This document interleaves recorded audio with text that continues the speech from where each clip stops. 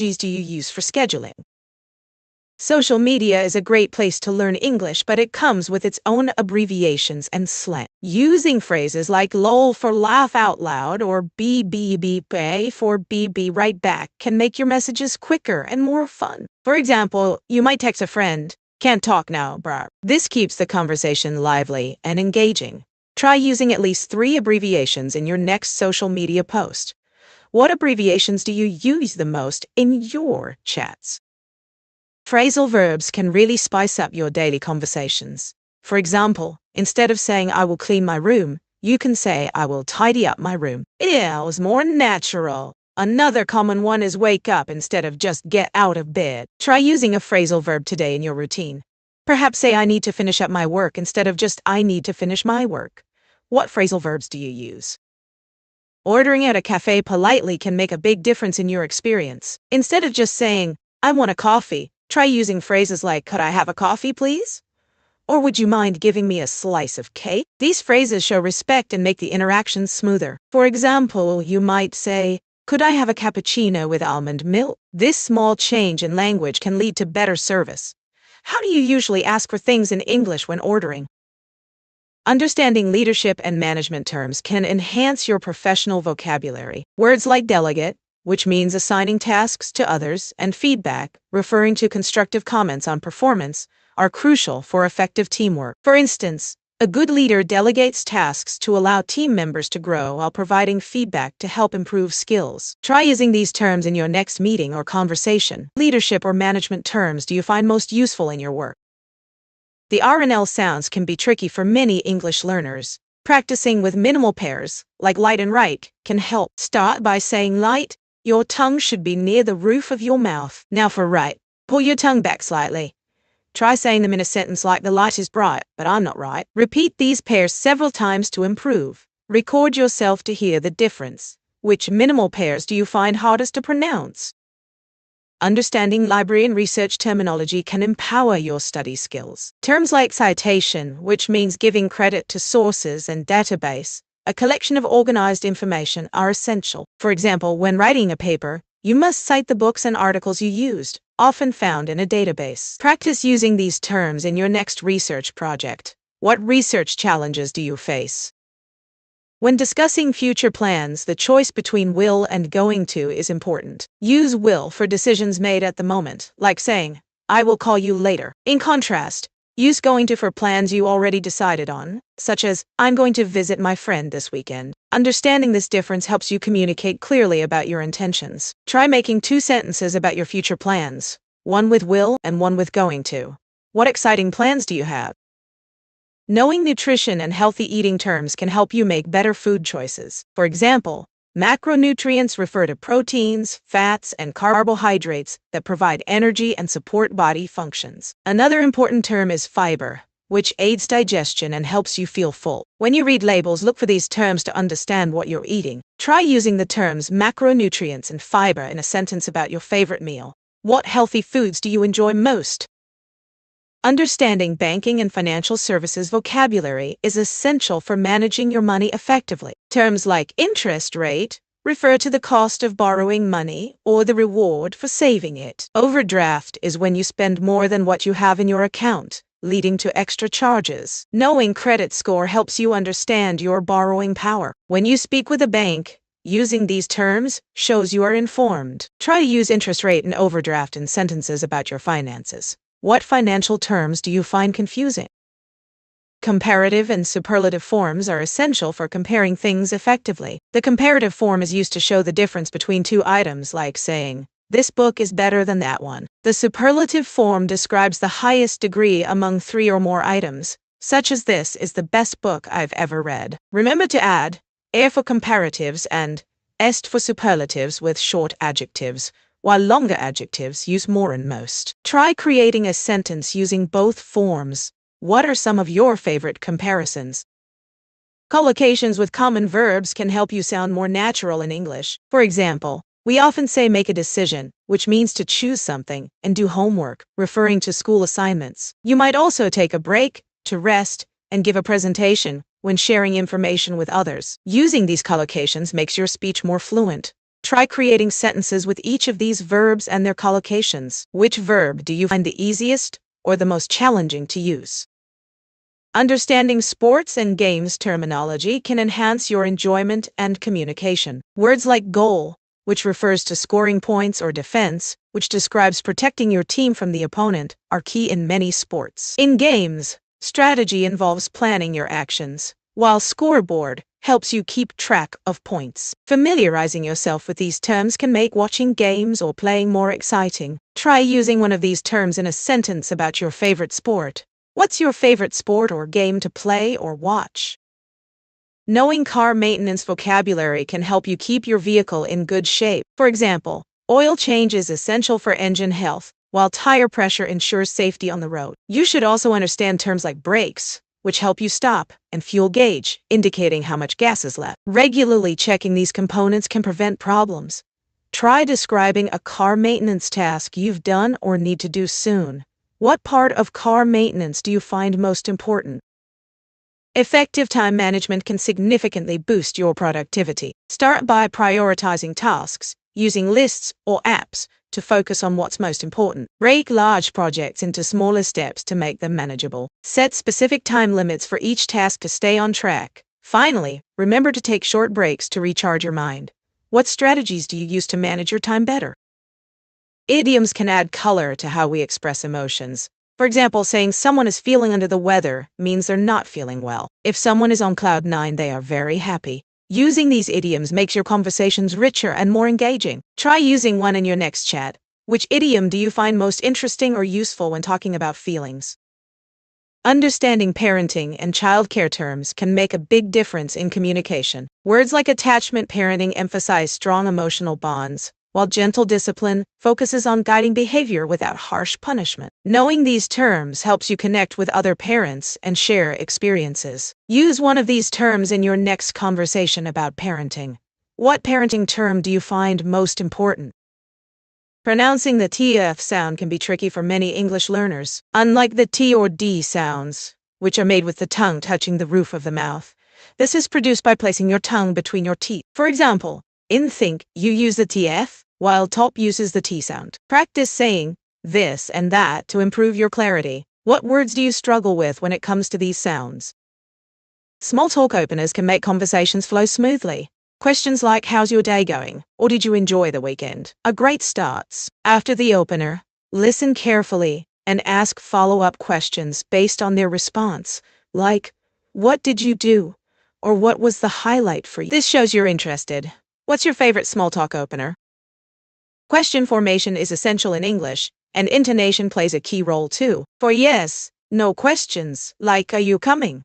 Raise your pitch at the end to indicate you're asking. In contrast, for what questions, such as where are you going, the intonation usually falls at the end. This helps listeners understand the type of question being asked. Practice by changing your intonation on different questions. Try saying, what time is it? With a falling intonation. How do you usually form your questions in English? Technology is a big part of our daily lives, and knowing some key vocabulary can help you communicate better. Words like app, download, and upload are essential. For example, you might say, I need to download a new app for my phone. Practice using these terms in sentences about your day-to-day tech use. What tech terms do you find most useful? Fitness and exercise vocabulary is important for discussing health and workouts. Words like cardio, strength training, and flexibility help you describe different types of exercises. For instance, you can say, I enjoy cardio exercises like running, but I also do strength training to build muscle. Understanding these terms allows you to create a balanced workout plan. Try to use these words in your daily conversations about fitness. What's your favorite type of exercise and how do you describe it? When traveling, knowing how to ask for tourist information can make your trip smoother. Use phrases like, excuse me, can you help me find? Or where is the nearest tourist information center? For example, you could say, excuse me, can you help me find the nearest subway station? Practice these phrases the next time you visit a new place. What's the most interesting place you've asked about? Understanding car maintenance vocabulary is essential for safe driving. Terms like oil change, brake fluid, and tire pressure are important. For example, you might say, I need an oil change and to check my tire pressure before the road trip. Familiarizing yourself with these terms can help you communicate better with mechanics What car maintenance term do you find most useful? Leadership and management terms can greatly improve your communication in the workplace. Words like delegate, collaborate, and strategize are essential. For instance, a good leader delegates tasks to ensure everyone's strengths are utilized. When you strategize, you're planning the best way to reach your goals. Familiarize yourself with these terms to enhance your leadership skills. Which management term do you think is most important for effective leadership? Giving directions clearly is key to helping others find their way. Use simple language and landmarks. For example, you might say, go straight for 2 blocks, then turn left at the library. This way, it's easier to visualize. Remember to check if the person understands your directions. What's your favorite way to give directions when you're helping someone? In emergency situations, clear communication can save lives. Always stay calm and use simple language. For instance, if someone is hurt, you might say, call an ambulance and tell them someone has a broken leg. Giving clear instructions helps others understand what to do quickly. Also, remember to ask if everyone is okay after an emergency. How do you usually prepare for safety in your daily life? Checking into a hotel can set the tone for your stay. Be polite and clear when you approach the front desk. For example, you might say, hello, I have a reservation under the name Smith. If you need anything during your stay, like extra towels or room service, don't hesitate to ask. You can say, could I please have some extra towels? This ensures you get what you need to enjoy your trip. What's the most important service you look for when staying in a hotel? The passive voice can make sentences sound more formal and focused on the action rather than the doer. In everyday situations, you might hear, the report was completed by the team instead of, the team completed the report. This is useful in business or when discussing events. For example, saying the cake was eaten emphasizes the cake rather than who ate it. Try using the passive voice in your conversations today. What's a sentence you can change to passive voice? Describing your symptoms to a doctor is key for getting the right treatment. Start by clearly stating what you feel, like I have a headache and I'm very tired. Include details such as when the symptoms began, their severity, and any other relevant information. For example, I've had this headache for 2 days and it's a 7 out of 10. What symptoms do you find hardest to explain? Asking for clarification is an essential skill in communication. If you don't understand something, don't hesitate to ask. Use phrases like, could you explain that again? Or, I'm not sure I follow. Can you rephrase that? Paraphrasing is also helpful. For instance, if someone says, the project is behind schedule, you can respond, SO, the project is late. This shows you are listening and helps confirm your understanding. Practice this in your daily conversations. How do you usually ask for clarification when you're unsure? Appreciating art and culture can enhance your language skills and enrich your understanding of the world. When discussing art, use descriptive language like vibrant, intricate, or thought-provoking. For example, when describing a painting, you might say, the colors are vibrant, and they evoke a sense of joy. Additionally, discussing cultural practices allows you to learn new vocabulary related to traditions and celebrations. Try visiting a local gallery or cultural event and share your thoughts. What is a piece of art or culture that inspires you? Using public transportation comes with important etiquette rules. Always give up your seat to elderly or disabled passengers and avoid loud conversations or phone calls. Keep your belongings close and out of the aisles. For example, if you're standing, hold onto the handrail to stay steady. Practicing these courtesies makes travel more pleasant for everyone. What's your biggest pet peeve when riding public transport? Music and entertainment vocabulary is essential for discussing your favorite songs and movies. Words like melody, genre, and performance help you describe what you love. For instance, you might say, this pop song has a catchy melody and great rhythm. Try using new vocabulary when chatting about the latest film or album you enjoy. What's a song movie that you think everyone should experience?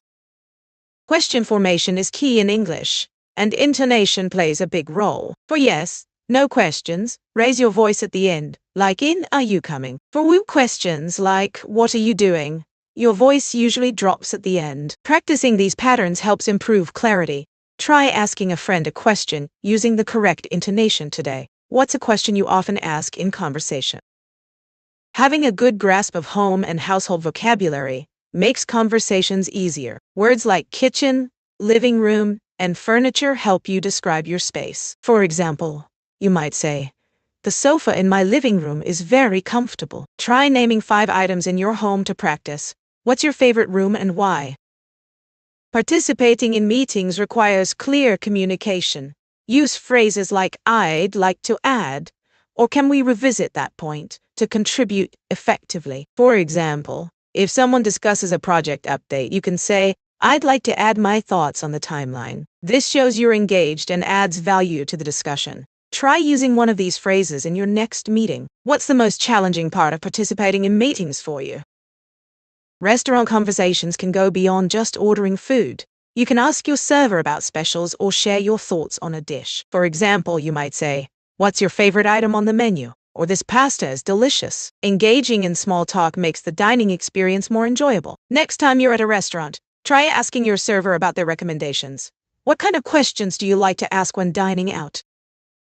Checking into a hotel can be simple with a few key phrases. When you arrive, say, "I have a reservation under my name." If you need extra towels or a room change, you can politely ask, "Could I please have some extra towels? Or is it possible to change my room?" This shows respect and clarity. Next time you check into a hotel, practice these phrases. What's your experience with hotel check-ins? Scheduling meetings effectively is crucial for successful business communication. Start by suggesting a few time options to accommodate everyone's schedule. Use phrases like, "Would you be available to meet on Tuesday at 10 a.m. or Wednesday at 2 p.m.? This gives others flexibility and shows consideration. Always confirm the agenda beforehand so everyone comes prepared. Finally, send a calendar invite to ensure all participants remember. Next time you arrange a meeting, try using these tips. What challenges do you face when scheduling meetings? False friends can confuse Polish learners of English. For example, the word "actually" means "really" in English, not "actualnie," which means "currently." Another tricky word is "sensible," meaning reasonable, not "sensoni." To avoid misunderstandings, it helps to learn the correct meanings. Next time you study, make a list of false friends. Asking for clarification is essential in communication, especially when you don't understand something. Try phrases like, "Could you explain that again?" Or "What do you mean by that?" This shows you're engaged and eager to learn. Paraphrasing is a great skill to confirm understanding. For instance, if someone says, "We need to increase our sales," you can paraphrase, "So you're suggesting we focus on selling more product?" This not only clarifies, but also demonstrates your active listening. When was the last time you asked for clarification in a conversation? Understanding car maintenance vocabulary is key for safe driving. Words like oil change, brake pads, and tire pressure are essential. For example, knowing when to schedule an oil change keeps your engine healthy. Additionally, familiarizing yourself with driving terms such as merge, yield, and intersection can improve your confidence on the road. Practice by making a list of car maintenance words and their meanings. What car-related terms do you find most useful or confusing? Setting clear goals is vital for success. Use phrases like "I aim to," "I plan to," and "I will achieve." For example, saying, "I aim to improve my English by practicing daily" gives you a clear target. Break down big goals into smaller steps to make them manageable. What's the biggest goal you want to achieve this year? The present perfect tense is great for sharing life experiences. Use it to talk about things you've done without specifying when. For example, you can say, "I have traveled to Italy," or "I have tried sushi." This tense connects your past experiences to your present. To practice, think of 3 unique experiences you've had and form sentences using the present perfect. What's one exciting experience you would share using this tense? Scheduling meetings effectively can boost productivity. Always propose a clear agenda and suggest a few time options to make it easier for everyone to join. For instance, you might say, "Can we meet on Tuesday or Thursday at 2 p.m. to discuss the project update?" This way, you respect others' time and increase the chances of getting a quick response. Try drafting an email for a meeting request today. What's the most challenging part of scheduling meetings for you? Idioms about time can really enhance your English. For example, "Time is money" emphasizes that wasting time can cost you. Another common phrase is "beat the clock," which means finishing a task before a deadline. You might say, "I worked late to beat the clock on my project." Understanding these idioms can help you communicate more effectively in work situations. Take a moment to think of your favorite idiom about time or productivity. What is it? Phrasal verbs are essential for describing daily activities in a more natural way. For instance, instead of saying "turn on the lights," you can say "switch on the lights." Another example is "pick up." which means to collect something, like when you pick up groceries after work. You might say, I'll pick up some snacks on my way home. Using phrasal verbs makes your conversation sound more fluent and engaging. Think of one phrasal verb you use every day. What is it? Describing your learning experiences can greatly inspire others. Sharing not just what you learned but how you felt during the process makes your story relatable. For example, when I learned to play the guitar, I struggled at first but felt accomplished after mastering my first song. This mix of challenge and success kept me motivated. When you share your experiences, you connect with others who might feel the same way. Think about a learning experience that changed you. How did it you feel? Collaborating with other creators can expand your audience and spark new ideas. When you repost someone's work, always give credit to acknowledge their effort. This not only shows respect, but also encourages a supportive community. For instance, if you share a stunning photo from another creator, tag them in your post and express why their work inspires you. Building these connections can lead to exciting opportunities. What's the best collaboration you've ever done? Understanding internet safety is crucial in our digital world. Always protect your personal information by using strong passwords and being cautious about what you share online. For example, avoid posting your location or phone number on public platforms. Make sure to check privacy settings on your accounts regularly. How do you stay safe while using the internet? Articles can be tricky, but knowing when to use a and the or nothing can help you sound more natural. Use a before consonant sounds and an before vowel sounds, like a cat or an apple. Use the when talking about something specific, like the book on the table. Sometimes you don't need an article at all, like in I love music. What article do you find most confusing? The education system often uses specific academic language that can be difficult to understand. Terms like curriculum, assessment, and pedagogy are common. Understanding this language helps you navigate your studies effectively. For example, knowing the difference between formative and summative assessments can help you prepare better. What academic term do you find challenging in your studies? Job interviews often include common questions like, tell me about yourself, or what are your strengths? When answering, keep it concise and relevant. For example, you might say, I'm a team player with strong problem-solving skills, proven through my previous job, where I improved process efficiency by 20%. Practicing your responses can help you feel more confident. What job interview question are you most nervous about? Understanding environmental consciousness vocabulary can help you communicate about important issues. Terms like sustainability, carbon footprint, and renewable energy are essential. For instance, you might say, using renewable energy sources reduces our carbon footprint. This kind of language helps raise awareness and promotes action. Take a moment to think about how you can use these terms in daily conversations. What environmental vocabulary do you find most interesting or important?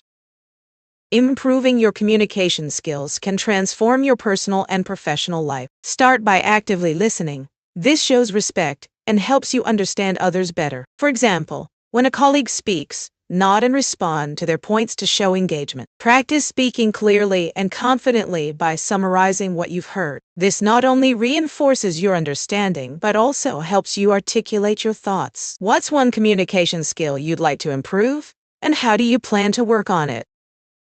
Knowing airport and flight vocabulary can make your travel experience smoother. Terms like boarding pass, check-in, and layover are essential. For example, when you arrive at the airport, you'll need to show your boarding pass at security. Familiarizing yourself with these words helps you navigate the airport confidently. What travel vocabulary do you find most useful when flying? Understanding articles can greatly improve your English. Use a before consonant sounds like a dog and before vowel sounds like an apple. The is used for specific items, such as the book on the table. Sometimes no article is needed, like when talking about things in general, as in I love music. Try using these rules in your next conversation. What's a sentence you can create using one of these articles? Hotel check-in can set the tone for your stay, so knowing what to say is important. When you arrive, greet the receptionist with a friendly hello and state your name for the reservation. If you have special requests, such as a late checkout or extra towels, don't hesitate to ask politely. For example, you might say, could I please have some extra pillows? Remember, clear communication helps ensure you get the service you want. What's the most important request you would make when checking into a hotel? Music and entertainment vocabulary can help you connect with people who share your interests. Learn words like genre, which describes the style of music, or lyrics, the words in a song. Use phrases such as live performance for concerts or streaming services for platforms like Spotify. Understanding these terms can enhance your conversations and enjoyment of music. Which genre of music do you enjoy the most and why? Developing good study habits is essential for success. Focus on techniques like active recall, where you test yourself on the material, and spaced repetition, which helps you remember information over time. For example, instead of cramming, review your notes over several days. Creating a dedicated study space can also improve concentration. What's your favorite study technique that helps you learn better? Describing your work and responsibilities clearly is important in any job. Start by stating your position and the main tasks you handle daily, like I manage customer inquiries or I develop marketing strategies. Use action verbs to explain your contributions, such as coordinate, analyze, or support. This helps others understand your role better. What do you find most rewarding about your job? Question formation, patterns, and intonation can change the meaning of your sentences. In English, yes, no questions often start with auxiliary verbs, like, do you like coffee? Meanwhile, Wu questions begin with words like what, where, or how, such as where do you live? Intonation is key too. A rising tone at the end usually indicates a yes, no question. Practicing these patterns will make your speech clearer. Can you think of a question you often ask that could benefit from better intonation? Effective negotiation and persuasion rely on good communication skills. Start by actively listening to the other person. This shows respect and helps you understand their needs. Use I statements to express your feelings, like I believe this approach will benefit us both. Offer solutions that meet both parties' interests. Finally, remain calm and confident to create a positive atmosphere. Practicing these techniques can lead to better outcomes. What negotiation situation would you like to improve in your life? Understanding the difference between will and going to can enhance your future plans. Use will for spontaneous decisions, like I will help you with that. In contrast, going to is for plans you've already decided on, such as I am going to visit my friend next week. Practicing this distinction will make your conversations smoother. What future do you have that you describe using will or going to? Good study habits can greatly improve your learning. Start by setting specific goals, like reading a chapter each day. Break your study sessions into manageable chunks and use techniques like summarizing or creating flashcards to reinforce your understanding. Don't forget to review regularly to help retain information. Also, find a quiet space free of distractions to focus better. What study techniques have you found most effective in your learning journey? Making appointments and reservations is essential for effective planning. Always provide key details like the date, time, and purpose. For instance, when calling a restaurant, say, I'd like to book a table for 4 at 7 p.m. It's also polite to ask if they have availability. Confirm your appointment by repeating the details to avoid confusion. Have you ever had to call and make a reservation? How did it go? When visiting a doctor, it's important to use clear language. Describe your symptoms, like I have a headache and feel tired. Don't forget to mention any allergies or medications you take. If you need to ask questions, say, what can I do to feel better? This helps ensure you understand the treatment. Have you ever felt nervous about talking to a doctor? How did you handle it? Talking about hobbies and interests is a great way to connect with others. Share what you enjoy, like I love painting, or I enjoy hiking on weekends. This not only shows your personality but also opens up conversations. Ask others about their hobbies too, saying, what do you like to do in your free time? This creates engaging discussions and helps build friendships. What's a hobby you're passionate about? If you're a creator, collaboration can boost your reach. When you repost someone's work, always give credit, like saying, this piece was inspired by a creator's name. Not only does this show respect, but it also encourages others to collaborate with you. Consider reaching out for joint projects. You'll both benefit from each other's audiences. Have you ever collaborated with another creator or shared their work? Knowing basic first aid can be life-saving in emergencies. For example, if someone has a cut, clean the wound with water and cover it with a bandage. If they have a burn, cool it under running water and avoid ice. Remember to call for professional help if the situation is serious. Learning these simple steps can make a big difference in someone's recovery. It's also helpful to have a first aid kit handy at home or in your car. What first aid skills do you think are the most important to know? Shopping for clothes can be an adventure. When choosing an outfit, think about your style and comfort. Try different colors and patterns to see what suits you best. Don't forget to check the size and fabric for a perfect fit. If you're unsure, ask for a second opinion from a friend. Remember, fashion is about expressing yourself. What's your piece of clothing and why? Pronouncing the F sound can be tricky for many learners. It's made by placing your tongue between your teeth, like in think or this. In contrast, the T and D sounds are produced with your tongue against the roof of your mouth, like in top or dog. To practice, try saying pairs of words, this and dis, or thin and tin. Which sounds do you find most challenging? Describing your work and responsibilities can help others understand what you do. Start by mentioning your job title and the main tasks you perform daily. For example, if you're a project manager, you might say you coordinate teams, set deadlines, and ensure projects stay on track. Use simple language to explain how your role contributes to the company's goals. What do you enjoy most about your job? Managing stress is essential for our well-being. One effective way to relax is through deep breathing exercises. Inhale slowly through your nose for 4 counts. Hold for 4 counts. Then exhale through your mouth for 6 counts. This technique calms your mind and lowers anxiety. You can practice this for just a few minutes each day, especially during stressful situations. Try it right now and notice how you feel. What relaxation methods work best for you in stressful moments? Nature offers incredible beauty that stimulates our senses. Picture a lush green forest filled with tall trees, birds singing, and a gentle breeze rustling the leaves. The vibrant colors of flowers and the sound of a flowing river create a peaceful atmosphere. When describing the environment, use vivid adjectives to paint a picture in the listener's mind. What is your favorite natural place and how would you describe it? Quantifiers help us express amounts in English. We use much for uncountable nouns like I don't have much time, and many for countable nouns such as there are many books on the shelf. For a small amount, we say few for countable items, like I have few friends nearby, and little for uncountable items, as in there's little milk left. Understanding these terms can improve your communication. How do you use quantifiers in your daily conversations? Team collaboration relies on specific vocabulary to enhance communication. Words like brainstorm, which means generating ideas together, and delegate, meaning to assign tasks, are essential. Additionally, feedback refers to sharing thoughts on each other's work, while consensus indicates reaching a general agreement. Using these terms can make teamwork more effective. What collaboration vocabulary do you find most useful in your own projects? Understanding articles in English is key to clear communication. We use a before consonant sounds, like a dog, and in before vowel sounds, as in an apple. The is used when we talk about something specific, like the book on the table. Sometimes we don't use any article, such as when talking about things in general, like water is essential for life. Practicing these can really help. Can you think of sentences that use different articles correctly?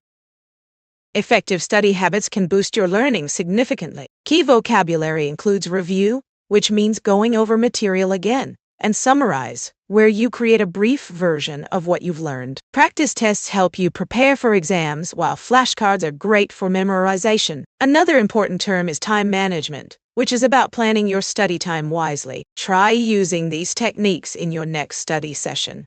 What study technique do you find most helpful? Collaboration is a powerful way for creators to grow their audience. When you collaborate, you can exchange ideas and expand your reach. Always remember to credit the original creator when reposting their work.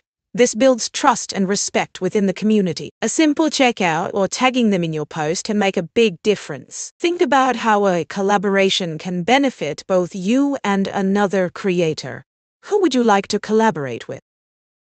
Negotiation and persuasion are essential skills in many aspects of life. One effective technique is to listen actively. This shows respect and helps you understand the other person's needs. Another tactic is to use I statements, like I feel or I believe, which can make your point more personal and relatable. When you negotiate, aim for win-win solutions that satisfy both parties. What negotiation technique do you find most effective? Understanding health and medical appointment language is key to effective communication with healthcare professionals. Always start by clearly stating your symptoms or concerns. This helps the doctor understand your needs better. Use phrases like I have been experiencing or I feel to describe your condition. Don't hesitate to ask questions if you don't understand something. It's important for your health. Think about the next time you visit a doctor. What questions will you prepare in advance? Idioms can add color to your conversation, especially about time and work productivity. For example, time flies suggests that time passes quickly, especially when you're busy. Another is the early bird catches the worm, meaning success comes to those who prepare well and start early. Using these idioms can make your language more engaging. Think about how you can use one of these idioms in a sentence today. What's your favorite idiom related to time? Talking about hobbies and interests is a great way to connect with others. When sharing your passions, use descriptive language to make your experiences come alive. For instance, instead of just saying, "I like painting," you could say, "I enjoy painting landscapes because it allows me to express my creativity and connect with nature." This adds depth to your conversation. Think about how you can describe your hobbies today. What hobby are you most passionate about and why? Good study habits can significantly improve your learning. One effective technique is active recall, which means testing yourself on the material instead of just reading it. For example, after studying a chapter, try to summarize it without looking at your notes. Another useful method is spaced repetition, where you review information at increasing intervals to help retain it better. What study techniques do you find the most helpful for your learning? Describing your living situation can help others understand your lifestyle. Start with the type of place you live in, like an apartment or a house. Then mention its location and any key features, such as a garden or a balcony. For example, I live in a cozy apartment in the city center, which has a small balcony where I enjoy my morning coffee. This gives a clear picture of your surroundings. What do you love most about your living space?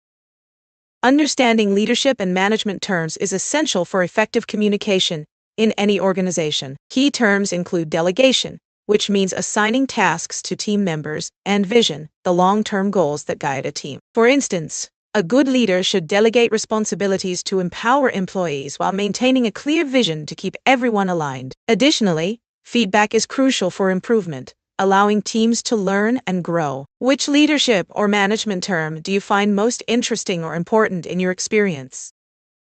Small talk is a great way to connect with people. Good openers include questions like, "How's your day going?" Or "Have you seen any good movies lately?" After the initial question, follow up with related queries, such as, "What did you think of the ending?" Or "What genre do you enjoy most?" This keeps the conversation flowing naturally. What's your favorite small talk opener?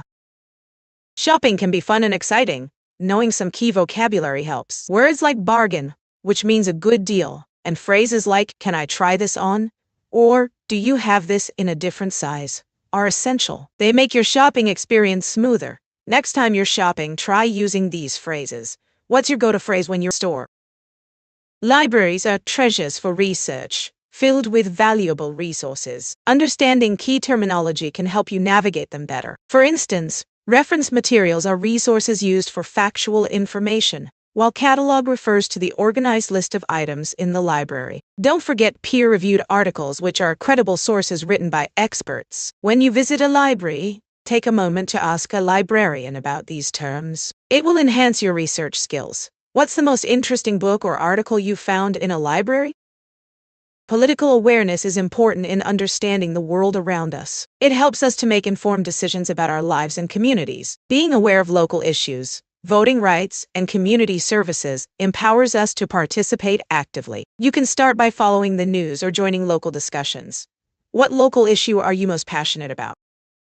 An effective presentation starts and ends with strong phrases to capture and leave a lasting impression. Begin with a hook, like "Imagine a world where," to engage your audience's imagination. For closing, you might say, "In conclusion, remember that," to summarize key points clearly. This structure helps your audience stay focused and leaves them with something to think about. Practice these openings and closings to enhance your delivery. What opening phrase do you find most effective for presentations? Talking about past experiences can be very engaging and meaningful. Use the simple past tense for completed actions like, "I visited Paris last year." For ongoing actions in the past, use the past continuous, such as, "I was reading when the phone rang." These tenses help paint a clear picture of your experiences. Try sharing a memorable trip you took using these tenses. What's a past experience you love to talk about? Home improvement projects can be exciting and rewarding. Familiarizing yourself with DIY terms is essential. For instance, Drywall refers to the board used to create interior walls, while primer is the paint applied before the final coat. You might also encounter the term caulk, which seals gaps to prevent air leaks. Understanding these terms makes your projects easier and more enjoyable. Why not pick a simple DIY task at home and describe it using at least 3 DIY terms? What project do you plan to tackle next? Understanding parenting and childcare terms can help you communicate better with caregivers. Words like diaper, which refers to the absorbent garment for babies, and pacifier, a soothing object for infants, are fundamental. Additionally, toddler describes a child aged 1 to 3, 1 to 3. Knowing these terms makes discussions about childcare smoother. What parenting or childcare term do you find most interesting? When traveling, asking for tourist information is key to having a great experience. Use polite phrases like, "Excuse me, can you help me find?" Or, "Could you please recommend?" For example, if you're looking for the nearest museum, you might say, "Excuse me, can you help me find the closest museum?" What's the most interesting place you've ever asked about while traveling? Understanding library and research terminology can enhance your study skills. Terms like catalog, which refers to the list of available resources and database, a structured collection of information, are essential. For instance, when searching for academic articles, you might access a database to find peer-reviewed journals. Familiarizing yourself with these terms will make your research more efficient. What library term have you found most useful in your studies?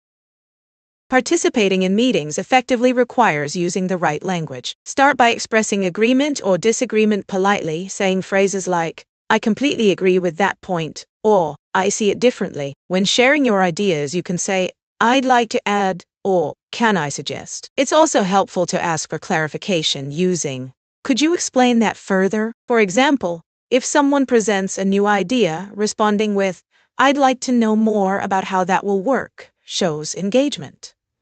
What are your favorite phrases to use in meetings?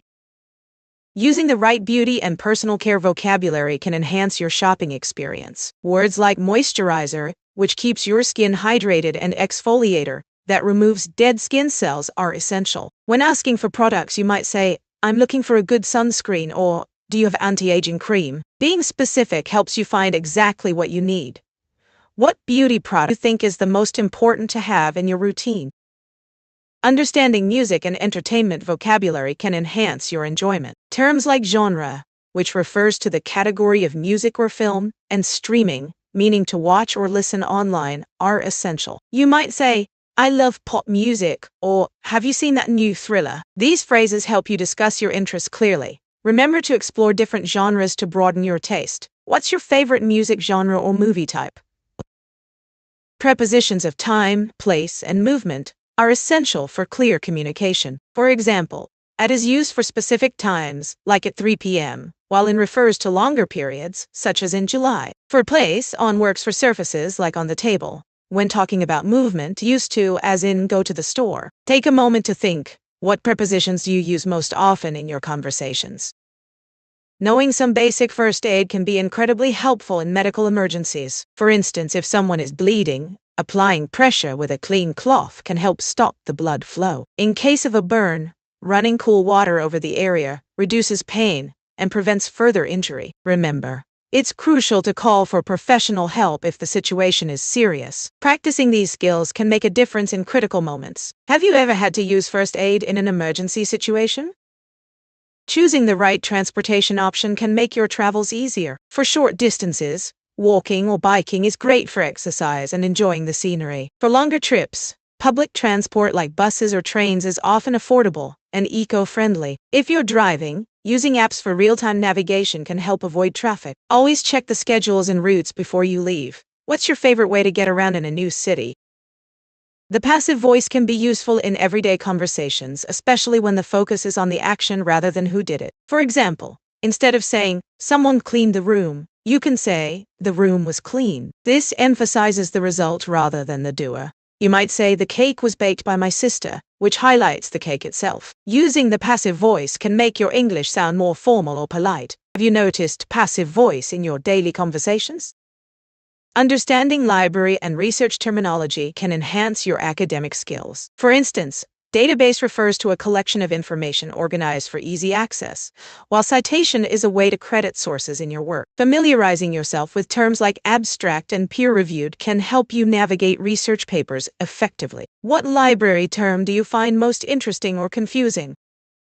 Fitness and exercise vocabulary can really boost your conversations about health. Words like cardio refer to activities that increase your heart rate, while strength training focuses on building muscle. You might hear someone say they enjoy high-intensity interval training or HIIT, which mixes short bursts of intense effort with rest. Knowing these terms helps you to discuss workouts and fitness goals more effectively. What's your favorite type of exercise, and do you have any specific fitness terms you'd like to learn?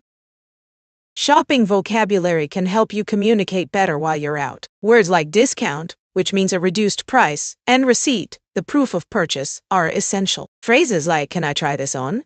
or "Do you have this in a different size?"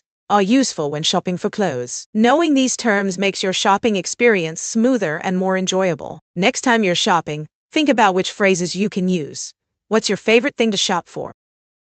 Wedding and celebration language is important for showing your excitement and joy. Phrases like "I do" during the vows and "congratulations" after the ceremony are key. You might also hear "reception," which is the party after the wedding. Using heartfelt words can make your messages more special. Next time you attend a celebration, think about how you can express your happiness. What's your favorite wedding tradition? Workplace conflict resolution involves clear communication and understanding. Using phrases like "I understand your point" shows empathy, while saying "Can we find a solution together?" promotes teamwork. It's important to use I statements such as "I feel concerned, instead of blaming others. This approach encourages a constructive conversation. When conflicts arise, focus on creating a safe space for dialogue. Next time you face a disagreement at work, think about how you can use these phrases. How do you usually handle conflicts at work? Understanding banking vocabulary is essential for managing your finances. Terms like checking account, which refers to your day-to-day money, and savings account, where you keep funds for future needs, are key. You might also hear interest rates, which affect how much you earn or pay. Next time you visit a bank, try using these terms. What banking term do you find the most confusing?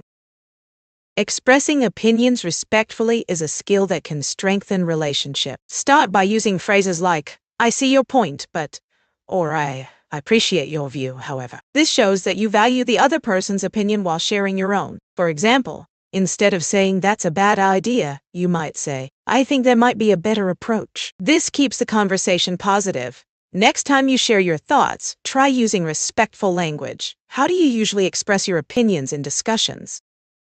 Checking into a hotel can be simple if you know what to say. Start by greeting the receptionist and stating your reservation. You can say, "Hello, I have a reservation under the name Smith." If you need special services, like extra towels or a late checkout, politely ask, "Could I please have some extra towels in my room?" Remember to say thank you whenever your requests are fulfilled. Practicing these phrases will make your stay more enjoyable. What hotel service do you find the most useful during your travels? Making appointments and reservations is an important part of daily life. Start by clearly stating the purpose of your call or message. For example, you could say, "I'd like to book a table for 2 at 7 p.m. If you have specific requirements, mention them politely, like, "Could we have a quiet table, please?" Always confirm the details before ending the conversation. Practicing these phrases will help you feel more confident. What types of appointments do you make most often? Following recipe instructions can be easy if you understand measurements. For example, if a recipe calls for 1 cup of flour, make sure to use a proper measuring cup. If it says 2 tablespoons of sugar, use a tablespoon, not a teaspoon. Always read the instructions carefully for best results. Practicing these skills will improve your cooking. What's your favorite recipe that you enjoy making? Using public transportation requires good etiquette to keep everyone comfortable. Always give up your seat for elderly passengers or pregnant women. If you're talking on the phone, do it quietly and avoid long conversations. Keep your belongings close and out of the way to avoid blocking aisles. When the bus or train arrives, let passengers exit before you board. Remember to say thank you to the driver if you can. Practicing these simple rules makes travel more pleasant for everyone. What's one public transport etiquette tip you always follow? In emergency situations, staying calm is crucial. First, assess the situation and make sure everyone is safe. If necessary, call for help, or emergency services. Familiarize yourself with basic first aid skills, as they can be life-saving. It's also important to have a safety plan in place for your home or workplace. Regularly review it with your family or coworkers. What's one emergency tip you think everyone should know?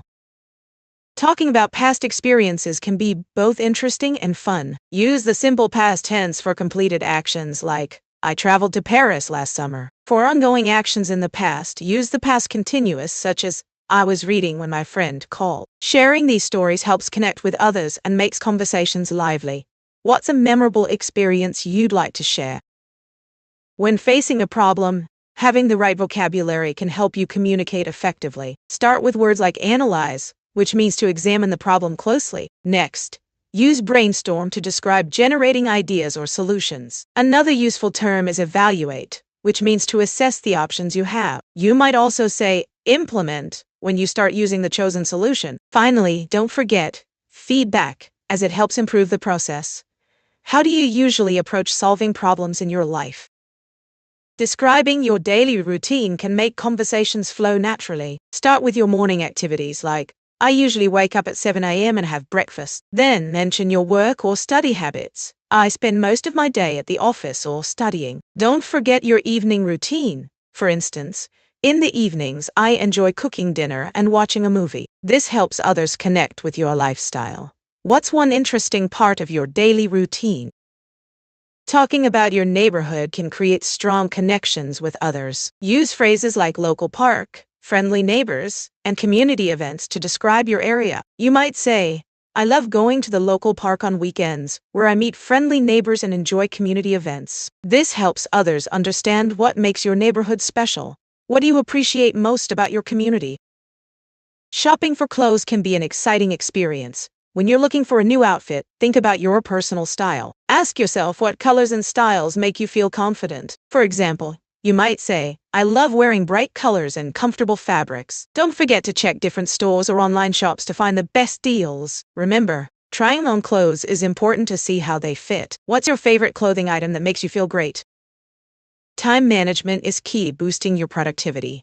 Start by creating a daily schedule, breaking your tasks into smaller, manageable pieces. For instance, instead of saying, I'll work on my project, specify, I'll write 2 paragraphs at 10 a.m. This helps you stay focused and makes large tasks feel less overwhelming. Don't forget to include short breaks to recharge. By managing your time wisely, you can accomplish more and feel less stressed. What's your favorite technique for staying productive?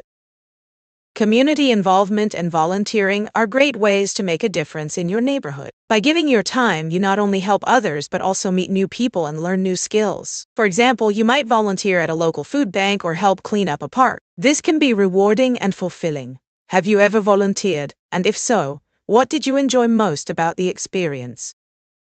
Describing your symptoms clearly to a doctor is essential for effective treatment. Start by mentioning when your symptoms began and how intense they are. For example, instead of saying, I feel bad, you might say, I've had a sharp pain in my chest for 2 days. This gives the doctor a better understanding of your condition. Don't forget to mention any other symptoms you might have, like fever or fatigue. What symptoms have you found difficult to describe to a doctor?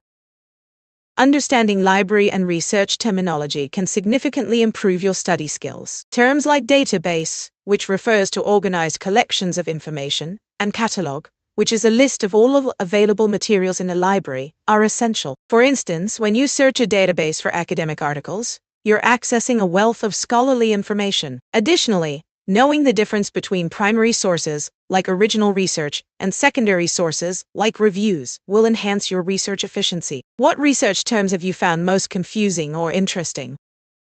Improving your communication skills can greatly enhance your personal and professional relationships. Focus on active listening, which means giving your full attention to the speaker and responding thoughtfully. For example, instead of just nodding, try to summarize what they said to show understanding. Practicing this will make your conversations more meaningful. What communication skills do you want to improve the most? Understanding basic economic concepts can help you make smarter daily choices. For instance, the concept of opportunity cost reminds us that every choice has a trade-off, like choosing to save money instead of spending it on a night out. By considering what you give up, you can make better financial decisions. What economic have you found useful in your everyday life? Using modal verbs is a great way to express politeness in English. For example, instead of saying, I want the report, you can say, could you please send me the report? This sounds more polite and respectful. Similarly, using would instead of will makes requests softer, like saying, would you mind helping me? It's a simple change that can make a big difference. How do you use modal verbs to sound more polite?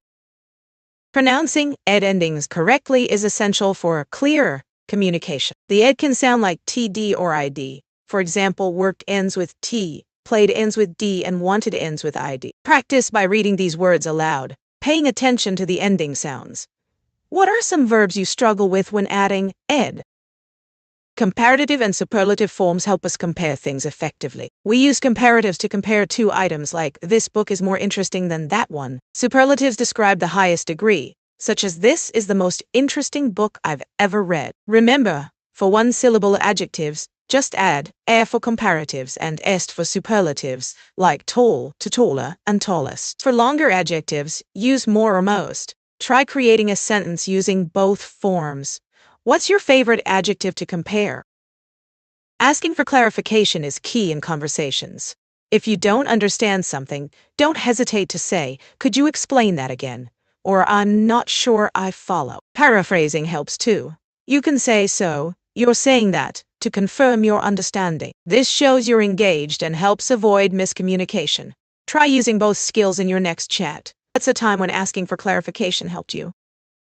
Gardening is a wonderful way to connect with nature, but the right vocabulary can make it even more enjoyable. Words like pruning, which means trimming plants for health, and watering, which is essential for growth, are fundamental. You might also come across terms like fertilizer, which provides nutrients, and soil pH, which affects plant health. Understanding these terms helps you take better care of your garden. Try using some gardening vocabulary in your next conversation. What's your favorite plant to care for? Complaining politely is an important skill in communication. You can start by using phrases like, I'd like to bring up a concern, or I appreciate your help, but I have an issue. This sets a respectful tone. For example, if your meal is incorrect at a restaurant, you might say, excuse me, but I ordered the chicken salad, not the pasta. This way, you're clear without being rude. Have you ever had to complain politely about something? Travel planning can be exciting, but knowing the right language makes it easier. When booking flights, phrases like round trip and layover are essential. For example, when you say, I need a round trip from New York to London, it's clear what you want. When choosing accommodation, use terms like check-in and amenities to ask about facilities like Wi-Fi or breakfast. Remember, asking questions helps you find the best options. What's the most important factor for you when booking a trip? Understanding health and medical appointment language is crucial. When visiting a doctor, it's helpful to know phrases like I have a pain here or I need a prescription. For example, you might say, I've been feeling tired and have a headache. This helps the doctor understand your symptoms better. What's one medical term or phrase you'd like to learn today? Choosing the right tone in emails is important for clear communication. A formal tone uses polite language and complete sentences, like I hope this message finds you well. In contrast, an informal tone is more relaxed, such as saying, hi, hope you're doing great. For example, when writing to a boss, it's best to be formal, while a message to a friend can be casual. Think about your audience and adjust your tone accordingly. What's your biggest challenge when writing emails? Describing nature and the environment can create vivid imagery. Use sensory details to bring scenes to life. For example, instead of saying the forest is beautiful, try, the forest is filled with tall green trees, and the air smells fresh and earthy. This helps your audience imagine being there. Practice describing your favorite outdoor place using similar details. What's a place in nature that inspires you? Understanding articles can make your English clearer. Use it or and for something not specific, like I saw a cat. Use the when referring to something specific, like the cat on my street. Sometimes you don't need an article at all, like in I love music. Try using these rules in your sentences. Think about whether you are talking about something general or specific. What are some examples of sentences you've created using articles? Comparative and superlative forms help us compare things effectively. Use er for comparatives like taller or smarter, and the most for superlatives like the tallest or the smartest. For example, my sister is taller than me, and she is the tallest in our family. Practice by comparing objects around you. like books or plants. What is the most interesting thing you have learned to compare recently? Staying safe online is crucial in today's digital world. Always protect your personal information by using strong passwords and avoiding sharing too much on social media. For instance, don't post your address or phone number where everyone can see it. Take a moment to review your privacy settings on platforms. What tips do you follow to stay safe online? Forming questions correctly is essential for clear communication. English questions often start with words like what, where, when, how, or auxiliary verbs like is and do. For example, what are you doing? Or is she coming? Intonation is also important. In yes/no questions, your voice usually rises at the end, while in what questions, it often falls. Try making a question about your day and pay attention to your intonation. How do you feel when you ask someone a question? Understanding beauty and personal care vocabulary can enhance your confidence when discussing products and routines. Words like moisturizer, serum, and exfoliate are essential for describing skincare. For example, you might say, I use a moisturizer every day to keep my skin hydrated. Also, phrases like makeup remover and facial cleanser help when talking about your beauty regimen. Try using 3 new beauty-related words in a sentence today. What's your favorite beauty product and how do you describe it? The tone of your emails can greatly affect how your message is received. Formal emails, often used in professional settings, use polite language and full sentences, such as I hope this message finds you well. In contrast, informal emails are more casual and can include slang or abbreviations like, hey, hope you're doing great. When writing, think about your audience and adjust your tone accordingly. Try writing a short email to a friend and then to a colleague. Which tone do you find easier to use?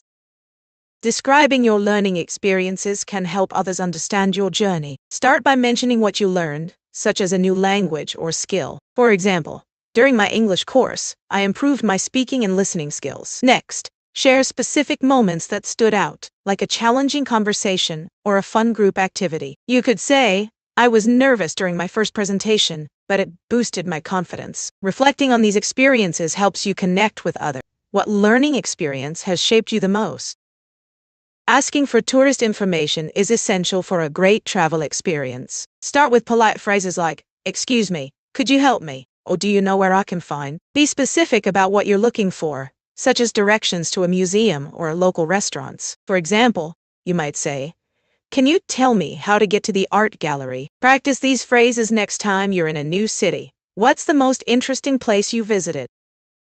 Shopping can be a fun way to practice English vocabulary. When you enter a store, you might say, I'm just looking, to let the staff know you're browsing. If you need help, try asking, could you show me where the shoes are? When you're ready to buy, remember to say, I'd like to pay for this, please. Don't forget to ask about discounts or sales with questions like, is this on sale? Practicing these phrases can make shopping easier and more enjoyable. What's your favorite store to shop in? Time is often described in interesting ways through idioms. For example, time flies means time passes quickly, especially when you're busy. Another phrase, burning the midnight oil, refers to working late into the night. Both idioms remind us that productivity can be influenced by how we perceive and manage our time. To use these in conversation, you could say, I feel like time flies when I'm working on my projects. What's an idiom about time or productivity that you like? Articles can seem tricky in English, but they help clarify meaning. Use a before consonant sounds like in a cat, and before vowel sounds like in an apple. The is used for specific things, such as the book on the table. Sometimes no article is needed, especially with plural nouns or uncountable nouns, like I love music. Practicing these rules will make your English clearer. What's one sentence with an article that you find interesting? Weddings are beautiful celebrations filled with special language. Words like vows, reception, and toast are essential. When making a toast, you might say, let's raise our glasses to the happy couple. This shows your support and joy for their union. Additionally, expressions like tying the knot or getting hitched make conversations about weddings more fun and engaging. Plus, it's common to ask, how did you meet? To learn the couple's story. What's your favorite wedding memory or tradition? In emergency situations, knowing what to say can make a big difference. Use clear and direct language like help or call an ambulance. When describing a problem, include details such as location and what happened. For example, you could say, There's been an accident at Main Street and Fifth Avenue. Remember to stay calm and speak slowly. It's also helpful to learn phrases like I need assistance or please hurry. What's one emergency phrase you think everyone should know? Understanding charity and social causes terminology can help you engage in meaningful conversations. Words like fundraising, volunteer, and donation are commonly used. For instance, you might say, I organized a fundraising event to help local shelters. Knowing phrases like raise awareness and give back to the community can also enrich your discussions. Additionally, it's important to understand concepts like nonprofit organization, which refers to groups that focus on helping others rather than making a profit. What charity or social cause are you most passionate about? Gardening and plant care have their own special vocabulary that can help you become a better gardener. Terms like pruning, which means trimming plants, and fertilizer, which is food for plants, are essential to know. For example, you could say, I need to prune my rose bushes to encourage growth. Additionally, understanding how to describe plant needs, like full sun or well-drained soil, is important for success. What plant care tip have you found most helpful in your gardening journey? Art and culture appreciation involves specific language that can enhance your discussions. Words like aesthetic, which refers to beauty, and heritage, meaning cultural legacy, are key. For example, you might say, this painting reflects the artist's cultural heritage. Using phrases like artistic expression and cultural significance helps convey your thoughts effectively. What art or cultural experience has inspired you the most? Discussing mental health requires sensitive and clear language. Terms like anxiety, which is a feeling of worry, and support, meaning help from others, are important. For instance, you might say, talking to a friend can provide great support when feeling anxious. Using phrases like mental well-being and self-care also helps promote understanding. How do you express your feelings about mental health with friends or family? In today's world, knowing essential phrases for phone and online meetings is crucial. Start with polite greetings like, hello everyone, thanks for joining. During discussions, use phrases like, can you hear me? Or, let's move on to the next point. If you need clarification, say, could you explain that again, please? Ending the meeting, you might say, thank you for your time, everyone. Practicing these phrases will boost your confidence in virtual settings. What phrases do you find most helpful during online meetings? Travel safety is essential for a stress-free trip.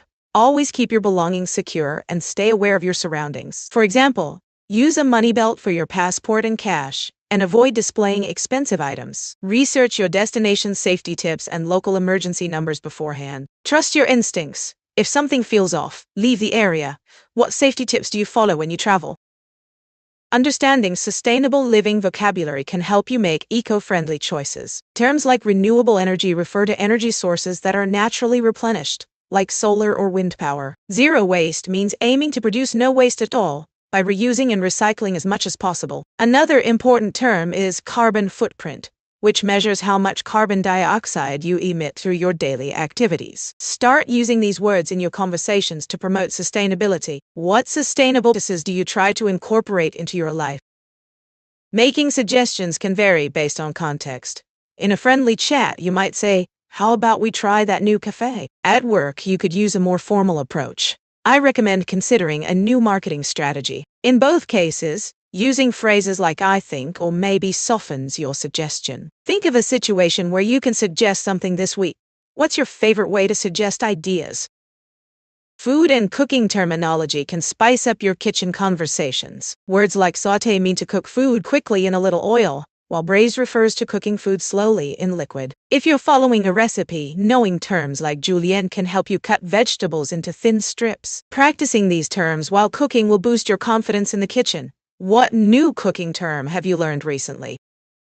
Starting small talk can feel tricky, but openers like how's your day going? Or did you catch the game last night? Work well. After your opener, a natural follow-up could be, what did you think of that match? Or got any plans for the weekend? This keeps the conversation flowing and shows you're interested in the other person. Try using these phrases next time you meet someone new. What's your favorite small talk topic? Understanding nutrition terms can help you make healthier choices. Words like antioxidants refer to compounds that fight free radicals in your body, while macronutrients include proteins, fats, and carbohydrates that we need in large amounts. For example, fiber, is a type of carbohydrate that helps digestion and keeps you full. Incorporating these terms into your meal planning can guide you toward nutritious foods. What healthy eating term do you find most interesting? When planning your travels, using the right phrases can make booking easier. For instance, when searching for flights, ask, "What are the best rates for my travel dates?" Or "Are there any layovers?" When booking accommodation, you might say, "Do you have any rooms available?" Or "What's included in the price?" Practice these phrases to enhance your travel experience. What destination are you dreaming of visiting? Following recipe instructions accurately is key to great cooking. Always pay attention to measurements, like teaspoons versus tablespoons, as they can change the dish significantly. For example, if a recipe calls for 1 cup of sugar, but you only add half, your cake might turn out flat. Using precise terms like chop, simmer, or whisk also helps you understand the technique needed. Next time you cook, try to follow the measurements exactly. What's your favorite recipe to make? Effective time management can greatly boost your productivity. One useful technique is the Pomodoro technique, where you work for 25 minutes and then take a 5-minute break. This keeps your focus sharp and prevents burnout. For example, if you're studying for an exam, set a timer and concentrate fully during that time. Then relax during your break. Try this method during your next study session and see how much you can accomplish. What time management tips do you find helpful? When traveling, knowing airport and flight vocabulary is essential. Familiar terms include boarding pass, which you need to get on your flight, and gate, where you wait to board. Other important words are luggage, your bags, and security check, where your belongings are screened. For example, you should arrive early to check your luggage and pass through security. Next time you fly, review these terms. What travel vocabulary do you find confusing? Friendship is one of the most important aspects of life. Building strong social connections can improve your happiness and well-being. To maintain friendships, make time for regular catch-ups, whether in person or online. For instance, you could plan a weekly video call with a friend who lives far away. Remember, small gestures like sending a message can your bond. How do you keep in touch with your friends? Participating in meetings can be challenging, but using specific phrases can help. Start by expressing your agreement with phrases like "I completely agree," or "That's a great point." If you have an opposing view, you might say, "I see your point, but I believe." When asking questions, use phrases like "Could you clarify?" to show your interest. For example, during a discussion, you might say, "I think we should consider another option." How do you usually share your ideas in meetings? Understanding parenting and childcare terms can really help you communicate better with others. Words like toddler, which refers to children aged 1 to 3, or playdate, which means a social gathering for kids, are essential. You might say, "My toddler loves going on playdates with his friends." Knowing terms like timeout, a short break for kids to calm down, can also improve discipline strategies. What parenting terms or phrases do you find most useful in conversations? Public transportation etiquette is important for a pleasant journey. Always offer your seat to elderly passengers or those with disabilities. When boarding, let passengers exit first before you get on. Speaking quietly is also essential to keep the atmosphere calm. For example, if you're on a bus and someone is talking loudly on their phone, it can disturb others. Remember to keep your bags off seats to allow more people to sit. What's one public transport rule you think everyone should follow? Having a good grasp of fitness and exercise vocabulary can enhance your gym experience. Words like reps, which means repetitions of an exercise, and sets, a group of reps, are essential for understanding workout routines. You might say, "I did 3 sets of 10 reps on the bench press today." Other important terms include warm-up, which prepares your body for exercise, and cool down, a way to help your body recover. Try using these words during your next workout. What fitness vocabulary do you find most interesting or useful? Effective meeting participation language is key to making your voice heard. Use phrases like "I'd like to add," or "Can I share my thoughts?" to contribute your ideas. When responding, you might say, "That's an interesting point," to acknowledge others before sharing your perspective. Don't forget to ask clarifying questions like, "Could you explain that further?" This shows you're engaged and helps deepen the discussion. Practice these phrases in your next meeting. What phrase do you find most helpful when participating in discussions? False friends can be tricky for Polish learners of English. For example, actually means really, not actualnie, which means currently. Another is library, which refers to a place to borrow books, not Liberia, meaning bookstore. And sensible means reasonable, not rajliwai, which means sensitive. Be careful with these words. Have you encountered any other false friends while learning English? Asking for clarification is an important skill in communication. If you don't understand something, you can say, "Could you please explain that again?" Or "What do you mean by that?" Paraphrasing also helps. Try saying, "So, what you're saying is," to show you're following along. This not only confirms your understanding, but also encourages the speaker. Practice these techniques next time you feel unclear in a conversation. What's a situation where you had to ask for clarification? Making appointments and reservations is key to good communication. When you call, start with a polite greeting and state your purpose clearly, like, "I'd like to book a table for 2, please." Confirm the date and time, and don't forget to ask for any special details, like dietary restrictions. Practice this by calling a local cafe to reservation. What's your favorite place to eat out? Cultural sensitivity is essential for effective communication. It means being aware of and respecting different cultural backgrounds. For example, in some cultures, direct eye contact is seen as respectful, while in others, it can be confrontational. To practice, learn about a culture that interests you and try to understand their customs. How do you show respect for different cultures in your daily life? Staying safe online is crucial in today's digital world. Always use strong passwords and avoid sharing personal information on social media. It's important to recognize phishing emails that ask for sensitive data. For practice, check your online accounts. Are your passwords strong enough? Take a moment today to review your privacy settings. What steps do you take to stay safe online? Using comparative and superlative forms can make your English more expressive. Comparatives compare two things like taller or smarter, while superlatives show the highest degree, like the tallest or the smartest. For example, you might say, "My brother is taller than me, and he is the tallest in our family." To practice, think of 3 things and create sentences using both forms. What's the most interesting comparison you can think of? Networking can be more effective with good conversation starters. Begin with open-ended questions like, "What inspired you to join this event?" This encourages others to share their experiences. You can also ask about their current projects or interests, which helps create a connection. For example, "I am curious about your work. What's the most exciting project you're involved in right now?" Take a moment to think of your own starter. What's your favorite conversation starter at networking events? Idioms can express emotions vividly. For example, if you say someone is on cloud 9, it means they are very happy. Conversely, feeling blue indicates sadness. You might say after the good news, "I was on cloud 9," or "I felt blue when my friend moved away." Try using one of these idioms in your next conversation. What's your favorite idiom for expressing feelings? The RNL sounds can be tricky for many English learners. Minimal pairs like light and right help practice this distinction. When saying light, your tongue is closer to the front of your mouth, while for right, it curls back. You can also practice with pairs like play, pray, or lake and ray. Try saying these pairs out loud slowly, focusing on the difference. Remember, it takes time to master. What minimal pairs do you find most challenging? Cultural differences can shape our interactions in surprising ways. For example, in some countries, making direct eye contact shows confidence, while in others, it might be seen as disrespectful. Greetings also vary widely. A handshake is common in many places, but some cultures prefer a bow or a warm hug. Understanding these customs can help avoid misunderstandings and build better relationships. So, when traveling or meeting new people, take a moment to learn about their customs. What cultural differences have you experienced? Family relationships can be complex and varied.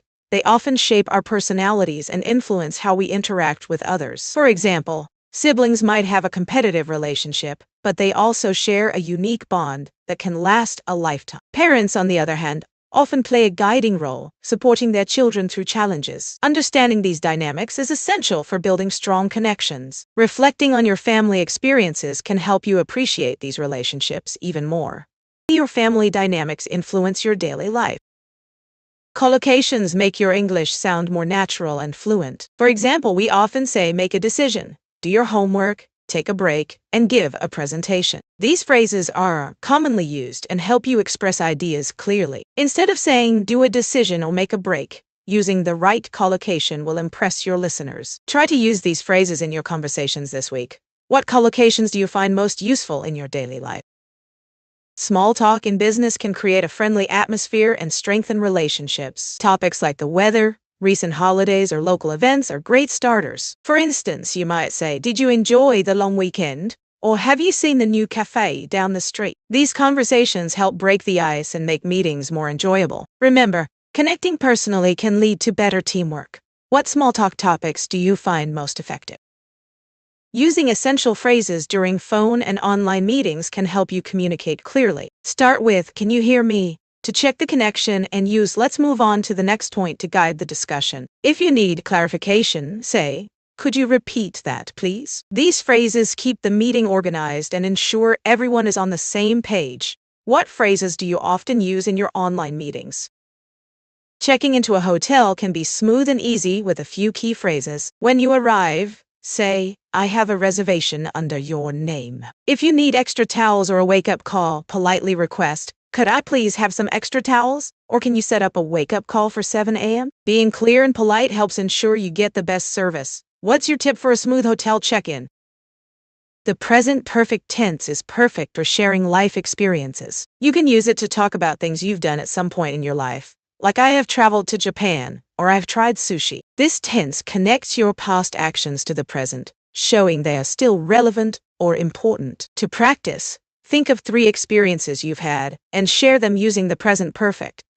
What's one life experience you're proud of? Social media has created a whole new language of abbreviations. Words like LOL for laugh out loud, or BRB for be right back, help us communicate quickly. Using these terms makes your messages feel more casual and friendly. For example, you might text a friend, "I'm so tired, lol," or "I'll be busy, bruh." To enhance your social media skills, try using 3 new abbreviations in your next online conversation. What's your favorite abbreviation to use when chatting with friends? Understanding academic language is essential for success in the education system. It includes specific vocabulary and structures used in essays, reports, and lectures. For instance, rather than saying "a lot," you might use "numerous" in a formal paper. This helps convey your ideas more precisely. To practice, pick a topic and write a few sentences using academic vocabulary. What academic words do you find most challenging to use in your writing? Giving clear and simple directions is key to helping others find their way. Start by using simple language and clear landmarks. For example, instead of saying "go straight for a while," you could say "go straight until you see the red building." This is easier to understand. If the destination is more complex, break it down into steps. Turn left at the traffic light, then take the second right. To practice, try giving directions to your favorite place using simple phrases. What's a location you often help others find? Asking for tourist information can enhance your travel experience significantly. When you approach someone, start with a polite greeting and then clearly state what you need. For example, you could say, "Excuse me, could you please tell me where the nearest bus stop is?" Alternatively, you might ask, "What's a must-see attraction in this area?" Being friendly and specific helps the person understand your needs better. Practice this by imagining a tourist scenario and role-playing. What's the most interesting place you visited while traveling? Discussing news and current events is a great way to practice English and stay informed. To express your opinion clearly, start with a simple statement like, "I think," or "in my opinion." This helps you share your views confidently. For example, you could say, "I think climate change is the most important issue today." After sharing your thoughts, ask others for theirs. "What do you think about this situation?" Engage in conversations with friends or family about recent news stories. What current event has caught your attention lately? Collocations with common verbs can greatly improve your English fluency. For example, we say "make a decision," "do homework," "take a break," and "give a presentation." These phrases are often used together, making your speech sound more natural. Try using one of these collocations in a sentence today. Collocation do you find most useful in your conversations? Effective team collaboration relies on specific vocabulary that helps everyone communicate clearly. Words like brainstorm, delegate, and feedback are essential in a team setting. For instance, during a meeting, you might say, "Let's brainstorm ideas before we delegate tasks." Using this vocabulary ensures that everyone is on the same page and understands their role. Additionally, asking for feedback after a project can improve future collaborations. Try using one of these terms in your next team discussion. What collaboration words do you find most helpful? Understanding charity and social causes terminology can enhance your conversations about important issues. Words like volunteer, donate, and advocacy are vital. For example, you might say, I want to volunteer at the local shelter and help raise awareness for animal rights. Using these terms not only shows your commitment, but also encourages others to join the cause. Try using one of these words in your next discussion about social issues. What charity or cause are you passionate about? When visiting a doctor, using the right vocabulary can make your appointment smoother. Phrases like symptoms, diagnosis, and treatment are crucial. For example, you might say, I have a cough and sore throat. What is the diagnosis? This helps the doctor understand your situation better. Additionally, asking about follow-up appointments shows you're engaged in your health. Think about your next visit and try to use one of these terms. What health topics do you find difficult to discuss? Choosing the right tone in an email is essential for clear communication. A direct approach is effective for quick responses, but it can sometimes seem rude. For example, saying, "Send me the report," may feel abrupt. Instead, a polite approach, like "Could you please send me the report at your earliest convenience?" fosters goodwill. Balancing these tones helps you connect better with your readers. Think about your last email. Did you use a direct or polite tone? What do you prefer? Cultural sensitivity is vital in our globalized world. It means being aware of and respecting different cultures, traditions, and beliefs. For instance, when traveling, you might notice that greeting customs vary. In Japan, a bow is more common than a handshake, showing respect. When we understand these differences, we create better connections and avoid misunderstandings. Practicing cultural sensitivity not only enriches our experiences, but also fosters harmony. Think about a time you learned something new in another culture. How did it change your perspective? Having clear career goals is essential for personal and professional growth. Setting specific, achievable objectives helps guide your decisions and actions. For instance, if you aspire to become a project manager, you might focus on learning leadership skills, gaining relevant experience, and networking with industry professionals. This plan gives you direction and motivation. Regularly reviewing your goals ensures you stay on track and adapt to changes. Think about your own career ambitions. What is one goal you want to achieve in the next year? The present perfect tense is perfect for sharing life experiences. It helps express things you've done at some point in your life without saying when. For example, you can say, I have traveled to Italy, to share that experience. It's a great way to connect with others. So what's one exciting experience you have had that you'd like to share?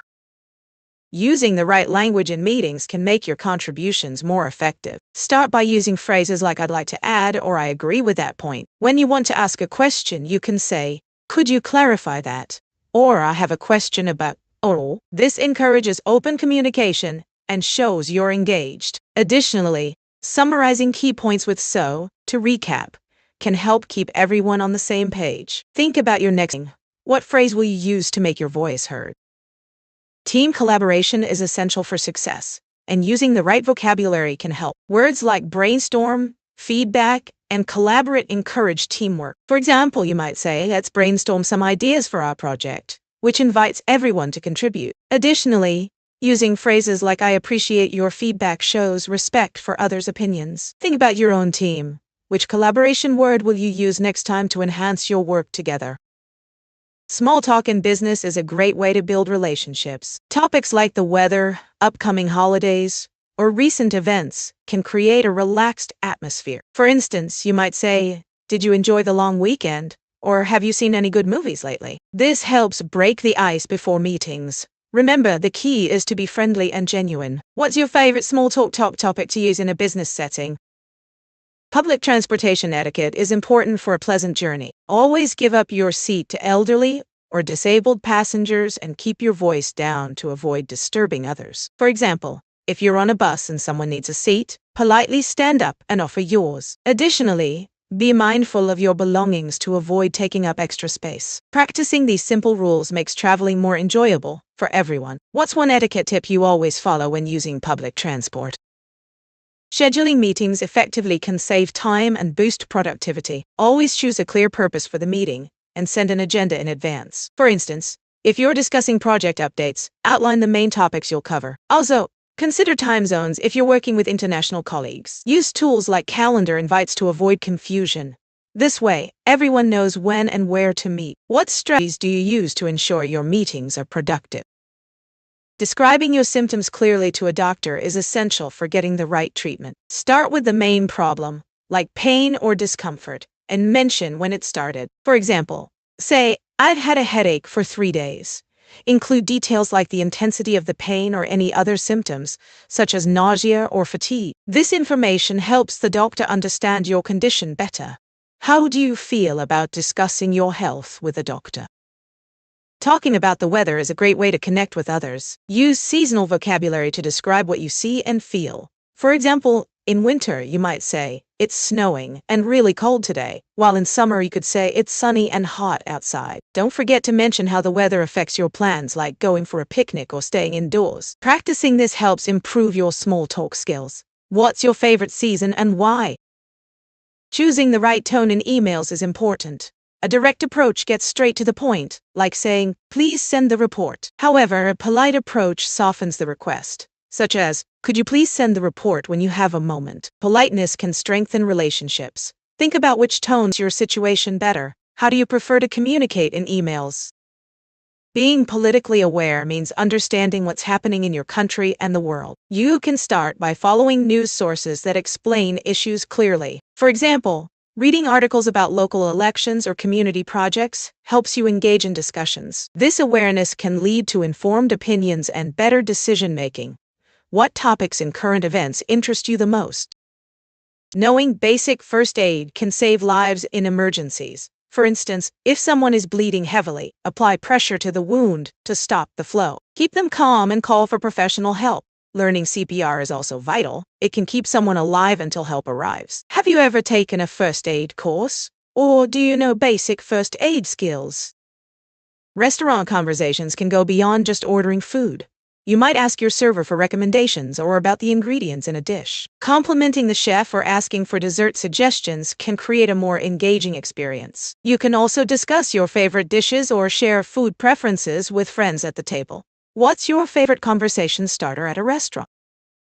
Making decisions can be complicated, but knowing some key terms can help. For example, weighing options means considering the pros and cons of each choice. Consensus refers to a group agreement, which is important in team decisions. Another term is risk assessment, where you evaluate potential negative outcomes. Understanding these terms makes the process smoother. What decision-making terms do you find most helpful? Family relationships can be complex but rewarding. Communication is key. Expressing feelings openly helps strengthen bonds. For example, setting aside time for family meetings can improve understanding and resolve conflicts. It's also important to appreciate each other's differences and support one another's goals. Consider family traditions as a way to create lasting memories. How do you maintain strong relationships with your family members? Linking and connected speech can make your English sound more natural. For example, going to often becomes gonna, and want to turns into wanna da. This happens when we speak quickly, making our conversations flow better. Practice by listening to native speakers and repeating these phrases. What connected speech expressions do you use in your conversations? Using inclusive language is essential for promoting diversity. It helps everyone feel respected and valued. For instance, instead of saying mankind, you can use humankind to include all genders. Additionally, using they as a singular pronoun can respect those who identify outside the binary. Remember to listen and adapt your language to be more inclusive. What are some inclusive terms you think should be used more often? When talking about future plans, we often use will or going to, but they have different meanings. Use will for spontaneous decisions or predictions, like, "I think it will rain tomorrow." On the other hand, use going to for plans you've already decided, such as, "I'm going to visit my friend this weekend." Practice by making your own sentences with both forms. What future plans do you have that use will going to? Effective time management is key to productivity. One tip is to prioritize tasks using the Eisenhower matrix, which divides tasks into urgent and important categories. For example, finish a project due tomorrow, urgent and important, before organizing your workspace, not urgent. Create a daily to-do list and stick to it. What's one time management technique that has worked well for you? The distinction between the sounds R and L can be tricky for many learners. A great practice technique is using minimal pairs, which are pairs of words that differ by only one sound. For example, light and right or play and pray. To practice, say each pair slowly, focusing on the mouth position. The R sound is made with the tongue pulled back, while the L sound requires the tongue to touch the roof of your mouth. Can you think of more pairs to practice with? Discussing news and current events is an excellent way to practice your English skills. Start by summarizing a news article in your own words. This helps improve vocabulary and comprehension. For example, if you read about a new environmental policy, explain its impact on local communities. Try to use key phrases like according to the report or experts say. What recent news story has caught your attention and why? When things go wrong, it's important to complain politely. Start with a friendly greeting and express your concern clearly. For instance, instead of saying, "This is terrible," try, "I'm sorry, but I have a concern about my order." This shows respect and encourages a positive response. What's a polite way you've addressed a problem in the past? Cultural differences can enrich our experiences and understanding of the world. It's essential to respect customs when visiting new places. For example, in some countries, it's polite to remove your shoes before entering a home, while in others, it's important to greet everyone with a handshake. Being aware of these customs helps build friendships and show respect. What cultural custom surprised you the most in your travels? Shopping can be a fun experience, especially when you know some key vocabulary. For example, if you're looking for a bargain, you might say, "Can I get a discount?" When you want to ask for help, try, "Where can I find the electronics section?" Additionally, don't forget to ask about return policies by saying, "What is your return policy?" Practicing these phrases can make your shopping trips smoother. What's your favorite phrase to use when shopping? Being safe online is crucial in today's digital world. Always use strong passwords, avoid sharing personal information, and think before clicking on links. For instance, if you receive an email asking for your bank details, verify the sender first. Practicing these habits helps protect your privacy. What steps do you take to stay safe online? Planning a trip can be exciting, but knowing the right language makes it easier. When booking a flight, phrases like, "I'd like to book a round-trip ticket," or "What are the baggage fees?" are essential. If you're reserving a hotel, don't forget to ask, "Is breakfast included?" Remember to confirm your booking with, "Can I have a confirmation email, please?" Practicing these phrases will boost your confidence. What's the most important question you ask when planning your travels? Locations with common verbs can really improve your English. For example, we say, "Make a mistake," "Do the dishes," "Take a break," and "Give a presentation." These phrases sound natural and help you express yourself clearly. Instead of just saying, "I do," you can say, "I do my homework," which adds more meaning. Try using one of these collocations in a sentence today. What's your favorite collocation? Friendship is essential for our happiness and well-being. Building strong social connections requires effort, like reaching out to friends regularly and showing genuine interest in their lives. Simple actions, such as inviting someone for coffee or checking in with a text, can strengthen these bonds. Remember, it's not just about quantity but the quality of relationships that matter. How do you maintain your friendships? Scheduling meetings effectively can boost productivity in business. Start by clearly defining the purpose of the meeting and sending a calendar invite with an agenda. Choose a time that works for everyone, considering different time zones if needed. Also, keep the meeting short and focused to respect everyone's time. Summarize key points and action items at the end. What strategies do you use to make your meetings more effective? Cultural sensitivity is crucial in our diverse world. It means being aware of and respecting the differences in customs, beliefs, and values among people. To practice cultural awareness, take time to learn about other cultures through reading, travel, or conversations. For example, when visiting a new country, try to understand local traditions and social norms. This not only enriches your experience but also helps build stronger relationships. How do you use cultural sensitivity in your daily life? Small talk in business settings can create connections and ease tension. Focus on light topics like recent industry news, upcoming holidays, or local events. For example, asking about a colleague's plans for the weekend can open up a friendly conversation. You might also discuss a recent conference or workshop you've both attended. Remember, the goal is to build rapport, so keep it positive and engaging. What are your favorite small talk topics when meeting new colleagues? Understanding nutrition and healthy eating terms can greatly improve your diet. Words like macronutrients, which include proteins, fats, and carbohydrates, are essential for balanced meals. For instance, A meal rich in protein could be grilled chicken with a side of quinoa and vegetables. Another important term is glycemic index, which measures how foods affect blood sugar levels. Foods with a low glycemic index like whole grains are generally healthier choices. Try to incorporate more whole foods into your meals this week. What healthy eating term do you find most interesting? Prepositions are essential in English for expressing time, place, and movement. For time, we use words like at, on, and in. For example, I have a meeting at 3 p.m., or my birthday is on July 5th. When describing place, in, on, and under are common. The book is on the table, or the cat is under the bed. For movement, we use to, through, and across. You might say, I walked to the store. Try creating sentences using different prepositions this week. What preposition do you find most confusing? Making appointments and reservations can be easy with a few key phrases. When calling a restaurant, you might say, I'd like to make a reservation for 2 at 7 p.m. For a doctor's appointment, you could ask, can I schedule an appointment for next week? Always confirm the date and time. Practice this by calling a local cafe to reserve a table. What's the last appointment you made? Prepositions are crucial in English for expressing time, place, and movement. For time, use at, on, and in. Like I have a meeting at 3 p.m. or my birthday is on July 5th. For place, you might say, the book is on the table, or the cat is under the bed. When talking about movement, try phrases like walk to the store or run through the park. What preposition do you find the hardest to use?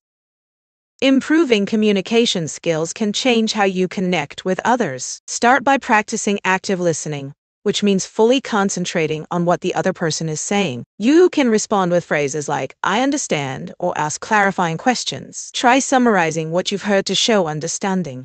Additionally, pay attention to your body language. It can express confidence and openness. What's one communication skill you'd like to improve?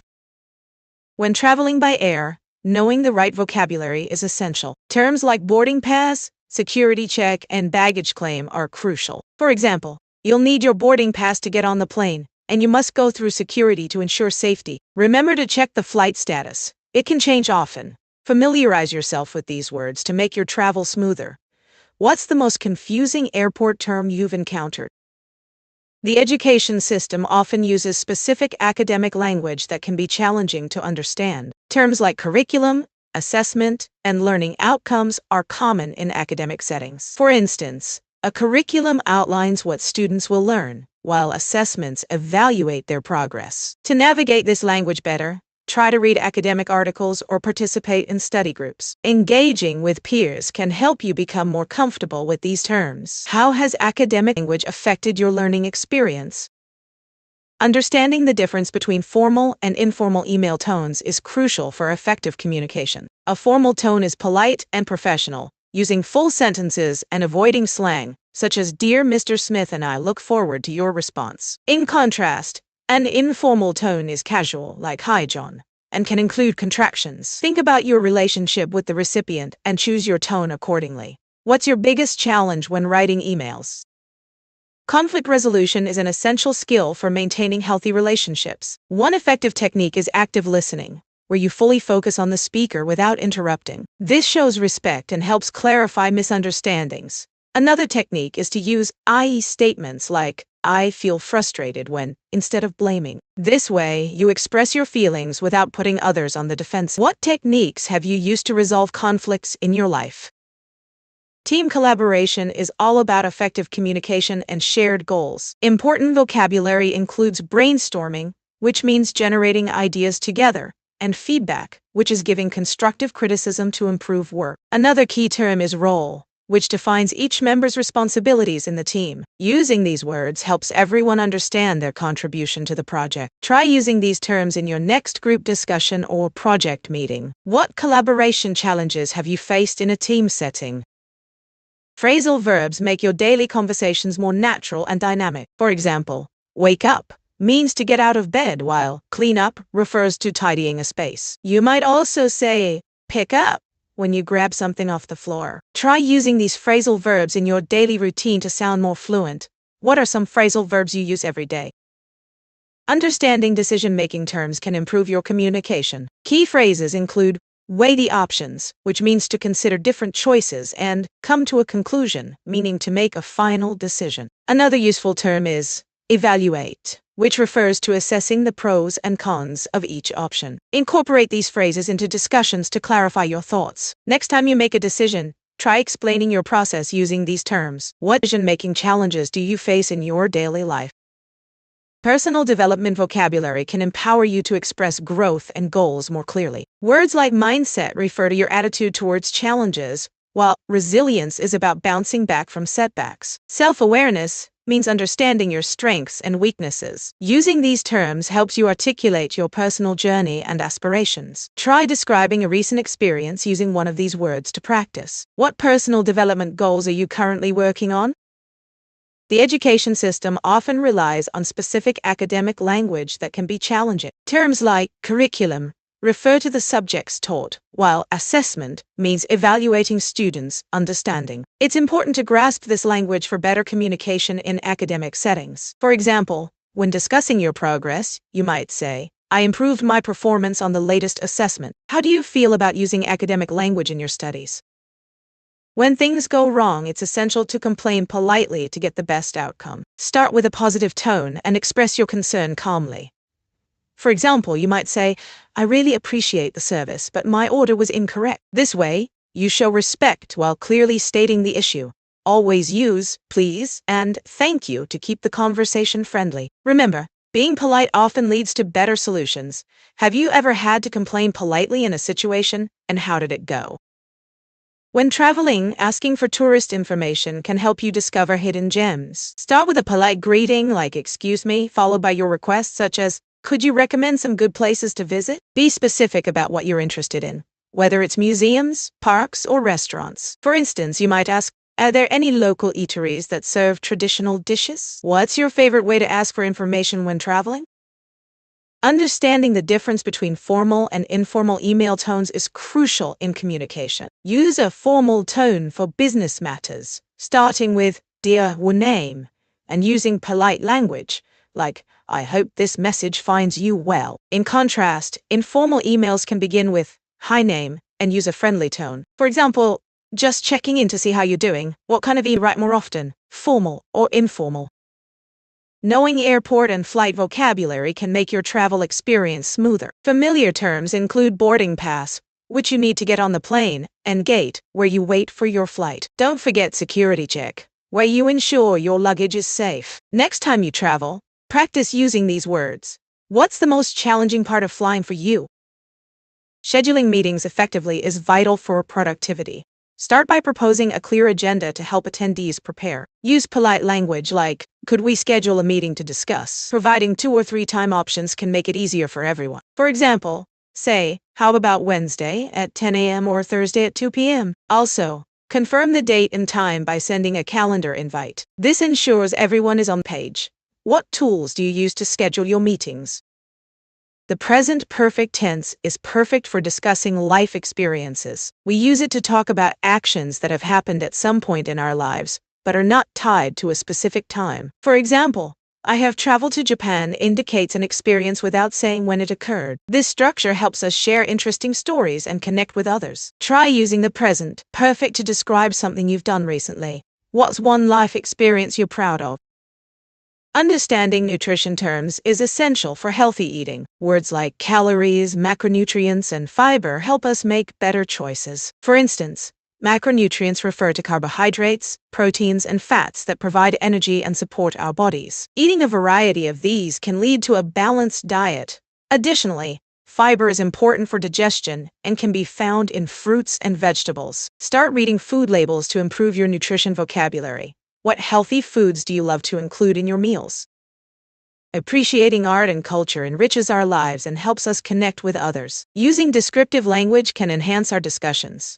For example, instead of saying a painting is nice, try vibrant or striking. This paints a clearer picture in the listener's mind. Visit a local gallery or museum and describe your favorite piece to a friend. Fitness vocabulary can motivate you to reach your goals. Terms like cardio, strength training, and flexibility are key. For instance, cardio exercises like running or cycling improve your heart health. Strength training, using weights, builds muscle. Try incorporating these terms into your workout routine by setting specific goals. What fitness activities do you enjoy most? Friendship is vital for our happiness and well-being. Building strong social connections requires effort, like regularly checking in with friends. For example, sending a simple text or planning a coffee date can strengthen your bond. Make it a goal to reach out to someone you haven't spoken to in a while. Who is a friend you'd like to reconnect with? Discussing news and current events can improve your English skills and keep you informed. Try summarizing articles or watching news videos and describing them to a friend. For example, if you read about a new climate policy, explain its key points and your opinion on it. This practice helps with vocabulary and speaking fluency. Make it a habit to choose one news story each week to discuss. What recent news story interests you the most? Mental health awareness is important for creating a supportive environment. Using kind and understanding language can help those who may be struggling. For instance, instead of saying just get over it, you could say, I'm here for you, and it's okay to talk about how you feel. Practicing empathy in conversations encourages openness. This week, try to use supportive language when discussing mental health. How do you show support to friends in tough times? Choosing the right transportation can make your travel more enjoyable and efficient. Depending on your destination, you might consider walking, using public transport, or taking a taxi. For example, if you're in a busy city, the subway can save you time compared to driving. When asking for directions, remember to be polite and clear. Try saying, "Excuse me, could you tell me how to get to the nearest bus station? What's your favorite way to get around in a new city?" Many Polish learners encounter false friends in English, which can lead to confusion. For example, the word actual means real in English, but in Polish, aktualny means current. Another common false friend is sympatyczny, which translates to nice in English, but in English, sympathetic refers to showing pity. Being aware of these differences can help you avoid misunderstandings. What other false friends have you discovered while learning English? Effective team collaboration relies on clear communication. Key vocabulary includes brainstorming, which refers to generating ideas together, and feedback, meaning constructive comments about a person's work. Another important term is delegate, which means assigning tasks to team members based on their strengths. Using these words can improve your teamwork skills. For example, during a meeting, you might say, "Let's brainstorm ideas and then provide feedback on each other's suggestions." What's your favorite word related to teamwork? Understanding charity and social causes terminology can enhance your conversations. Words like donation, which means giving money or goods to support a cause, and volunteer, referring to someone who offers their time for free, are essential. For example, you might say, "I made a donation to the local shelter," or "I volunteer at a community garden." What social cause are you passionate about? Navigating a new city can be exciting with various transportation options. You can use buses, trains, or even bicycles. Remember to ask for directions using phrases like, "How do I get to the nearest subway station?" or "Which bus should I take to the museum?" For example, you might say, "Could you please direct me to the closest bus stop?" Preferred way to travel in a new city. Starting conversations at networking events can be tricky, but a good opener makes a big difference. Try asking, "What brings you to this event?" or "How did you get started in your field?" These questions show your interest and can lead to deeper discussions. For instance, if someone mentions a project, respond with, "That sounds fascinating. Can you tell me more about it?" This not only keeps the conversation flowing, but also helps you connect on a personal level. What's your favorite conversation starter? Describing your living situation is a great way to share about yourself. Start with the type of place you live in, like an apartment or a house, and mention how many rooms it has. You can add details about your neighborhood, such as parks or shops nearby. For example, "I live in a cozy 2-bedroom apartment close to a lovely park and a grocery store." This gives others a clear picture. What do you like most about your living space? The present perfect tense is perfect for sharing life experiences because it connects the past to the present. You can use it to talk about things you've done without specifying when. For example, saying "I have traveled to Japan" highlights the experience itself rather than the date. This way, listeners understand its relevance to your life now. Try sharing one life experience using the present perfect. What's something interesting you have done that you'd like to share? Home improvement projects can be exciting and rewarding. Familiarizing yourself with DIY terms helps you communicate effectively. For example, renovation means updating or improving a space, while toolbox refers to a collection of tools you need for repairs. When you say paint a room, you express changing the color or look of your space. Try using these terms in a sentence about your home. What project are you thinking about tackling next? Festivals and celebrations bring people together, creating joy and lasting memories. They often include colorful decorations, lively music, and traditional foods that reflect a culture spirit. For instance, during Diwali, the festival of lights in India, families light lamps and exchange sweets, celebrating the victory of light over darkness. Similarly, during Thanksgiving in the United States, families gather to share a meal and express gratitude. Think about a festival you enjoy and describe it. What makes it special for you? Pronouncing the sounds can be tricky for many English learners. These sounds, like in think or this, require you to place your tongue between your teeth. In contrast, the D, T, and D sounds are made by touching your tongue to the roof of your mouth. For example, top has a clear T, while dog starts with a D. Practice switching between them by saying, "This is a dog and that is a top." Which sound do you find most challenging? Festivals are vibrant expressions of culture, showcasing traditions, music, and food. For example, during the Rio Carnival in Brazil, people dance in colorful costumes, celebrating life with samba music. In contrast, the Chinese New Year features dragon dances and fireworks, symbolizing good fortune. These events not only bring communities together, but also create lasting memories. Think about your favorite festival and how it reflects your culture. What unique traditions celebrate? Understanding charity and social causes terminology can enhance your communication. Words like donation, which refers to giving money or goods, and volunteer, meaning to offer your time without pay, are essential. For example, you can say, "I made a donation to a local shelter," or "I volunteer at my community center every weekend." Knowing these terms helps you connect with others who share your passion for helping. What charity causes are you most interested in? Festivals and celebrations are lively occasions that bring people together. For instance, Diwali, the festival of lights in India, symbolizes the victory of light over darkness, with beautiful decorations and fireworks. Similarly, Halloween involves dressing up in costumes and trick-or-treating, creating a fun, spooky atmosphere. These events offer a chance to connect with friends and family. What's your favorite festival or celebration, and how do you celebrate it? Small talk is a great way to connect with others. You can start with simple openers like, "How's your day going?" or "Did you enjoy the weekend?" These questions invite a response and keep the conversation flowing. To follow up naturally, ask about their plans or hobbies. For example, "What did you do over the weekend?" What small talk strategies work best for you? Online shopping has become a staple in our lives, and understanding key e-commerce terms can help you navigate it better. For instance, cart refers to the virtual basket where you store items before purchase, while checkout is the process of finalizing your order. Additionally, shipping involves the delivery of your goods. Familiarizing yourself with these terms will make your shopping experience smoother. What's your favorite online shopping platform and why? Fitness and exercise vocabulary can help you discuss your workouts clearly. Words like reps and sets refer to repetitions and groups of exercises, respectively. Cardio means activities that get your heart rate up, like running or cycling. Additionally, knowing terms like strength training can help you describe exercises that build muscle. Try using these words the next time you talk about your fitness routine.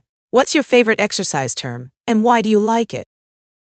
Understanding transportation options can make traveling easier and more enjoyable. You might choose to take a bus, train, or taxi depending on where you're going. When asking for directions, it's helpful to use phrases like, "Can you tell me how to get to?" or "Is it far from here?" This way, you can easily find your way. Practice asking for directions in your local area. What's your preferred mode of transportation when exploring a new city? Talking about mental health awareness is important in our daily conversations. Use phrases like "I'm feeling overwhelmed" to express tough emotions, or "I need to take a break" to prioritize self-care. It's also valuable to ask others how they are feeling by saying, "How are you doing today?" This shows that you care and opens up a space for discussion. Try using one of these phrases in your next conversation. How do you check in on your friend's mental health? Conditional sentences help us talk about hypothetical situations. We often use if to create these sentences. For example, "If I won the lottery, I would travel the world." This shows a dream that isn't real yet. Another example is, "If it rains tomorrow, I will stay home." It's about what could happen based on a condition. Try making your own conditional sentence about a dream you have. What's a situation you wish could happen? Diversity and inclusion language helps everyone feel respected and valued. Using terms like partner instead of husband or wife can include all types of relationships. Additionally, avoiding stereotypes and using people-first language, like saying a person with a disability, emphasizes the individual rather than their condition. Try to incorporate inclusive language in your conversations today. How do you think inclusive language can change our everyday interactions? Understanding basic economic concepts can greatly improve your daily life. For instance, the idea of supply and demand helps explain why prices change. When something is in high demand but low supply, prices often go up. Another key concept is opportunity cost, which is what you give up when you choose one option over another. For example, if you spend money on a new phone, you might miss the chance to save for a vacation. Think about your own choices today. What opportunity costs are you facing? Getting involved in your community through volunteering can be rewarding and impactful. It helps you meet new people and gain valuable experiences while making a difference. For example, volunteering at a local food bank can strengthen community bonds and assist those in need. Think about a cause you care about and find a way to contribute. What local volunteer opportunity interests you the most? Small talk in business is essential for building relationships and creating a friendly atmosphere. Topics like the weather, recent events, or local food can break the ice. For instance, you might say, "Did you try that new cafe down the street? I've heard their coffee is fantastic." This not only shows interest but also encourages conversation. Remember to listen actively and ask follow-up questions. Think about a small talk topic you could use at your next meeting. What's your favorite small talk topic?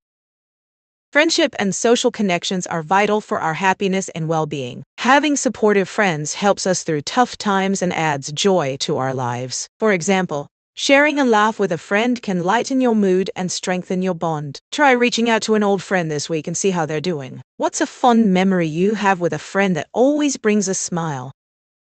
Making suggestions is an important skill in many contexts, whether at work or in social situations. You can use phrases like, how about, or you might want to. For example, if a colleague is struggling with a project, you could say, how about we brainstorm some ideas together? This encourages collaboration and shows your support. Think about a suggestion you can offer someone today.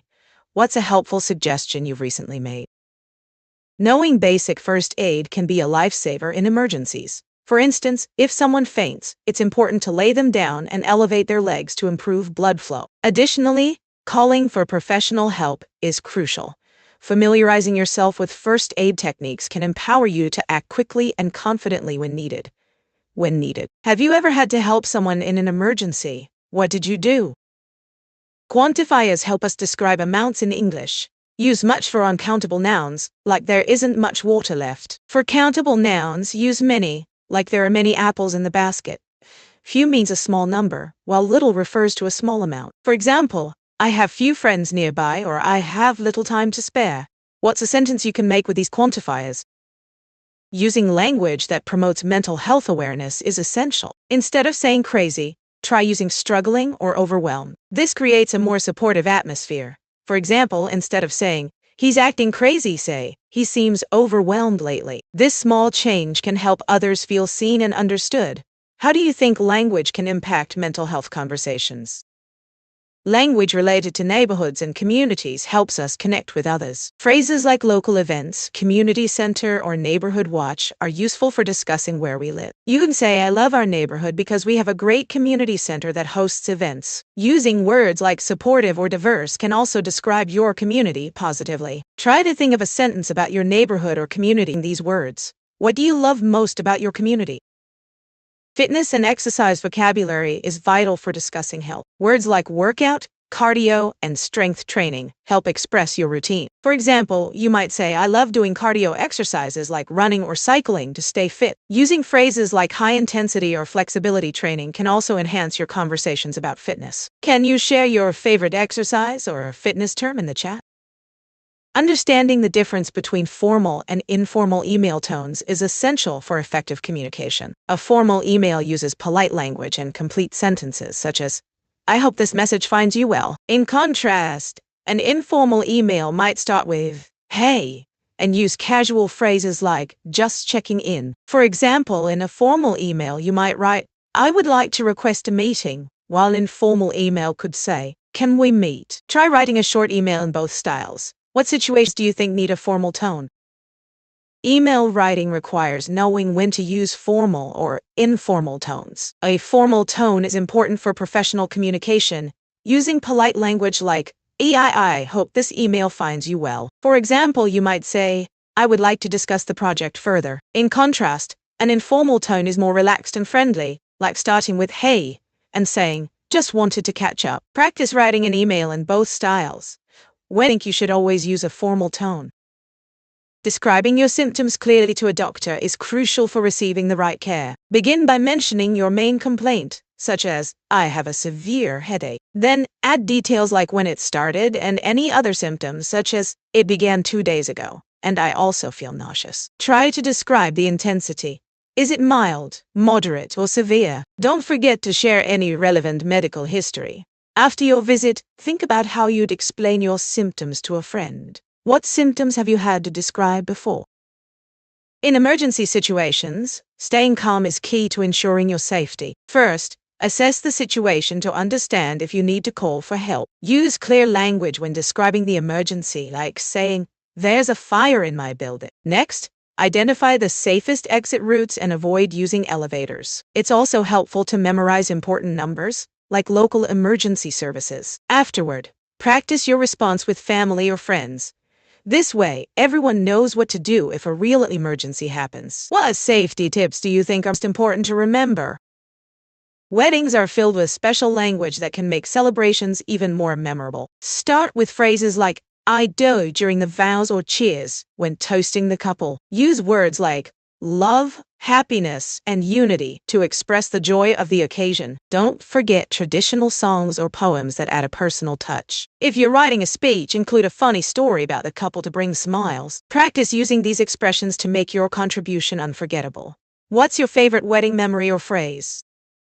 Understanding neighborhood and community language helps you connect with locals. Start by learning common greetings like, "How's it going?" or "What's new?" These phrases show friendliness and openness. You can also use terms specific to your area, such as block party or community garden. Engaging in small talk about local events can build relationships. Try this. When you meet a neighbor, ask about their favorite places in the community. It's a great way to start conversations. What do you love most about your neighborhood? Talking about the weather is a great way to start conversations. Use seasonal vocabulary like sunny, rainy, cold, or warm to describe the current conditions. For example, you might say, "It's a chilly day, perfect for hot chocolate." You can also discuss your favorite season, like enjoying blooming flowers in spring or cozying up in winter. What's your favorite type of weather?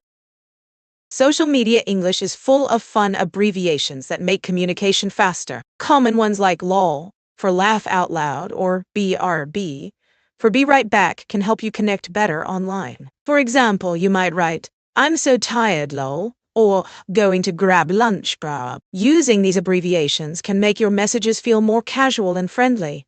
What's your favorite social media abbreviation? Caring for pets is a wonderful way to learn new vocabulary. Use words like grooming, feeding, and walks to describe daily tasks. For instance, you can say, "I love grooming my dog because it strengthens our bond." Remember to use specific names for pets too, like goldfish or parakeet. This helps you sound more natural when talking about animals. Think about your pet or favorite animal. What are some special things you do for them? Parenting and childcare vocabulary is crucial for effective communication. Words like nap time, diaper, and playdate are essential in describing daily routines. For example, you might say, "We have a playdate at the park this afternoon." Using these terms helps clarify your discussions with other parents and caregivers. Think about your own experiences. What childcare term do you find useful in your daily life? Understanding the difference between formal and informal email tones is vital. Use formal language for professional emails like, "I hope this message finds you well." In contrast, an informal email can start with, "Hey, how's it going?" Knowing when to switch tones helps you communicate effectively. Think about a recent email you sent. What tone did you use and why? Understanding comparative and superlative forms is essential for making clear comparisons. Use comparatives to compare two things like, This book is better than that one. For 3 or more items, use superlatives such as, this is the best book I have ever read. Remember, adding or est works for many adjectives, but some are irregular, like good to better and best. What's your favorite adjective to compare things? Weather patterns are changing due to climate change, affecting our daily lives. For instance, rising temperatures can lead to more intense storms and unpredictable rainfall. Additionally, some regions may experience droughts while others face flooding. This shift in weather can impact agriculture, wildlife, and even our health. It's essential to understand these changes so we can adapt and make informed choices. Think about how the weather has changed in your area over the years. How have you noticed these changes affecting your daily life? Opening and closing phrases are crucial for a strong presentation. Start with an engaging opening like, "Thank you for being here today," or "Imagine a world where," this hooks your audience. For your closing, summarize key points and end with a call to action, such as, "Let's work together to achieve this." This leaves a lasting impression. Practice using these phrases to enhance your speeches. What opening or closing phrase do you find most effective? Understanding project management terminology is essential for effective communication. Terms like scope, which refers to the project's boundaries, and stakeholders, the people affected by the project, are fundamental. Another key term is milestone, representing significant progress points. Familiarizing yourself with these words helps in planning and executing projects smoothly. Try creating a sentence using each of these terms to practice. What project management term do you find most interesting or confusing? Agreeing and disagreeing politely is essential in conversations. When you agree, you can say, "I completely agree with you," or "That's a great point." For polite disagreement, try phrases like, "I see your point, but I think," or "That's interesting, however." This shows respect for the other person's opinion while sharing yours. Practice these phrases in your daily conversations. What's a polite way you've used to agree or disagree recently? Linking and connected speech make English sound more natural. For example, going to often becomes gonna, and want to turns into wanna. These reductions help with fluidity in conversation. When you practice speaking, try using these forms to sound more like a native speaker. Can you think of any other phrases that connect or reduce in everyday speech? Talking about career goals and ambitions can inspire motivation. Start by mentioning your short-term and long-term goals. For instance, you might say, "I aim to improve my skills in project management this year and eventually become a team leader." It's important to keep your goals specific and realistic, as this helps you stay focused. Share your aspirations with others to find support and networking opportunities. What career dream are you currently working towards, or what ambition inspires you the most? When planning your travels, using the right language is essential. Start by asking about availability. Do you have any rooms available from June 10th to June 15th? Next, confirm your booking by saying, "I'd like to book a double room, please." Always remember to check the cancellation policy. What is your cancellation policy? This helps avoid surprises later. As you plan your next adventure, think about the questions you need to ask. What destination are you excited to explore next? Effective time management can significantly boost your productivity. Start by prioritizing your tasks using a to-do list, ranking them from most to least important. For example, you might tackle urgent emails before preparing for a meeting. Break larger projects into smaller steps to make them less overwhelming, and set specific deadlines for each task. As you plan your day, try to identify your peak productivity hours. What is one time management tip you find works best for you? Friendship enriches our lives in countless ways. Building strong social connections starts with being present and showing genuine interest in others. For instance, regularly checking in with a friend can strengthen your bond. Sharing experiences like enjoying a coffee together or joining a group activity also helps create lasting memories. What's one way you maintain your friendship? Knowing basic first aid can save lives during medical emergencies. Start with learning how to perform CPR, which can help someone who has stopped breathing. For example, if a person collapses, check for responsiveness and call for help while starting chest compressions. Always keep a first aid kit handy at home and in your car. Familiarize yourself with its contents, like bandages and antiseptic wipes. Have you ever taken a first aid course or helped someone in an emergency?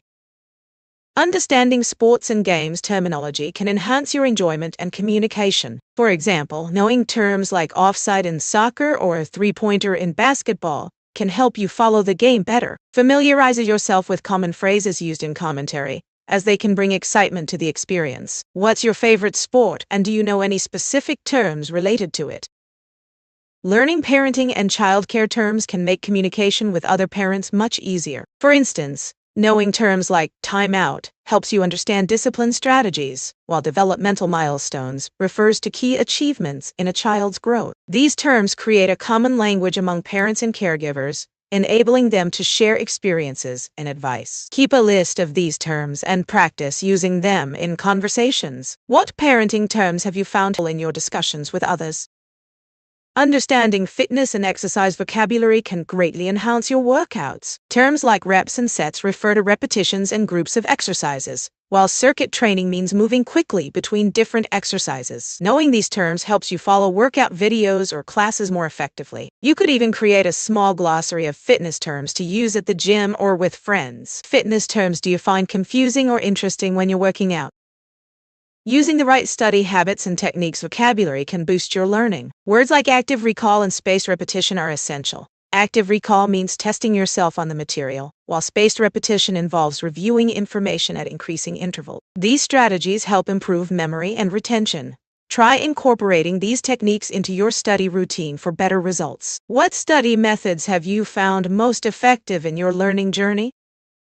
Improving communication skills is key to connecting with others. One effective approach is to practice active listening, which means fully focusing on the speaker without interrupting. This helps you understand their message better and respond thoughtfully. For example, when chatting with a friend, try summarizing what they said before sharing your thoughts. This shows you value their input. What techniques do you use to enhance your communication skills in everyday conversations? Making suggestions can vary depending on the situation. In a formal context, you might say, I recommend that we consider. In casual settings, you can use phrases like, how about we try? For example, at work, suggesting a new project could be, I recommend we explore this idea further. In a friendly chat, you might say, how about going to that new cafe? What's your favorite way to make suggestions? Discussing news and current events can be a great way to engage with others. It's important to stay informed, but remember to share your opinions respectfully. You might say, I think the recent climate report highlights urgent issues, instead of sounding too confrontational. This invites conversation without shutting down others. Try bringing up a recent story when talking with friends or colleagues. What current event are you most interested in discussing lately? Conflict resolution is essential for healthy relationships. One effective technique is active listening, where you fully focus on the other person's words without interrupting. This shows respect and helps you understand their perspective. For example, if a friend is upset about a misunderstanding, listen carefully before responding with your side. Another technique is finding common ground. Emphasize shared goals. What conflict resolution techniques have you tried that worked well for you? Navigating a new city can be exciting yet challenging. Understanding transportation options is key. You can use buses, subways, or even ride-sharing apps. For example, if you need to get to a museum, you might say take the subway to the downtown station, then walk 5 minutes. Also, don't hesitate to ask locals for directions. They can offer helpful tips. What's your favorite way to get around in a new place? Festivals and celebrations are vibrant expressions of culture and community. They often include music, dance, and delicious food, creating a joyful atmosphere. For instance, during Diwali, the festival of lights, families light candles and share sweets, symbolizing the victory of light over darkness. Similarly, in the harvest season, people often gather for local fairs, showcasing handmade crafts and traditional dishes. These events bring people together and foster a sense of belonging. What's your favorite festival or celebration, and how do you celebrate it? Shopping for clothes can be both fun and challenging. It's important to know your style and what fits well. When trying on clothes, look in the mirror from different angles to see how it fits. For example, if you find a shirt that feels good but isn't the right color, don't hesitate to explore other options. Remember, confidence is key. What's your favorite clothing store or fashion brand? When things go wrong, it's important to complain politely to get the best results. Start by expressing your feelings calmly and using I statements. For example, instead of saying you did this wrong, try I was disappointed with my meal. This approach makes the conversation more constructive. If you're in a cafe and your order is incorrect, you might say, excuse me, I ordered a cappuccino, but this is a latte. This way, you're more likely to receive a positive response. How do you usually handle complaints in public places? Understanding banking vocabulary is essential for managing your finances. Terms like savings account, interest rate, and withdrawal are key. For example, a savings account is a place where you keep money while earning a little interest over time. Knowing how to discuss loans or investments can also help you make better financial decisions. Don't forget to ask your bank questions if you're unsure. What financial term do you find most confusing? Beauty and personal care vocabulary can really enhance your daily routine. Knowing words like moisturizer, exfoliate, and serum helps you choose the right product. For instance, a moisturizer hydrates your skin, while exfoliating removes dead skin cells for a fresh look. Understanding these terms allows you to ask for specific advice at stores or salons. Try using one new beauty word today when talking about your routine. What's your favorite personal care product? Charity and social causes vocabulary is important for discussing how we can help others. Words like donation, volunteer, and fundraiser are essential in this area. For example, a donation is a gift of money or goods to support a cause, while volunteering means giving your time to help. Understanding these terms allows you to participate in events or conversations about helping those in need. Try to use one of these words in a sentence today. What charity or cause are you passionate about? Question formation is key to effective communication. In English, we typically start with a question word like what, where, or how, followed by the auxiliary verb and then the subject. For example, what are you doing? Intonation is also important. Rising intonation at the end of yes, no questions, like are you coming, signals that you expect a response. Try forming a question using this pattern today. What's a question you often ask? Home improvement and DIY projects can be fun and rewarding. Knowing some key terms can help you communicate better. Words like renovation, which means updating or improving a space, and tools, such as hammers or drills, are essential. For example, if you're planning a renovation, you might need to buy some tools. Try using one of these terms in a conversation about your home projects. What's a DIY project you'd like to tackle next? Job interviews often include common questions that can help you prepare. One popular question is, tell me about yourself. A good answer includes your background, skills, and why you're applying for the job. Another question is, what are your strengths? Focus on a skill relevant to the position. Practice answering these questions confidently. What's a job interview question you find the most challenging? Effective time management can boost your productivity significantly. One useful tip is to prioritize tasks using the Eisenhower matrix, which helps you separate urgent tasks from important ones. For example, if you have a deadline approaching, that task is urgent, while planning for an upcoming project is important, but not urgent. Try setting aside specific blocks of time for these tasks each day. This way you can focus on what truly matters. What time management technique do you find most helpful? Art and culture appreciation can enhance your language skills. When discussing art, use descriptive words like vibrant, thought-provoking, and intricate. For example, you might say, this painting captures a vibrant sunset, making me feel peaceful. Engaging with local cultures also helps you learn new vocabulary and expressions. What piece of art or culture inspires you the most? Discussing news and current events is a great way to practice your English. Start by summarizing the main points of a news article in a few sentences. For instance, you might say, a recent report highlights the importance of sustainable energy in fighting climate change. Then share your opinion by using phrases like, I believe, or in my view. This not only improves your speaking skills, but also helps you engage with others. What current event has caught your attention lately? Using idioms about time can boost your English and work productivity. For example, saying time is money reminds us that every minute counts in our work. Another common phrase, the early bird catches the worm, emphasizes the benefits of starting tasks early. Incorporating these idioms into your conversations can make your speech more colorful and engaging. What's your favorite idiom about time or productivity?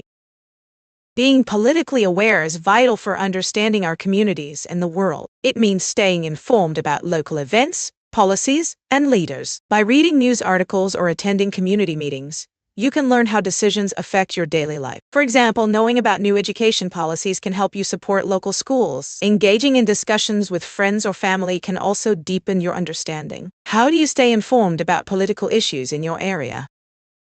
Ordering at a cafe politely can enhance your experience. Instead of just saying what you want, try using phrases like, "Could I have a coffee, please?" Or "Would you mind giving me a menu?" This shows respect and kindness. For example, saying, "Could I get a slice of cake?" makes the order sound more polite. Remember, a little courtesy goes a long way. What polite phrases do you use when ordering?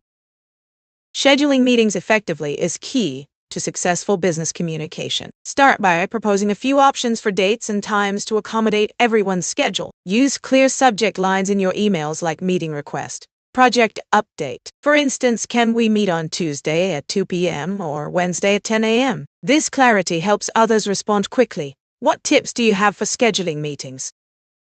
Using local language can help you connect with your neighborhood and community. Simple phrases like "How's it going?" or "What's new in the area?" can spark friendly conversations. For example, asking a neighbor about their garden can lead to sharing tips or even starting a friendship. Engaging with your community not only builds relationships, but also improves your language skills. What local expressions do you enjoy using with your neighbors? Participating in meetings confidently is essential for effective communication. Use phrases like "I'd like to add" or "Can we circle back to" share your thoughts. For example, if someone presents an idea you like, say, "I'd like to add that this could improve our efficiency." This shows you're engaged and encourages collaboration. Remember to actively listen and respond to others' points too. What phrases do you find useful in meetings?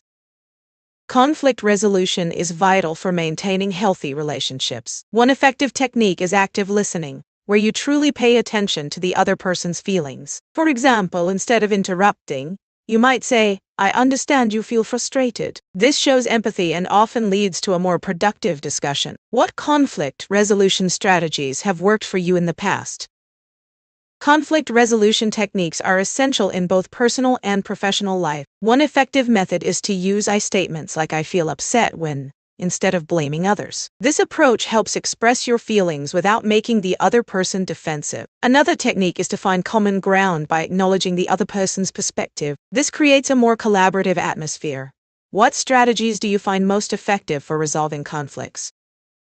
Technology vocabulary is increasingly important in our daily lives. Words like software, meaning programs on your computer, and hardware, referring to the physical parts of a computer, are essential. Additionally, terms like cloud storage, which allows you to save files online, are very useful. Understanding these terms can help you navigate the tech world more easily. Try using one of these words in a sentence today. How has technology changed the way you communicate? Sustainable living is a crucial topic today, and knowing the vocabulary can help us engage better. Terms like renewable energy, which refers to energy from sources that can be replenished, and recycling, the process of converting waste into reusable material, are essential. Another important word is carbon footprint, describing the total amount of greenhouse gases you produce. Using sustainable vocabulary helps raise awareness about environmental issues. Try to use one of these words in your conversation today. What sustainable habits do you practice daily? Transportation options can vary greatly depending on where you are. You can use public transport like buses and trains, which are often the most affordable choices. Taxis and rideshare services offer convenience, while biking can be a fun and healthy option. When asking for directions, phrases like "How do I get to?" can be very helpful. What's your preferred way to travel in your city? Shopping for clothes can be both fun and challenging. One great tip is to know your size in different brands, as sizing can vary. When trying on clothes, look for comfort and fit, not just style. Don't forget to check the fabric quality. Natural fibers like cotton and wool tend to last longer. If you're shopping on a budget, consider thrift stores for unique finds. Try to describe your favorite clothing item to a friend today. What's your go-to fashion choice for everyday wear? The RL distinction can be tricky for many English learners. A helpful practice is to use minimal pairs like light and right. Focus on the position of your tongue. For R, it should be pulled back, while for L, it touches the roof of your mouth. Repeat these words aloud, paying attention to the sound difference. Try saying "play" and "pray" several times. How do you feel about practicing these sounds? Collaboration is a powerful tool for creators looking to expand their reach. When you collaborate with others, You can share audiences and inspire each other creatively. Always remember to give credit where it's due. Tagging collaborators in posts not only builds goodwill, but also encourages reposts. Consider creating content that highlights each other's strengths. For example, you might do a joint live stream or share a project together. Think about how you can support a fellow creator this week. Who would you like to collaborate with? Understanding sports and games terminology can significantly improve your communication in English. Words like goal, score, and team are essential, but don't forget phrases like off the bench or in the zone. For example, if a player is in the zone, it means they're performing exceptionally well. You can practice by watching a game in English and noting down new terms or phrases. What sports do you enjoy? And which terms have you learned recently? Describing your living situation can help others understand your lifestyle. Start with the type of place you live in, an apartment, a house, or maybe a shared space. Then, mention important details like the number of rooms and nearby amenities. For example, I live in a cozy 2-bedroom apartment close to parks and shops. What do you love most about your living situation? Traveling safely is crucial for an enjoyable trip. Always keep copies of important documents like your passport and insurance. It's wise to stay aware of your surroundings and avoid flashy jewelry. For example, use a money belt to keep your cash secure. Additionally, share your itinerary with a family member or friend. What's one safety tip you always follow when traveling? Planning a trip means using specific language when booking flights and accommodations. Start with key phrases like "I'd like to book a flight," or "Do you have any available rooms?" It's also helpful to ask about cancellation policies and additional fees. For example, you might say, "Can you tell me the price, including taxes?" Always confirm your booking details before finalizing. What's the most important thing you check when planning your travels? Sharing your hobbies can create great connections with others. When you talk about your interests, use phrases like "I enjoy" or "I'm passionate about." For instance, if you love painting, you might say, I enjoy painting landscapes in my free time. This not only shows your personality, but also invites others to share their interests. Don't forget to ask questions to keep the conversation going, like, "What hobbies do you have?" So what's one hobby you love discussing with friends? The present perfect tense is perfect for sharing life experiences. Use it to say what you've done without saying when. For example, you might say, "I have traveled to Japan," or "I have tried sushi." This shows your experiences are important now. When talking with others, encourage them to share by asking, "What amazing places have you visited?" So, what's a memorable experience you've had?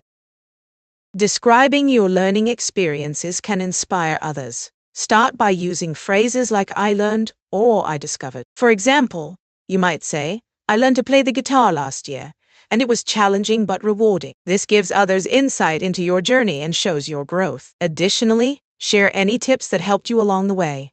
What has been your most significant experience so far? Friendship is essential for our happiness and well-being. It helps us feel connected and supported. To strengthen friendships, make an effort to spend quality time together. For example, you could invite a friend for coffee or simply check in with a message. Remember, small gestures can mean a lot. What qualities do you value most in a friendship? Music and entertainment vocabulary can add color to your conversations. Try using terms like genre, melody, or performance. For instance, you might say, "I love the melody of pop music, especially when it has a catchy chorus." Exploring different genres also helps you connect with others who share your interests. What's your favorite music genre and why? Planning a trip is exciting but can be challenging with all the details involved. When booking a hotel or flight, use clear language. For example, ask, "What is the cancellation policy?" or "Are there any additional fees?" This helps avoid surprises later. Also, don't forget to confirm your booking details. What is your number one tip for making travel plans easier? Discussing news and current events is a great way to practice English and stay informed. Focus on key vocabulary like headline, report, and analysis. For example, you might say, "The headline today covers climate change and its impact on our world." Try sharing your opinion on the topic to encourage conversation. Engaging with others about current events can also deepen your understanding. What recent news story caught your attention and why? Job interviews can be nerve-wracking, but preparing for common questions can boost your confidence. A typical question is, "Tell me about yourself." You can answer by summarizing your background, skills, and what you're looking for in a job. Another common question is, What are your strengths and weaknesses? Focus on a strength relevant to the job and mention a weakness you're working on. Practice your responses to sound natural. What job interview question do you find the most challenging? Weddings and celebrations are full of special language and phrases. Words like congratulations, cheers, and toast are often used. For example, during a wedding toast, you might say, "To the happy couple." Using such language helps create a joyful atmosphere. Remember to express your good wishes genuinely. What's your favorite phrase to use at weddings or celebrations? Cooking can be fun and rewarding, especially when you follow clear recipe instructions. Always pay attention to measurements as they can make or break your dish. For example, if a recipe calls for 2 cups of flour, using too much or too little can change the texture. Use measuring cups and spoons for accuracy, and remember to read through the entire recipe before starting. This way, you'll know what to expect. What's your favorite recipe that you love to cook? Public transportation etiquette is essential for a pleasant experience for everyone. Always give up your seat to elderly passengers or those in need. Keep your voice low and avoid using your phone loudly. For example, if you're listening to music, use headphones to keep the noise down. Finally, remember to keep your belongings close and out of the way. What's one rule you think is most important on public transport? Job interviews often include common questions that can help you prepare effectively. One typical question is, "Can you tell me about yourself?" Use this as an opportunity to briefly summarize your experience and skills related to the job. Another common question is, "What are your strengths and weaknesses?" Highlight strengths that match the job and mention a weakness you're actively improving. Practicing these responses can boost your confidence. What job interview question do you find most challenging? Idioms about time can greatly enhance your conversations about work productivity. For example, "Time is money" emphasizes the value of using time wisely to achieve financial success. Another idiom, "burning the midnight oil," refers to working late into the night, showing dedication. "The early bird catches the worm" encourages waking up early to seize opportunities. Using these idioms can make your speech more engaging and relatable. Think about how you can incorporate them into your discussions about work. Which idiom resonates with you the most? The present perfect tense is great for talking about life experiences without specifying when they happen. For example, you can say, "I have traveled to 5 countries," which highlights the experience itself rather than the exact time. This tense connects your past experiences to your present. You can also say, "I have never tried sushi," to express something you haven't done yet. Practicing this tense can help you share your personal story effectively. What is one interesting experience you've had that you can share using the perfect tense? Stress management is essential for a balanced life, and simple relaxation techniques can help. One effective method is deep breathing, where you inhale slowly through your nose, hold for a moment, and then exhale through your mouth. This practice calms your mind and body. Another technique is mindfulness, which involves focusing on the present moment, like noticing the sounds around you or the feeling of your breath. Try taking a few minutes today to practice one of these techniques. What relaxation method do you find most helpful? Music and entertainment vocabulary can help you express your feelings about your favorite songs and shows. For example, words like melody, rhythm, and genre describe different aspects of music. When discussing movies, you might use terms like plot, cast, and director. Knowing these words allows you to share your opinions more clearly. You can say, "I love the rhythm of this song," or "The plot of that movie was captivating." Try using at least 3 new words in a sentence about your favorite music or film. What's a song or movie that inspires you? Understanding art and culture enhances our appreciation for creativity around the world. When discussing art, use words like aesthetic, expression, and medium to describe what you see. For example, you might say, "The aesthetic of this painting evokes strong emotions," or "The artist used mixed media to express complex themes." It's also helpful to know phrases like cultural heritage and artistic movement when talking about different cultures. Try describing a piece of art or a cultural experience you enjoy using these words. What artwork or culture captivates you the most? Navigating workplace conflict requires careful language to promote understanding. Use phrases like "I see your point" or "Let's find a solution together" to show you're open to dialogue. For example, you might say, "I understand your concerns, and I'd like to discuss how we can resolve this issue." This approach encourages collaboration rather than confrontation. Think of a recent conflict and try using positive language to express your feelings. How do you usually handle disagreements at work? Festivals and celebrations bring people together to share joy and culture. Use vivid adjectives like colorful, joyful, and lively to describe them. For example, you might say, "The festival was filled with colorful decorations and lively music that created a joyful atmosphere." Highlight unique traditions, such as local dishes or traditional dances that make the event special. Think of a festival you love and describe it using these words. What's your favorite festival to celebrate? Making decisions often involves key terms like analyze, evaluate, and consider. Start by analyzing the options available, then evaluate the pros and cons of each choice. For instance, if you're deciding on a vacation destination, consider factors like budget, travel time, and activities. This method helps clarify what's best for you. What process do you usually follow when making important decisions in your life? Starting a presentation effectively sets the tone for your audience. Use phrases like, "Thank you for being here today," or "I'm excited to share," to engage listeners. For closing, you could say, "In conclusion," followed by a summary of your main points, or "Thank you for your attention. I'm happy to answer any questions." These phrases help create a strong impact. What opening or closing phrase do you find most effective in your presentations? Quantifiers help us express amounts in English. Use much for uncountable nouns, like "I don't have much time." For countable nouns, use many, as in "there are many apples." Few indicates a small quantity, like "I have few friends," while little suggests a small amount of something uncountable, such as "I have little patience." Try using these quantifiers in your next conversation. What's your favorite example of a quantifier?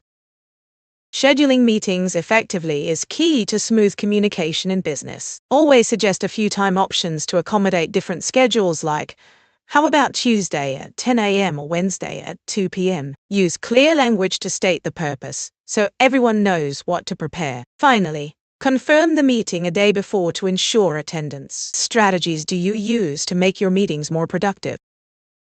Shopping can be a fun experience, but knowing the right vocabulary makes it easier. When you enter a store, you might say, "I'm just browsing," if you're looking without buying. If you need help, you can ask, "Excuse me, where can I find?" Remember to use phrases like "How much is this?" when checking prices. Don't forget to ask about sales or discounts. What's your go-to phrase when shopping in English?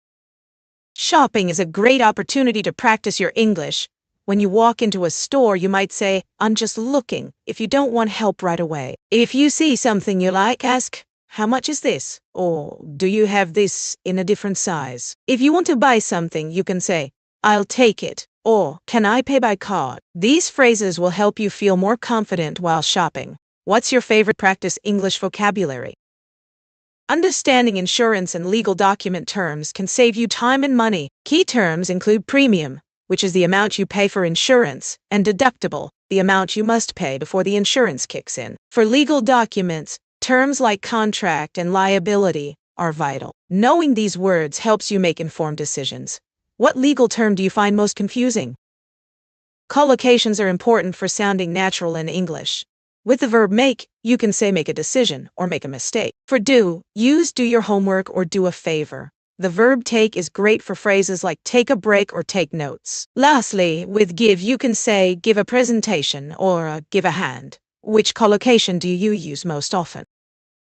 Pronouncing ed endings correctly can really improve your English. The ed ending can sound like td or id. For example, in walked, it sounds like t, while played sounds like d. Use id for words like decided. To practice, try saying these words in a sentence, focusing on the endings. What ed word do you find most challenging to pronounce?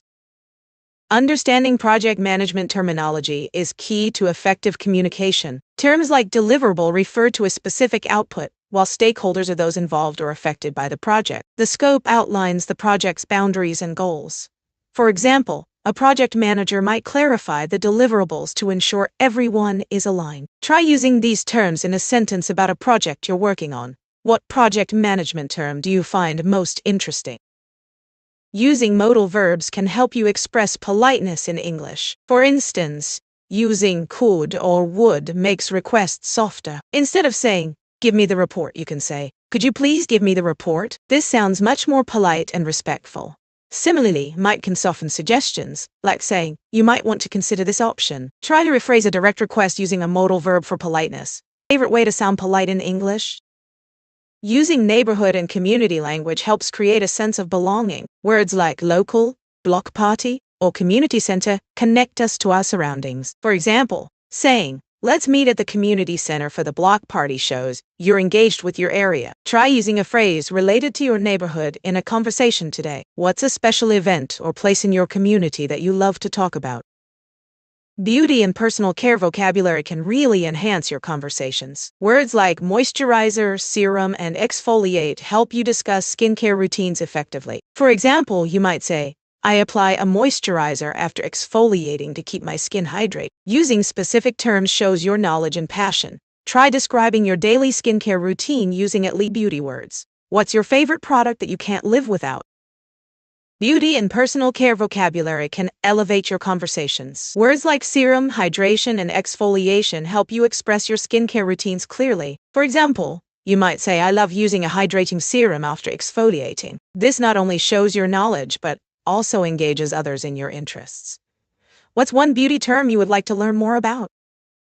Effective team collaboration starts with the right vocabulary. Words like synergy, brainstorm, and feedback help you communicate your ideas clearly. For instance, you might say, our team achieved great synergy during the brainstorming session, and the feedback we received was invaluable. Using these terms fosters a collaborative atmosphere. To practice, try sharing a recent team project and include at least 3 collaboration words. What's the most important quality you look for in a team member?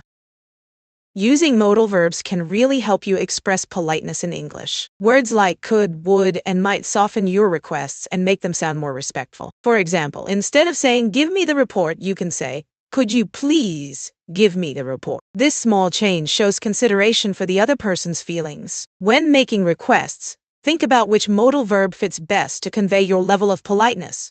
What's a polite request you've made recently?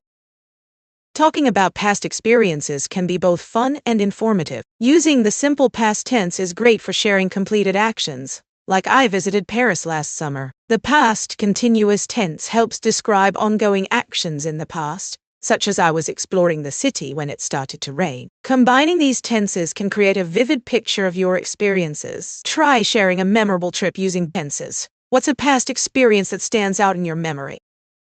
Art and culture appreciation uses specific language to express feelings and opinions. Phrases like I admire the use of color, or this piece evokes a sense of nostalgia help convey your thoughts effectively. You can also ask questions like, what emotions does this artwork inspire in you? This encourages dialogue and deepens understanding. Try describing a piece of art or music you love using this kind of language. What's a favorite cultural piece you appreciate? Collocations with common verbs can enhance your English fluency. For example, we say make a decision, do your homework, take a break, and give a presentation. These phrases are used in everyday conversation and sound more natural. Try using each verb in a sentence today, like I make a plan. What collocations do you find most useful? Shopping for clothes can be an exciting adventure. When you go to a store, try to describe what you want using phrases like, I'm looking for a casual shirt. Or do you have this in a different size? Pay attention to the fit, color, and style. You might say, this dress looks great on me. If you're shopping online, remember to check the return policy. Today, think about your favorite item in your wardrobe and describe it using 3 adjectives. What do you love most about it? Travel safety is essential for a smooth trip. Always keep your valuables close and be aware of your surroundings, especially in crowded places. It's smart to have copies of important documents like your passport, in case they get lost. Use reliable transportation and prefer well-lit areas at night. Inform someone about your travel plans, so they know where you'll be. Additionally, consider travel insurance for emergencies. What safety tips do you follow when you travel? Small talk in business is a powerful tool for building relationships. Topics like the weather, recent events, or local food can create a friendly atmosphere. For example, you might say, I tried that new restaurant downtown. They have amazing pasta. This not only breaks the ice, but also shows interest in shared experiences. Asking open-ended questions like, what do you think about the latest industry trends? Encourages deeper conversations. Remember to listen actively. What are your go-to talk topics at work? Talking about past experiences helps us connect with others. Use the past simple for completed actions, like I visited Paris last year. For ongoing situations in the past, use the past continuous. I was studying when my friend called. If you want to show that one action interrupted another, use the past simple and past continuous together. I was walking in the park when it started to rain. Practice sharing your own past experiences. What's a memorable moment from your past that you like to share? Technology vocabulary is essential in our daily lives. Words like app, download, and update are commonly used. For example, when you say, "I need to update my phone," it indicates that you're keeping your device current. Another useful term is cloud storage, which means saving files online instead of on your computer. This allows easy access from anywhere. Understanding these terms can help you communicate effectively and stay connected in our tech-driven world. What tech-related words do you find most interesting or useful in your daily conversations?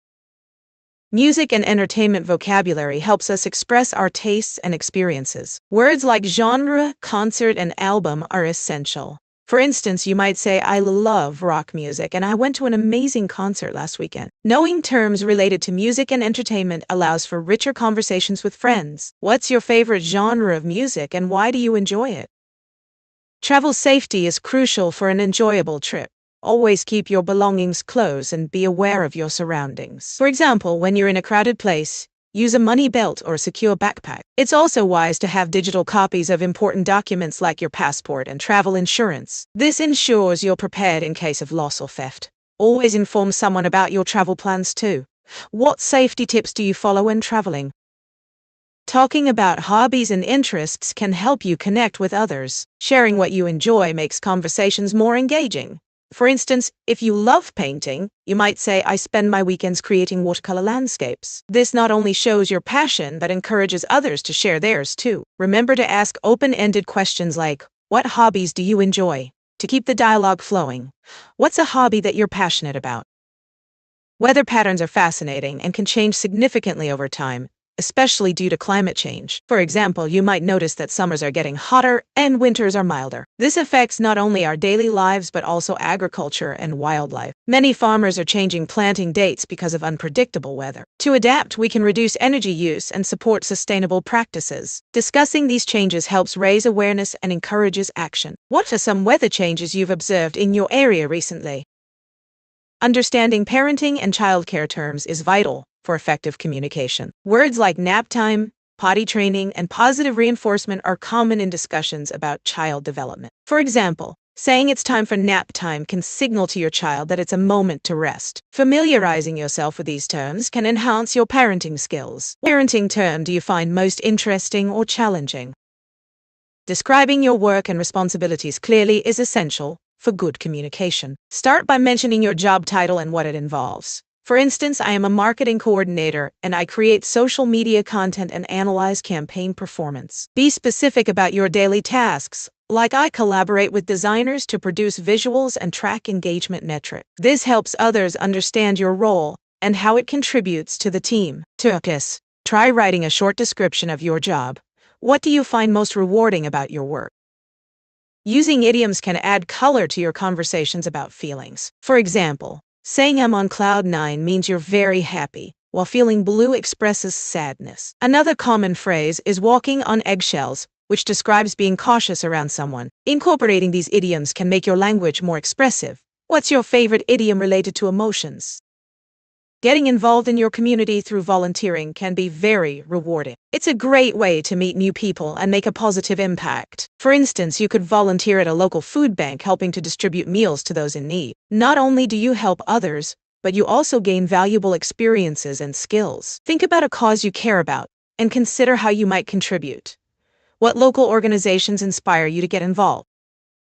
Understanding personal finance is essential for managing your money effectively. Key terms like budget, which is a plan for your income and expenses, and savings, money set aside for future use, are crucial. Another important term is debt, which refers to money you owe. Keeping track of these concepts helps you make smarter financial decisions. What budgeting tips have you found useful in your own life? Knowing basic first aid can save lives in medical emergencies. For example, if someone is bleeding, apply pressure to the wound to stop the blood flow. If they're unconscious but breathing, place them in the recovery position to keep their airways clear. Learning these skills can make a real difference in critical moments. Have you ever taken a first aid course, or do you know someone who has? Understanding economic concepts can greatly improve your daily life. For instance, the idea of opportunity cost means considering what you give up when making a choice, like spending money on a dinner instead of saving for a vacation. Grasping these concepts helps you make better financial decisions and prioritize your goals. What economic concept do you find most interesting? Public transportation etiquette is important for a pleasant journey. Always offer your seat to those in need, like the elderly or pregnant women. Keep your voice down and use headphones for music to respect others' space. If you're eating, choose non-smelly snacks to avoid disturbing fellow passengers. Being polite makes the ride better for everyone. What's your top tip for good behavior on public transport? Family relationships can be complex but deeply rewarding. Each member brings unique perspectives and roles, shaping the family dynamic. For example, a sibling might be the peacemaker during conflicts, while a parent provides guidance and support. Understanding these roles can improve communication and strengthen bonds. Take time to appreciate each family member's contributions and discuss feelings openly. What's one way you show appreciation to your family? Travel safety is essential for a worry-free trip. Always keep your valuables close and be aware of your surroundings. For example, use anti-theft bags and avoid flashy jewelry that attracts attention. When in crowded places, stay alert and trust your instincts. Share your travel itinerary with someone you trust, so they know where you are. Taking these precautions can help ensure a safe journey. What's your top safety tip when traveling? Talking about past experiences is a great way to connect with others. Use the simple past for specific actions like, I visited Paris last year. For ongoing situations in the past continuous is perfect, such as, I was studying when the phone rang. Sharing these stories helps others understand your journey. Think about a memorable experience and describe it. Use both tenses. What's one unforgettable moment from your past? Effective team collaboration relies on clear vocabulary. Words like brainstorm, which means to generate ideas together, or delegate, meaning to assign tasks to team members, are essential. Using phrases like, let's touch base, helps encourage regular check-ins. Another important term is feedback, which is crucial for improvement. By communicating openly and using these words, teams can work more effectively. Think about your last group project. Which vocabulary was most helpful in your collaboration? Understanding leadership and management terms can enhance your professional communication. Words like vision refer to the future goals of a team, while mission describes its purpose. Empower means giving team members the authority to make decisions, which builds trust. Lastly, stakeholder refers to anyone affected by a project, emphasizing the importance of considering all perspectives. Think about a leader you admire. What terms best describe their style? The RL distinction can be tricky for many English learners. Minimal pairs like light and right highlight the differences in pronunciation. When practicing, focus on the tongue position. For R, the tongue curls slightly back, while for L, it touches the roof of the mouth. Try saying play and pray. Repeat them several times to notice the sounds. What other minimal pairs to practice together? False friends can confuse Polish learners of English. For example, actual means real in English, but in Polish, aktualny means current. Another is sympathetic, which in English refers to being understanding, while sympatyczny means nice. Be careful with these words to avoid misunderstandings. What other false friends have you encountered while learning English? Making appointments and reservations is an essential skill in English. Always start with a polite greeting like, hello or good morning. When you make a reservation, clearly state the date and time. For example, I would like to book a table for 2 at 7 p.m. on Saturday. If you need to change or cancel, use phrases like, I need to reschedule my appointment. Practice this by planning a mock reservation with a friend. What's your favorite place to make reservations? Restaurant conversations go beyond just ordering food. After your meal, it's nice to share your thoughts, like saying, the pasta was delicious. You can also ask the server for recommendations or dessert options, saying, what do you suggest for dessert? If you enjoyed your experience, expressing thanks makes a good impression. Thank you for the great service. Next time you're at a restaurant, try engaging in these conversations. What's your favorite restaurant to visit? Understanding the difference between formal and informal email writing is crucial. For formal emails, use polite language and complete sentences, such as, "I hope this message finds you well." In contrast, informal emails can be more relaxed and friendly, like starting with, "Hey, how's it going?" Always consider your audience. Try writing a formal email to a teacher and an informal one to a friend. Which tone do you find easier to write? Cultural sensitivity is vital for effective communication. It means understanding and respecting differences in traditions, beliefs, and practices. For example, when greeting someone from a different culture, research the appropriate way to show respect, like bowing in Japan or using a handshake in the US. This awareness helps build strong relationships and avoids misunderstandings. Challenge yourself to learn about a culture different from your own this week. What's one interesting fact you know about another culture? Starting and ending your presentation with strong phrases is key to keeping your audience engaged. Open with a hook like, "Imagine a world where," and close with a call to action, such as, "Let's work together to make this happen." These techniques create a memorable impact. Practice using these phrases in your next presentation. What opening line do you think would capture your audience's attention? Small talk in business can set a positive tone for meetings. It's a great way to build rapport and ease tension. Topics like the weather, recent holidays, or even local events are perfect. For example, you might say, "Did you enjoy the long weekend?" Or, "Have you seen the new cafe downtown?" These simple questions encourage conversation and show your interest in others. Try using small talk at your next. What's your favorite topic to discuss in business settings? Asking for clarification is an important skill in communication. When something isn't clear, use phrases like, "Could you explain that further?" Or, "I didn't catch that. Can you rephrase it?" Paraphrasing helps too. For example, if someone says, "Let's circle back to this later," you might say, "So, you want to discuss this again at another time?" Practice these skills in your conversations. What's a situation where you needed clarification? Discussing art and culture can deepen your connections with others. Use phrases like, "I admire the use of color in this painting," or "This sculpture really captures the emotion of the moment." You can express your feelings by saying, "I feel inspired by this artwork," or "This piece makes me think at." Sharing your perspective invites others to share theirs too. Next time you see a piece of art, try to express what you feel about it. What artwork inspired you recently?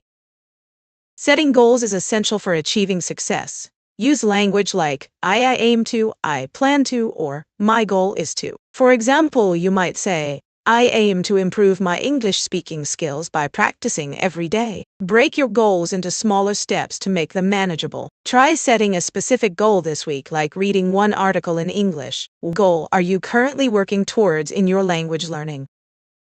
Pronouncing the th sound can be tricky for many learners. Remember, place your tongue between your teeth for sounds like think or this. In contrast, use the tip of your tongue for T and D sounds like in top and dog. Practice these sounds by repeating pairs like thin and tin.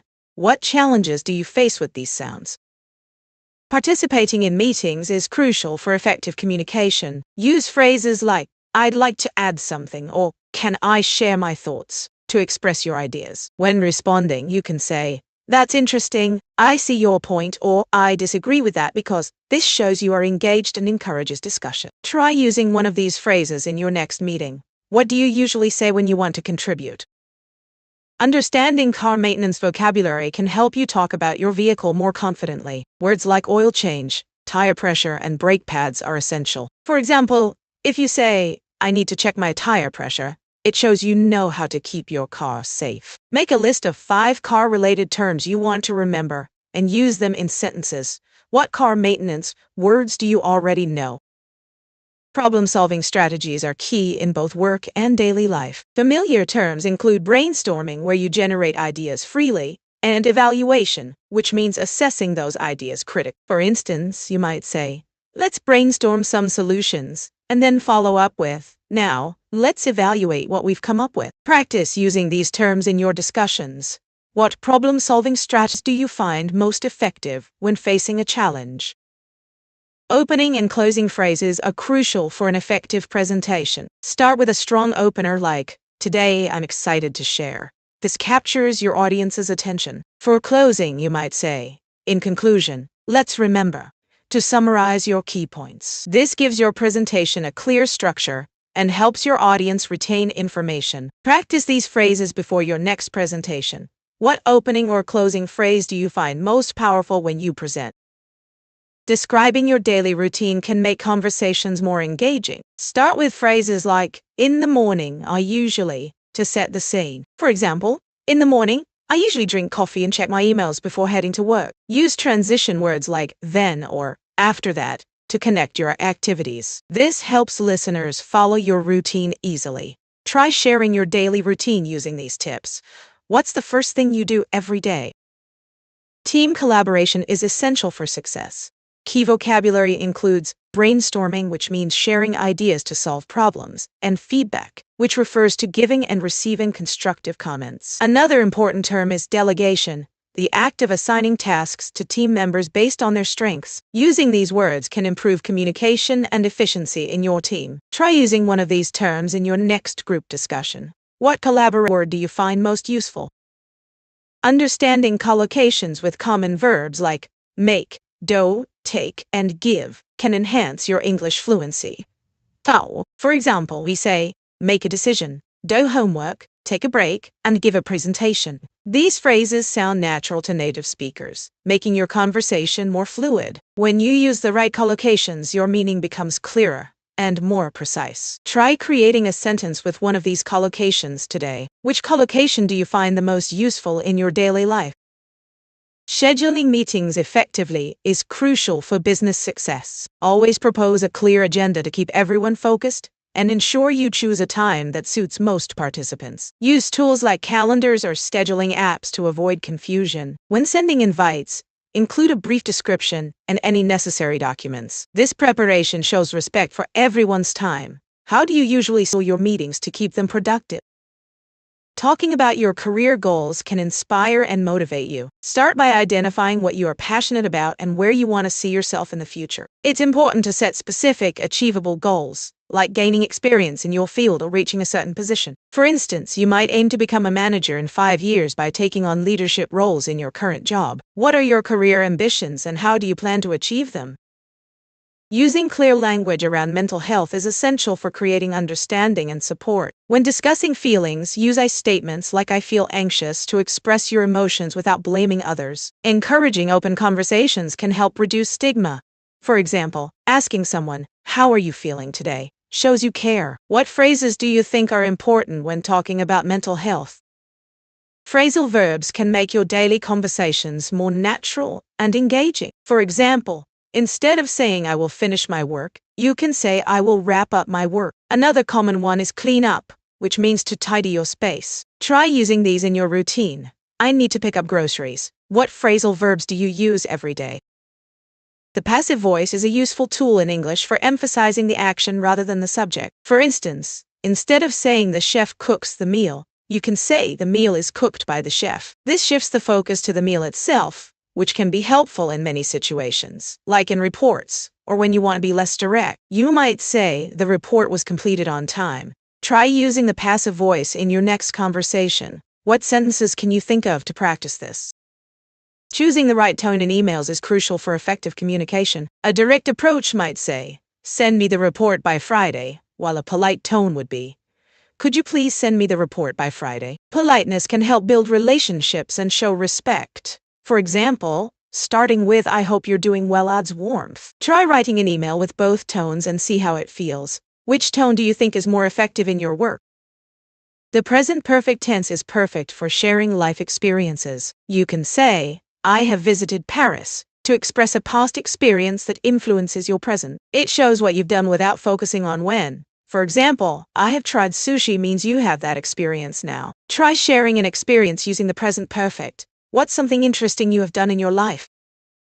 The tone of your emails can greatly affect how your message is received. A direct approach, like send me the report by Friday, is clear but can feel harsh. In contrast, a polite approach, such as could you please send me the report by Friday, shows respect and fosters collaboration. Think about your recent emails. Did you use a direct or polite tone? How did it affect the response?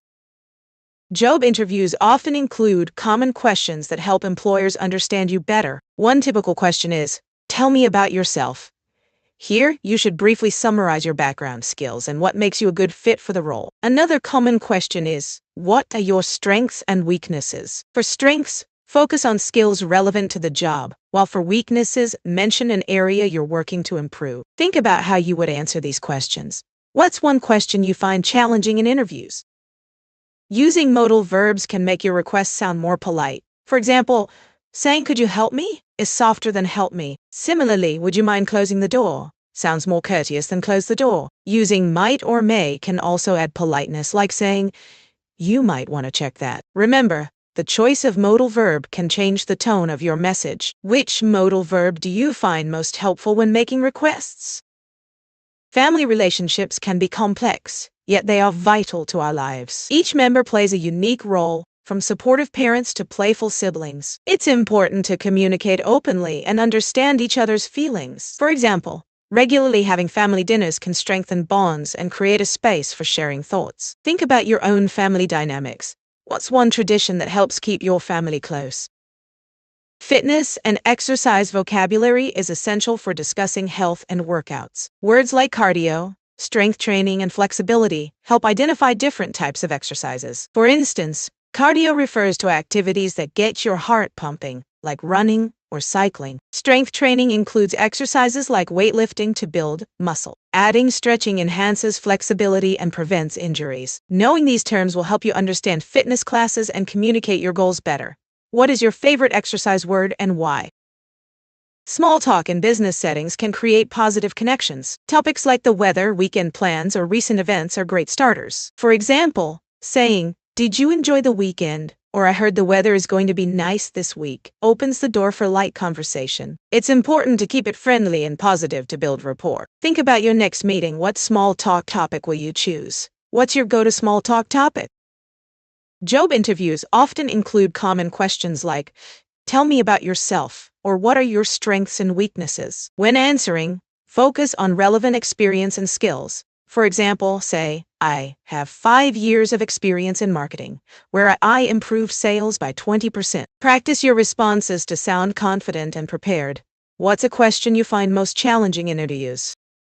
Linking and connected speech can make your English sound more natural. Native speakers often use reductions like "gonna" in instead of "going to" or "wanna" for "want to." For example, instead of saying, "I am going to the store," you can say, "I'm gonna go to the store."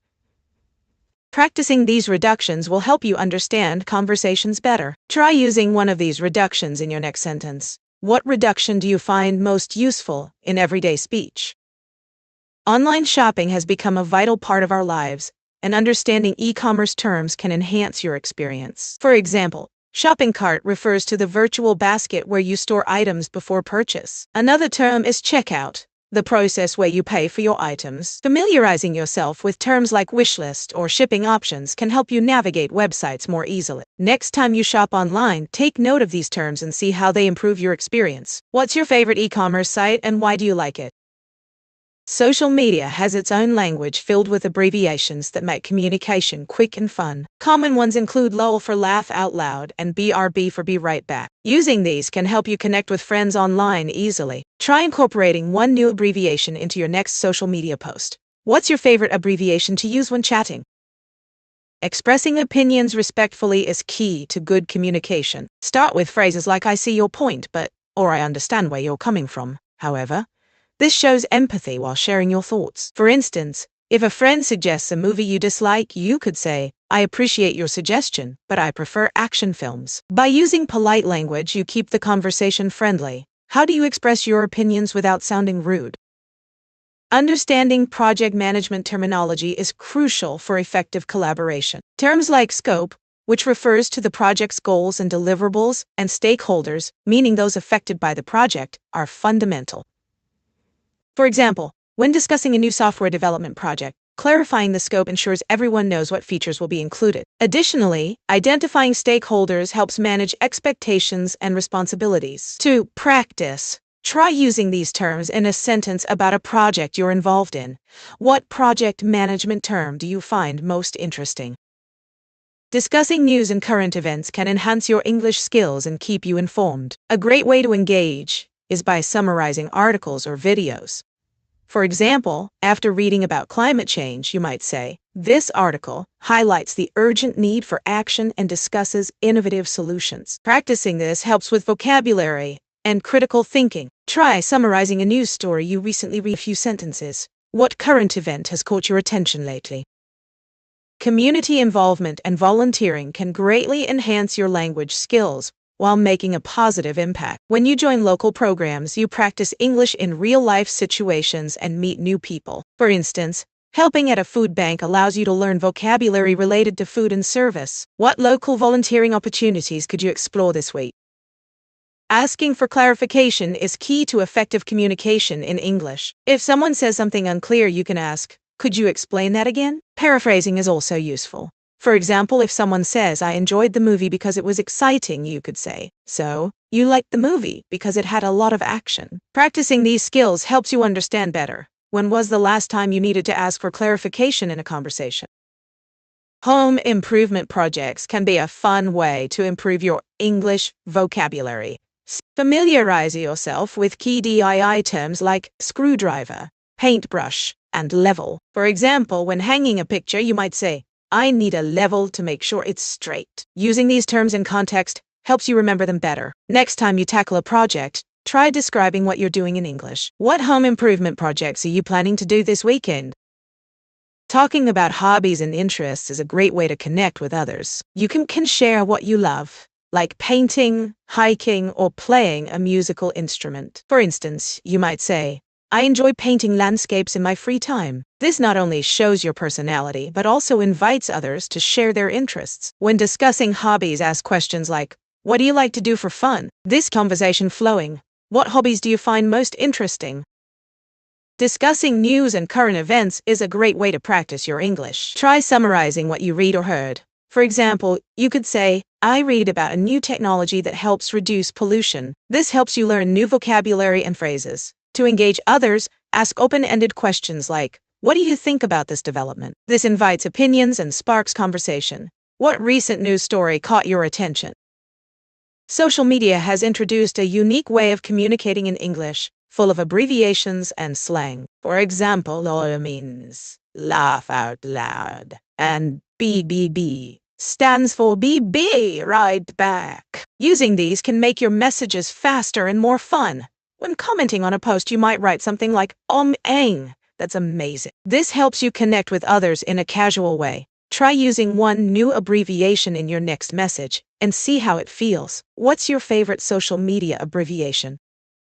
The passive voice is useful in everyday situations, especially when we want to focus on the action rather than who did it. For example, instead of saying, "The chef cooked the meal," you can say, "The meal was cooked." This shifts the focus to the meal itself, which can be helpful in conversations. You might say, "The report was finished on time," instead of mentioning who finished it. Try using the passive voice in your next conversation and see how it changes the focus. What's a sentence you would change to passive voice? Checking into a hotel can be an exciting experience, but it's important to communicate clearly. When you arrive, you might say, "I have a reservation under the name Smith." If you need extra towels or have a question about Wi-Fi, be polite and specific. "Could I please have some extra towels sent to my room?" This helps the staff understand your needs quickly. Remember, using please and thank you goes a long way in getting great service. What's the important thing you look for when checking into a hotel?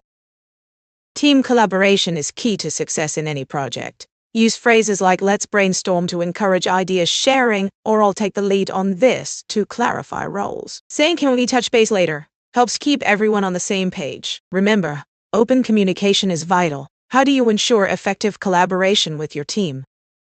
English endings can be tricky. They can sound like TDD or GD depending on the verb. For example, in walked, the ed sounds like T, while in called, it sounds like DG. If a verb ends in T or D, like want, it adds an extra syllable as GD in wanted. Practice these sounds to improve your pronunciation. What other pronunciation challenges do you face?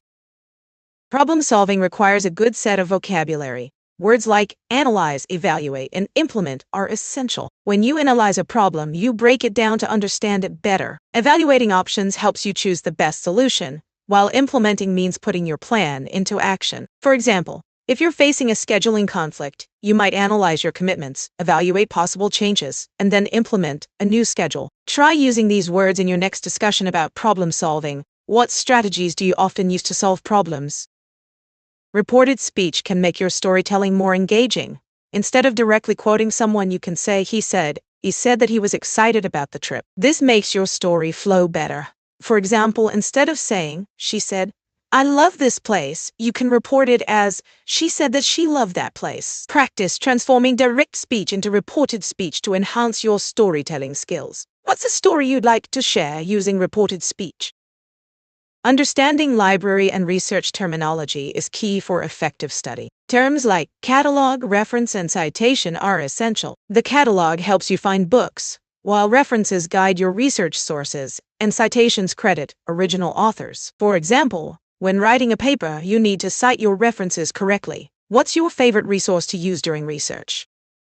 Home improvement projects can be exciting, but knowing the right terms is essential. Familiarize yourself with words like drywall, which is the wall material, and screwdriver, a tool for driving screws. If you're painting, you'll also encounter primer, a base coat for better adhesion. For instance, when fixing a leaky faucet, you might need a washer's replacement.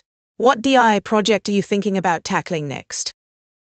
Sustainable living is all about making choices that are good for the planet. Key terms include eco-friendly, which means products that don't harm the environment, and renewable energy, like solar or wind power. An example is using a compost bin to reduce food waste and create natural fertilizer. These small actions can have a big impact.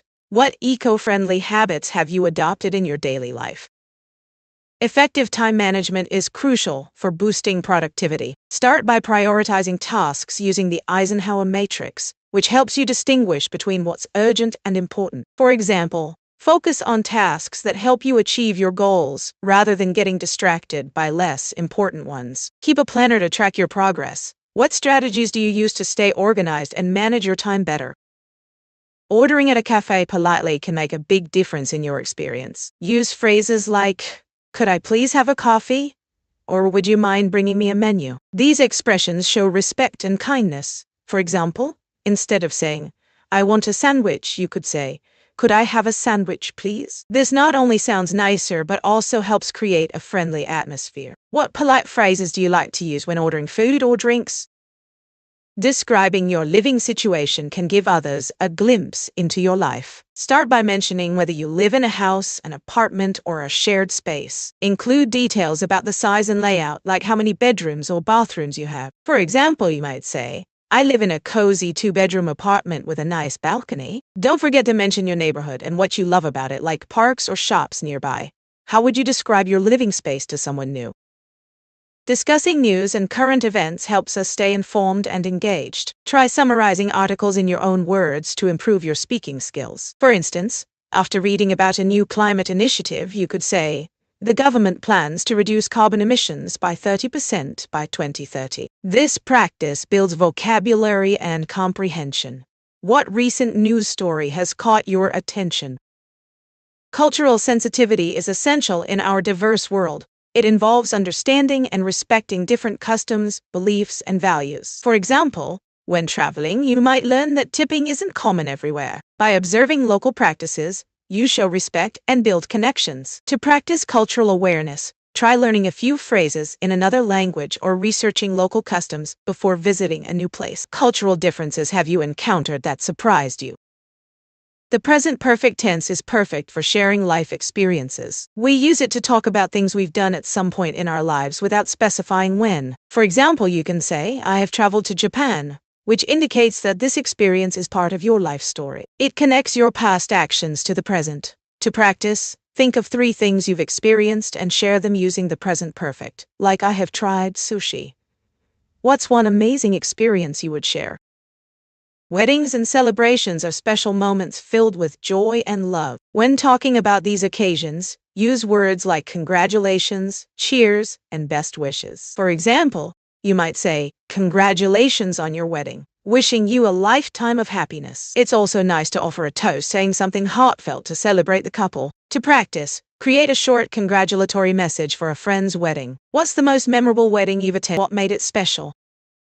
Workplace conflict can be challenging, but using the right language helps resolve issues effectively. Start by expressing your feelings using I statements, like I feel frustrated when deadlines are missed. Then, listen actively to the other person's perspective. For example, you might say, "Can you explain your view on this?" Practicing this approach can lead to better understanding. What methods do you find helpful in resolving conflicts?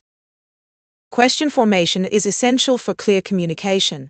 In English, we often start with a question word like what, where, or how, followed by the auxiliary verb, then the subject. For example, what are you doing? Intonation also plays a key role. Rising intonation at the end suggests a yes/no question, while falling intonation often indicates a statement. Try practicing with different questions and pay attention to your intonation. What types of questions do you find most challenging to form? Appreciating art and culture is all about expressing your thoughts and feelings. Use phrases like I admire the use of color, or this piece evokes strong emotions. When discussing culture, try saying, I appreciate how this reflects the artist's background. These expressions help you connect with others over shared interests. What artwork or cultural experience has impacted you the most? Checking into a hotel can be smooth with a few key phrases. When you arrive, you can say, I have a reservation under the name, your name. If you have any requests, such as needing extra towels or a late checkout, just ask politely. Could I please have some extra towels? Remember, using please and thank you shows good manners and makes a positive impression. Practice these phrases next time you travel. What's the most memorable hotel experience you've had? When visiting a doctor, clear communication is essential for your health. Start by explaining your symptoms. I've had a headache for 3 days. It's helpful to mention any allergies or medications you're taking, like, I'm allergic to penicillin. If you're unsure about something, don't hesitate to ask questions such as, what are the side effects of this medication? This shows you're engaged in your care. Practice describing a symptom using specific details. Have you ever felt not explaining your health issues to a doctor? Business small talk can help build relationships and create a comfortable atmosphere. Start with simple topics like the weather, recent events, or even travel plans. You might say, did you enjoy your trip to the conference last week? This opens up conversation and shows interest in others. Remember to listen actively and share your own experiences. What's your favorite topic to discuss during small talk at work? Using polite language in customer service creates a positive experience for both the customer and the representative. Phrases like, how can I assist you today? Or thank you for your patience show respect and willingness to help. Always acknowledge concerns by saying, I understand how frustrating that can be. This builds rapport and trust. Try using a polite phrase in your next conversation with a customer. What's your go-to phrase for excellent customer service? Describing your work and responsibilities can help others understand what you do. Start by mentioning your job title and the main tasks you handle. For example, I am a marketing coordinator, and I manage social media campaigns and create content for our website. Highlight any special projects or skills, like teamwork or problem solving. This gives a clearer picture of your role. Think about how you would explain your job to someone unfamiliar with your industry. What do you enjoy most about your question formation in English often follows specific patterns, and intonation plays a key role. For yes, no questions, we typically invert the subject and verb, like, are you coming? Notice the rising intonation at the end. For what questions, like what are you doing, the intonation usually falls. Practice making your own questions and pay attention to how your voice rises or falls. What questions do you find most challenging to ask? Starting and ending your presentations effectively is crucial. For openings, you might say, thank you for being here today. I'm excited to discuss. This grabs attention. For closings, a simple phrase like, in conclusion, I hope you found this information useful, wraps things up nicely. Practice these phrases to sound more confident. What opening or close phrases do you like to use in your presentations? Reported speech is a great way to tell stories and share conversations without quoting directly. Instead of saying, she said, I am going to the market, you can report it as, she said that she was going to the market. This allows you to weave dialogue into your narrative smoothly. When telling a story, try to mix direct quotes and reported speech for variety. What memorable story you'd like to share using reported speech? Prepositions can be tricky, but are essential for clarity in English. For time, We use at for specific times, like at 3 p.m., on for days, like on Monday, and in for months or years, like in July. For place, use in for enclosed spaces, on for surfaces, and at for specific points. When discussing movement, use to for destinations and into for entering. What prepositions do you find most confusing? When traveling, asking for tourist information can enhance your experience. Use polite phrases like, "Excuse me, could you help me find?" Or "Do you know where I can get information about?" This shows respect and makes it easier for others to assist you. Practice asking about local attractions or transportation. What's the first question you would ask when visiting a new city? Idioms are a colorful way to express emotions and feelings in English. For example, if someone says they are on cloud nine, it means they are very happy. If they are feeling blue, it means they are sad. Another common one is walking on eggshells, which describes being careful not to upset someone. Using these phrases can make your conversations more vivid. Try to use at least one idiom in your next chat. What idioms for feelings do you already know? Understanding food and cooking terminology can make your culinary adventures more enjoyable. For example, sauté means to cook food quickly in a little oil over high heat, while braise involves cooking food slowly in a small amount of liquid. Familiarizing yourself with these terms helps you follow recipes better and communicate with others in the kitchen. Next time you cook, try using one of these terms in your description. What's your favorite cooking term, and how do you use it? Using modal verbs can make your requests sound more polite. For instance, instead of saying "give me the book," you can say, "Could you please give me the book?" This sounds more respectful. You can also use "would you mind" for a softer approach, like "would you mind passing the salt?" Practicing these forms helps you communicate nicely. Try making a polite request using a modal verb today. What polite request would you like to practice?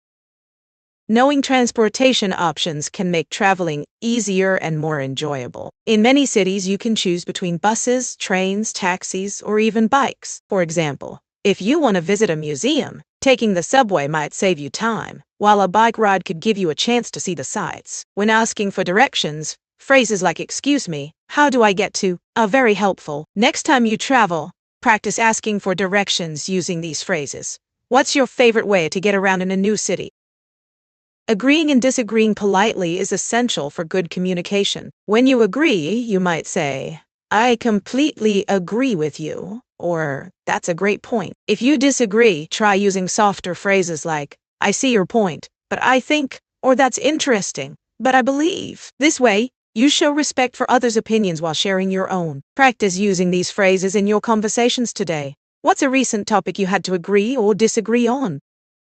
Understanding dating and relationship vocabulary can really enhance your conversations. For instance, terms like dating, partner, and commitment are key. You might say, "I'm looking for a serious relationship," or "We've been dating for a few months." Knowing phrases like "first date jitters" or "going steady" can also help you express feelings. Try using one of these terms in a conversation today. What's your favorite dating term, and why do you like it? Traveling becomes easier with the right phrasal verbs. First, check-in is what you do at the airport or hotel to confirm your arrival. Next, when it's time to leave, you head out.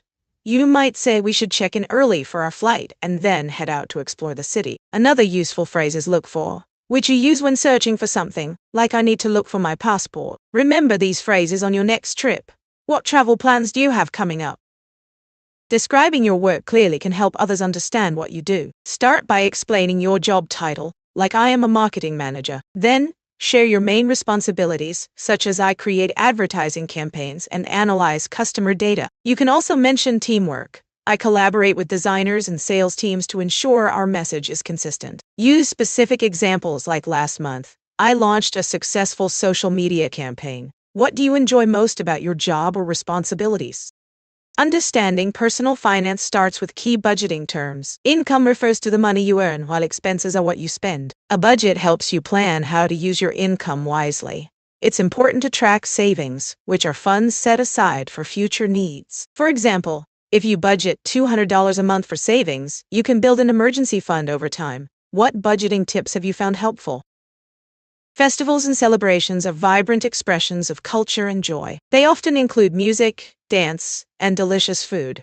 For example, During Diwali, people light oil lamps and share sweets with family and friends. Similarly, at Halloween, children dress up in costumes and go trick-or-treating. These events bring communities together and create lasting memories. Participating in local traditions can help you learn more about a culture. What's your favorite festival or celebration, and why do you enjoy it? Effective study habits can make a big difference in your learning. One key technique is active recall, where you test yourself on the material instead of just reading it. Another useful method is spaced repetition, which helps you remember information by reviewing it at spaced intervals. For example, instead of cramming the night before a test, study a little each day. What study techniques do you find most effective for your learning? Ordering at a cafe politely can make your experience more pleasant. Using phrases like, "Could I have?" or "Would you mind?" shows respect for the staff. For example, instead of just saying, "I want a coffee," you could say, "Could I have a medium latte, please?" This not only sounds nicer, but can also lead to better service. Next time you order, try to include polite phrases. What's your favorite drink to order at a cafe?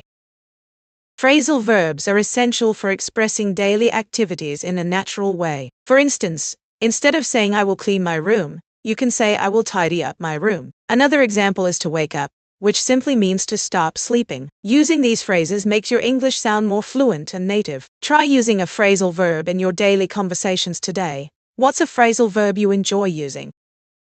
Reported speech is a great way to tell stories more naturally. Instead of saying, "He said, I am tired," you can say, "He said he was tired." This way, you keep the focus on the story and not just the dialogue. Remember to change the verb tense. Try sharing a short story using reported speech in your next conversation.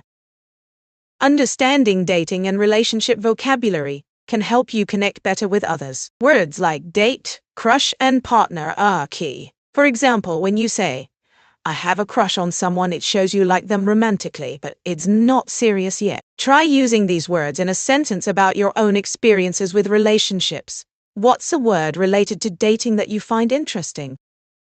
Describing your work and responsibilities clearly is essential for effective communication. Start by stating your job title and the main tasks you handle. For instance, "I am a marketing specialist responsible for creating campaigns and managing social media." This gives others a quick understanding of your role. To practice, try writing a sentence about your job and one responsibility. What's one key responsibility you enjoy the most in your work? Knowing car maintenance and driving vocabulary is important for safe driving and effective communication. Terms like oil change, brake pads, and dashboard are essential. For example, you might say, "I need to get an oil change soon because my car is running low." This shows awareness of the car's needs. To practice, list 3 car-related words and use each in a sentence about driving or maintenance. What's a driving term you think is important to know? Beauty and personal care vocabulary can enhance your conversations about self-care. Words like moisturizer, exfoliate, and serum help you describe products effectively. For example, you might say, "I always use a moisturizer after cleansing my face to keep my skin hydrated." This helps others understand your routine better. To practice, choose 3 beauty products you use regularly and write a sentence about each one. What's one beauty product you can't live without?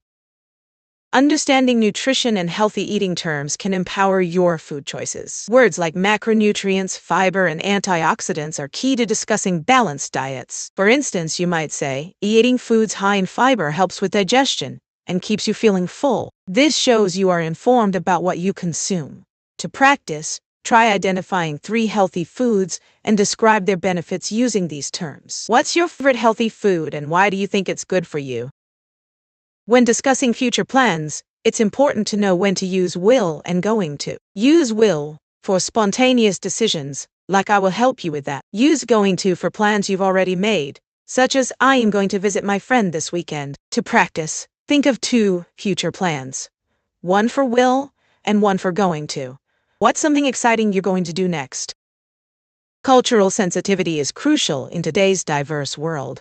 It means understanding and respecting different cultural backgrounds, beliefs, and practices. For example, when traveling, learning a few basic phrases in the local language or understanding local customs can show respect and build connections. It's also important to listen actively and be open-minded in conversations about culture. To practice, Think about a culture you admire and explore one custom that fascinates you. What's a cultural practice you find interesting? Reported speech is a great tool for telling stories. Instead of saying, "She said, I'm going to the park," you can say, "She said, she was going to the park." This keeps your narration smooth and engaging. Remember to change the tense when you report someone's words. Try writing a short story using reported speech about a conversation recently. What was the most interesting thing someone told you? Making appointments and reservations is an important skill in everyday life. Always provide your name and the date you need. For example, you might say, "I'd like to book a table for 2 on Saturday at 7 p.m. Don't forget to confirm the details before ending the call or chat. For practice, think of a place you want to visit and create a script for making a reservation. Where will you make your next appointment? Community involvement and volunteering can make a big difference in our lives and the lives of others. When you volunteer, you not only help those in need, but also gain new skills and meet new people. For example, helping at a local food bank can teach you about teamwork and improve your communication skills. Plus, it feels great to give back to your community. Think about a cause that matters to you and find a way to get involved. What local organizations would you like to support? Making suggestions is a valuable communication skill. In a work setting, you might say, "How about we try a new marketing strategy?" For social situations, you could suggest, "Let's check out that new cafe this weekend." Remember to be polite and open to others' ideas. Practice by thinking of a suggestion for a friend or colleague today. What's a great idea you've recently suggested? Talking about health can be tricky, especially during medical appointments. Use clear language to describe your symptoms. For example, say, "I have a headache and feel dizzy." Don't hesitate to ask questions like, "What are my treatment options?" This helps you understand your care better. After your next appointment, try to summarize what you discussed. What health topics do you find most challenging to talk about? Using modal verbs can help you express politeness. For instance, instead of saying, "Give me the report," you can say, "Could you please send me the report?" This sounds much friendlier. You can also use would for requests like, "I would appreciate your help." Try using a modal verb today when you ask someone for something. How do you feel about using polite language? Quantifiers help us express amounts in English. For example, we use many with countable nouns, like many friends or many apples. On the other hand, much is used with uncountable nouns, such as much water or much time. When you want to say there ain't enough of something, you can use few for countable nouns, like few options, and little for uncountable nouns, like little money. Try using these quantifiers in a sentence today. What quantifiers do you find most useful in your conversations? Hotel check-in can set the tone for your stay. When you arrive, greet the receptionist warmly and say, "I have a reservation under your name." If you need extra towels or a room change, politely ask, "Could I please have extra towels?" Or, "Would it be possible to change my room?" Remember, a friendly request makes a difference. What's the most important service you look for in a hotel? Understanding food and cooking terminology can greatly enhance your culinary skills. For instance, knowing the difference between sauté and boil is essential. Sautéing means to cook food quickly in a small amount of oil over high heat, while boiling involves cooking food in water or broth at high temperatures. Additionally, familiarizing yourself with terms like julienne, which means cutting vegetables into thin strips, can elevate your meal presentation. Try using these cooking terms in your next recipe. What cooking do you find most interesting or confusing? Pronouncing the ed ending correctly is vital for clear communication. It can sound like t, d, or w, d. For example, in hoped, the it sounds like t. In loved, it sounds like d.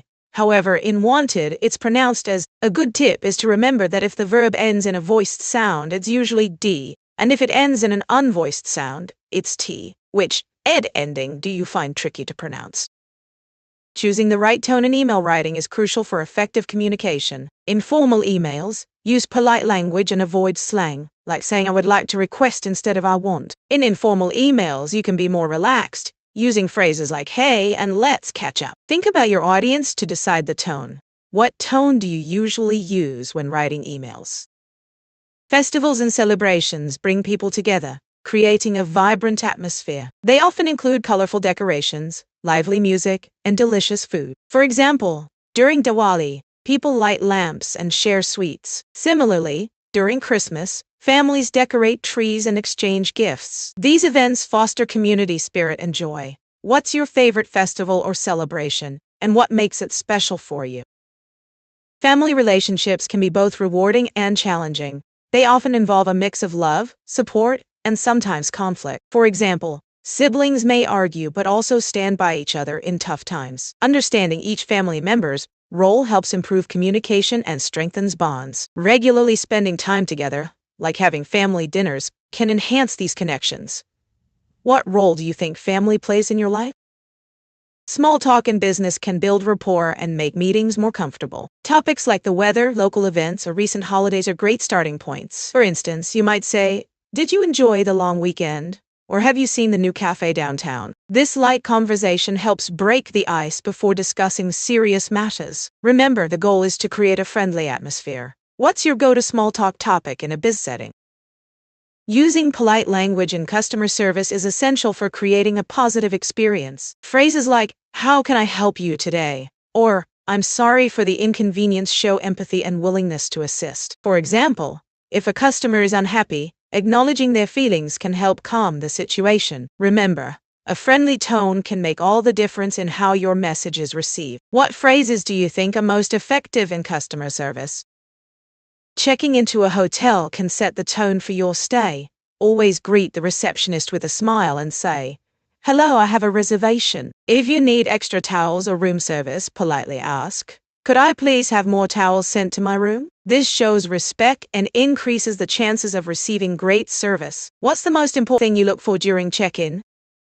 Collocations help your English sound natural, especially with common verbs like make, do, take, and give. For example, we say, "Make a decision, do your homework, take a break, and give a presentation." These combinations create clear and specific meanings. When you use them correctly, your communication flows better. Try to remember that make often relates to creating something, while do is about completing tasks. Which collocation do you find most challenging to remember? Team collaboration is vital for success. Key vocabulary includes brainstorm, which means to generate ideas together, and delegate, which is assigning tasks to team members. You might also hear give feedback, which is sharing thoughts on someone's work. Using these words can enhance communication and teamwork. What words do you think are essential for effective collaboration in a team? In emergency situations, clear communication is key. Use simple phrases like "call for help" or "I need an ambulance." Practice these phrases so you can express yourself clearly under stress. It's also important to understand safety instructions, like stay calm and follow the exits. Knowing what to say and how to react can make a big difference. Imagine you're in a crowded place and need help. What would you shout to get attention? Shopping for clothes can be an exciting adventure. When looking for something new, use phrases like "I'm looking for a dress" or "Do you have this in a larger size?" Don't forget to ask about prices and discounts with questions like "Is there a sale?" or "What's the return policy?" These phrases will help you navigate the store confidently. Think about your favorite fashion item. What do you love about it? Talking about the weather is a great way to start conversations. Use seasonal vocabulary like sunny, rainy, snowy, or windy to describe the day. You can say, "It's a beautiful sunny day," or "Looks like it might rain later." Sharing opinions about the weather helps connect with others. For example, you might ask, "Do you prefer summer or winter?" Think about your favorite season and what you enjoy about it. What's the weather like where you are today? Agreeing and disagreeing politely is an essential skill in conversations. When you agree, say things like "I completely agree" or "That's a great point." If you disagree, you can use softer phrases like "I see your point, but," or "That's interesting, but I believe." This way you show respect for the other person's opinion while expressing your own. For example, if a friend says they love winter, you might say, "I can see why, but I prefer summer." How do you usually express your opinions in conversations? Technology is all around us, and knowing some key vocabulary can help in daily conversations. Words like smartphone, app, internet, and cloud are essential. For example, you might say, "I just downloaded a new app on my smartphone." Understanding these terms can help you discuss your favorite gadgets or tools. Think of one tech term you use often and how you would explain it to someone. What's your favorite technology word? Negotiation and persuasion are key skills in both personal and professional life. One effective technique is to use "I" statements, which express your feelings and needs without sounding aggressive. For example, instead of saying, "You never listen to me," try, "I feel unheard when my ideas aren't considered." This approach encourages collaboration. Another tip is to actively listen and find common ground. Think about a recent negotiation you faced and how you could improve it. What technique do you think works best for you? Problem solving is an essential skill in work and life, and using the right vocabulary can help. Words like analyze, brainstorm, evaluate, and implement are key to discussing solutions. For example, you might say, "Let's brainstorm some ideas before we analyze the best option." This vocabulary helps clarify your thought process. To practice, think of a recent problem you faced and describe how you would analyze it, or what solutions you brainstorm. What problem-solving strategy do you find most effective?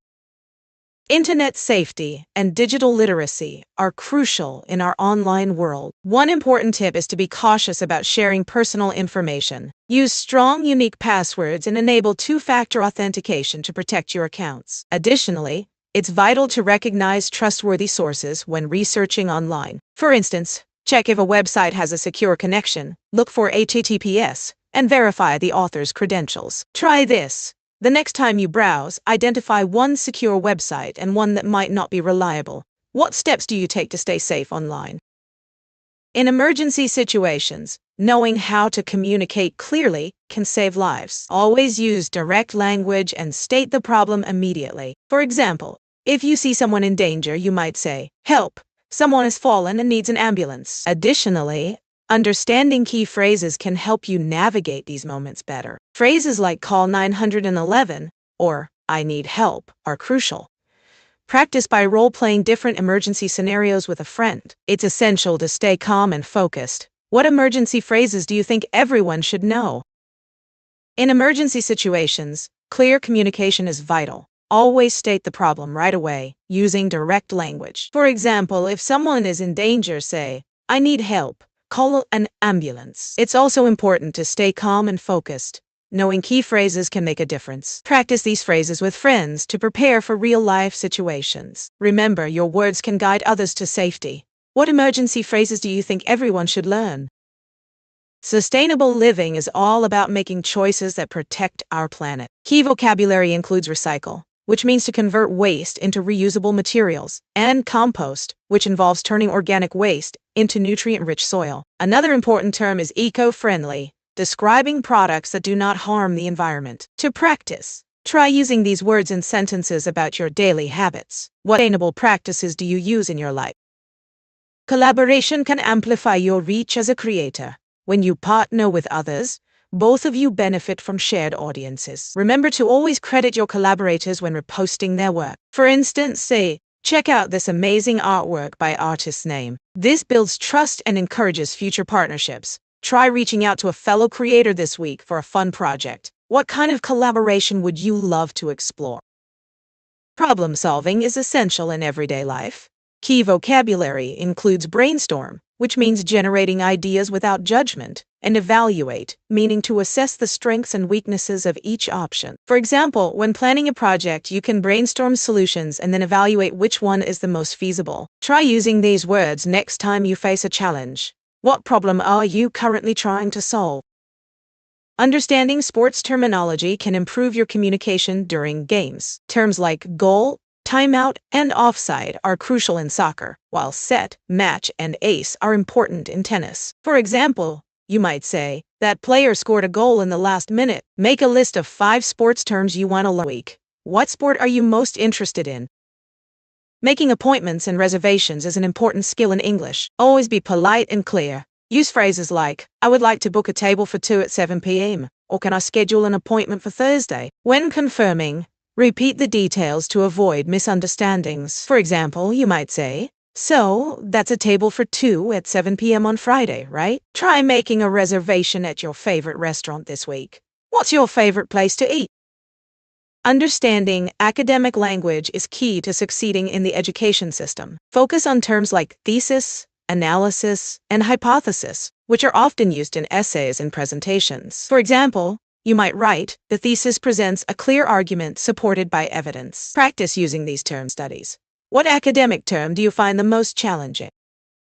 Taking care of pets is a rewarding and fun experience. Knowing the right vocabulary can help you understand their needs better. For example, words like grooming, nutrition, and exercise are essential for keeping your pet healthy. You might say, I need to groom my dog regularly to keep its coat shiny. Remember, a well-cared-for pet is a happy pet. Think about your own pets. What's one new word related to pet care you'd like to learn more about? Workplace conflict can be challenging, but using the right language makes a difference. Focus on phrases like I understand your point, or let's find a solution together. For example, instead of saying you're wrong, try I see where you're coming from, but I have a different perspective. This approach promotes collaboration. What's a phrase you think could help in resolving conflicts at work? Appreciating art and culture enriches our lives and broadens our perspectives. Use descriptive language to express your thoughts, like vibrant, intricate, or evocative. You might say, the painting's colors are so vibrant, they almost tell a story. Observing details helps you connect deeper with the artwork. Try visiting a local gallery and describe your favorite piece in 3 sentences. What's a piece of art that has left a lasting impression on you?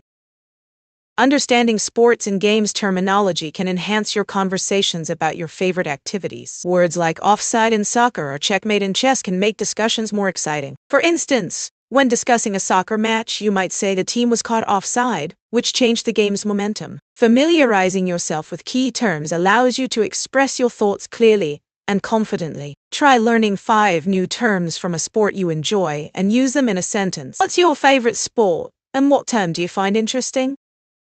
Pronouncing the th sound can be tricky for many learners, but it's essential for clear communication. Unlike the t or d sounds, which are made with the tongue touching the roof of the mouth, it requires you to place your tongue between your teeth. For example, in the words think and this, the th is distinct from tin and dis. To practice, try repeating phrases like this thing is thin. What's a word with that do you find challenging to pronounce?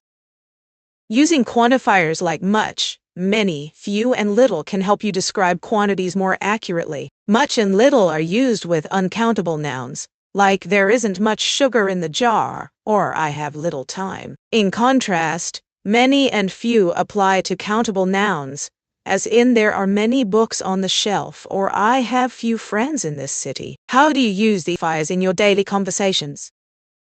The distinction between R and L sounds is crucial in English, as it can change the meaning of words. Minimal pairs like light and right or play and pray illustrate this difference. To practice, say light and right slowly, focusing on the tongue position. For L, the tongue touches the roof of your mouth, while for R, it stays down. Try using these words in sentences. The light is bright and I'll make the right choice. What other minimal pairs do you find confusing? Understanding library and research terminology is important for effective studying. Terms like catalog, which refers to the organized list of books, and database, which is a collection of information, are key. When you search for information, you might use keywords to find relevant materials. Remember, citation is how you give credit to sources you've used. Try to visit your local library or use an online database to explore these terms. What's your favorite resource for research? Using inclusive language is essential in promoting diversity and respect. Words matter. Instead of saying mankind, use humankind to be more inclusive. When referring to a group, consider people instead of men or women, as it encompasses everyone. Additionally, using someone's preferred pronouns shows respect for their identity. Try to replace exclusive terms with inclusive ones in your conversations today. How do you make your language more inclusive in daily life? Hotel check-in can be simple if you know the key phrases. Start with a friendly greeting and say, I have a reservation. The staff will ask for your ID and payment method. If you need service, use polite requests like, could you please bring extra towels to my room? Or can I have a wake-up call at 7 a.m.? Remember to say thank you to show appreciation. What's the most important thing you look for when checking into a hotel? Understanding personal finance and budgeting terms is key to managing your money effectively. Start with income, which is the money you earn, and expenses, which are your costs. Next, learn about savings, the money set aside for future use, and budget, a plan for how to spend your income. Using these terms can help you track and control your finances better. What budgeting term do you find most useful in your financial journey? Job interviews often include common questions that can help you prepare. One typical question is, tell me about yourself. Here, You should focus on your background, skills, and why you're a good fit for the role. Another common question is, what are your strengths?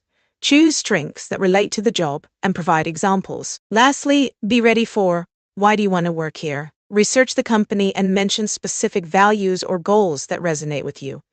What job interview question do you find most challenging? Being politically aware means understanding the issues that affect your community and country. It's important to stay informed about local and global events by reading news articles or watching informative programs. Discussing these topics with friends can help you see different perspectives. You can also attend community meetings to learn more and share your opinions. Engaging in discussions can help build a better understanding of society. What recent news event has caught your attention? When talking about future plans, it's essential to know when to use will and going to. Use will for decisions made at the moment, or predictions based on opinions, like I will call you later. On the other hand, use going to for plans you've already decided on, such as I'm going to visit my friend this weekend. Practicing these differences can make your speaking clearer. What future plans are you excited about? Festivals and celebrations bring people together to enjoy culture, food, and traditions. For example, during Diwali in India, families decorate their homes with lights, share sweets, and set off fireworks to celebrate the victory of light over darkness. Similarly, in Brazil, Carnival features vibrant parades with music and dance, showcasing the country's rich heritage. Participating in these events can deepen your understanding of different cultures. Have you ever attended a festival that left a lasting impression on you? Understanding airport and flight vocabulary is crucial for smooth travel. Key terms include boarding pass, which you need to enter the plane, and gate, where you wait to board. Check-in is where you drop off your luggage and get your boarding pass. Also, remember layover, which refers to a stop between flights. Familiarizing yourself with these words can make your journey stress-free. What's the most interesting airport or flight experience you've had? Idioms can express emotions vividly and add color to your language. For example, saying someone is on cloud nine means they are very happy, while feeling blue describes sadness. Another one is barking up the wrong tree, which means you are mistaken about the source of a problem. Using these idioms can enhance your conversations. What's your favorite idiom to describe feelings? Effective leadership and management rely on certain key terms. Vision refers to the long-term goals a leader sets for their team. Delegation is the process of assigning tasks to others, which helps in sharing responsibilities and fostering growth. Feedback is essential for improvement, as it provides valuable insights into performance. Additionally, motivation is what drives team members to achieve goals. Understanding these terms can enhance your ability to lead effectively. Which leadership term do you find important in your experience? Describing symptoms to a doctor is essential for proper treatment. Start by stating your main concern, like, I have a headache, or I feel dizzy. Be specific about when the symptoms began and their intensity. Use words like sharp or constant to describe the pain. Mention other symptoms too, such as fatigue or nausea. This information helps the doctor understand your condition better. What's the most challenging symptom you've had to describe to a doctor? Weather patterns are changing due to climate change, affecting our daily lives. For example, we now see more extreme weather events, like heavy storms and heat waves. These changes influence agriculture, water supply, and even our health. It's important to recognize how our actions, like carbon emissions, contribute to these shifts. Understanding weather patterns helps us prepare and adapt. We can also promote sustainability to combat climate change. What weather change have you noticed in your area recently? Setting career goals is crucial for personal and professional growth. Start by identifying what you are passionate about and where you see yourself in the future. Break down your goals into short-term and long-term objectives. For instance, you might aim to gain experience in your field within 2 years and become a manager within 5. This clear vision helps you stay motivated and focused. Remember to regularly review your goals and adjust them as needed. What is one career ambition you hope to achieve in the next few years? Idioms can add color to our conversations about emotions and feelings. For example, saying someone is over the moon means they are extremely happy. If someone is feeling blue, they are sad. Using these expressions can make your speech more engaging and relatable. Try incorporating idioms into your daily conversations to describe your feelings or those of others. What's your favorite idiom for expressing emotions? Effective team collaboration relies on a common vocabulary. Words like brainstorm, which means to generate ideas together, and delegate, meaning to assign tasks to others, are essential. You might also hear feedback, which refers to sharing thoughts on someone's work. Using these terms helps everyone understand their roles better. Try using at least one of these words in your next team meeting. What collaboration vocabulary do you find most useful? Cultural sensitivity is key in our globalized world. It means being aware of and respecting the differences in customs, values, and beliefs among people. For example, understanding that in some cultures, direct eye contact is a sign of confidence, while in others it may be seen as disrespectful, helps us communicate better. To show cultural sensitivity, ask questions and listen actively when interacting with someone from a different background. Take a moment today to learn about a culture that interests you. What cultural differences have you noticed in your experiences? Describing your living situation can be a fun way to share a bit about yourself. For example, you might say, I live in a small apartment in the city center, which is perfect for me because I love being close to shops and cafes. Include details about your surroundings, like parks nearby or public transport options. You could also mention if you share your space with roommates or pets. Take a moment to think about your living situation and how it reflects your personality. What do you love most about where you live? Time is money, and using idioms can make your English more colorful. For instance, time flies means that time goes by quickly, especially when you're busy. Another one is burning the midnight oil, which refers to working late into the night. These idioms show how important time is in our productivity. Think about a time when you felt busy or productive. Which idiom about time resonates with you? Sports can be a fantastic way to learn English, especially with the right terminology. For example, in soccer, you hear words like goal, offside, and penalty. In basketball, terms like dribble, shoot, and rebound are essential. Understanding these words helps you follow the games better and join conversations with fans. To practice, try watching a sports game in English and jot down new terms you hear. What sports terminology do you find the most interesting or confusing? Linking and connected speech make English sound smoother and more natural. For example, going to often becomes gonna, and want to turns into wanna. Using these reductions helps you sound more fluent in conversation. Try practicing with sentences like I'm gonna go to the store or do you want to join me? What reductions do you find yourself using the most in your speech?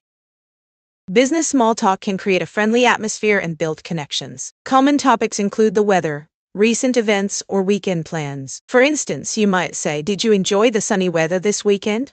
Or have you seen the latest news on industry trends? These simple conversations can break the ice before diving into serious topics. To practice, try starting a conversation with a colleague about something light. All talk topics do you find work best for you? Phrasal verbs are super useful when traveling. Here are the top 5. First, check in, which means to register at a hotel or airport. Next, head out, indicating it's time to leave or start your journey. Then we have look for, used when you're searching for something, like your luggage. Another great one is pick up, which means to collect someone or something, like a rental car. Finally, set off, meaning to begin a trip. What phrasal verbs do you often use while traveling? Festivals and celebrations bring people together and create a sense of joy. For example, during festivals like Diwali, people light lamps and share sweets, symbolizing the victory of light over darkness. Similarly, during Christmas, families decorate trees and exchange gifts to celebrate togetherness. These events often include music, dance, and traditional foods, enriching cultural experiences. What is your favorite festival or celebration? How do you celebrate it? Using inclusive language is essential for embracing diversity. It helps everyone feel respected and valued. For example, instead of saying manpower, you can say workforce, which includes all genders. Additionally, using people with disabilities instead of the disabled respects individual identity. Remember, small changes in language can create a big impact. How do you ensure your language is inclusive when you speak? Linking and connected speech make English sound more natural and fluent. Native speakers often reduce words. For instance, going to becomes gonna, and want to transforms into wanna. When you say, I'm gonna go, it flows smoothly and sounds more casual. Practicing these reductions can help you understand conversations better and sound more like a native speaker. Try listening to your favorite songs or movies and notice how often these reductions are used. What reductions have you heard that surprised you? Phrasal verbs are essential for describing daily activities in a natural way. For example, when you wake up, you start your day. And when you get dressed, you put on your clothes. If you clean up, you're tidying your space. And when you hang out with friends, you're enjoying time together. These phrases make your conversation more engaging. Try using at least 3 phrasal verbs in your next conversation about your day. What phrasal verbs do you find most useful in your daily life?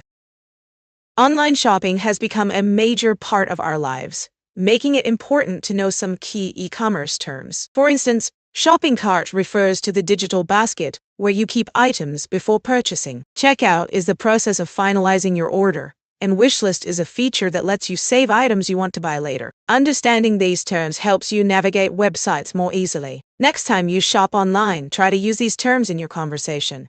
What online shopping terms do you find most confusing?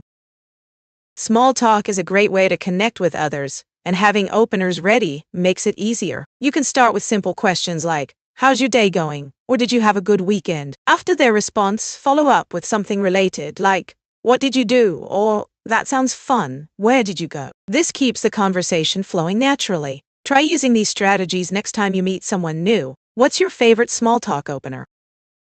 Starting and ending a presentation well can captivate your audience. Open with a strong phrase like, "Thank you for being here today. I'm excited to share." This sets a positive tone. For closing, say something like, "In conclusion, I hope you found this information useful.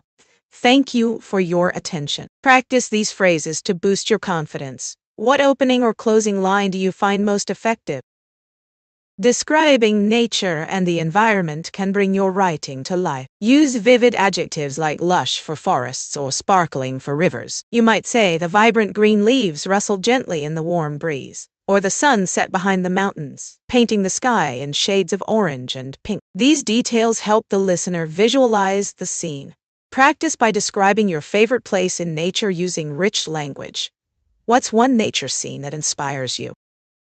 Social media English is full of abbreviations that make communication quick and fun. For example, LOL means laugh out loud, while BRB stands for be right back. Using these can make your messages more casual and relatable. When chatting with friends, you might say, "I'll be brob. Just need to grab a snack." But remember, in formal settings, it's best to spell things out. Try using 3 new abbreviations in your next message. What's your favorite abbreviation to use online? Decision-making is a crucial skill in life and work. Key terms include brainstorming, where you generate ideas, and weighing options, which means evaluating pros and cons. For example, when choosing a vacation spot, you might brainstorm destinations and then weigh options based on budget and activities. Practice making decisions by listing 3 pros and cons for a choice you face. What decision are you currently thinking about? Festivals and celebrations bring people together to enjoy culture and tradition. For example, the Diwali festival in India features beautiful lights, fireworks, and delicious food, symbolizing the victory of light over darkness. Similarly, the Carnival in Brazil is famous for its vibrant parades, music, and dancing. These events create a sense of community and joy. Think about a festival you love or want to experience. What's your favorite festival and why?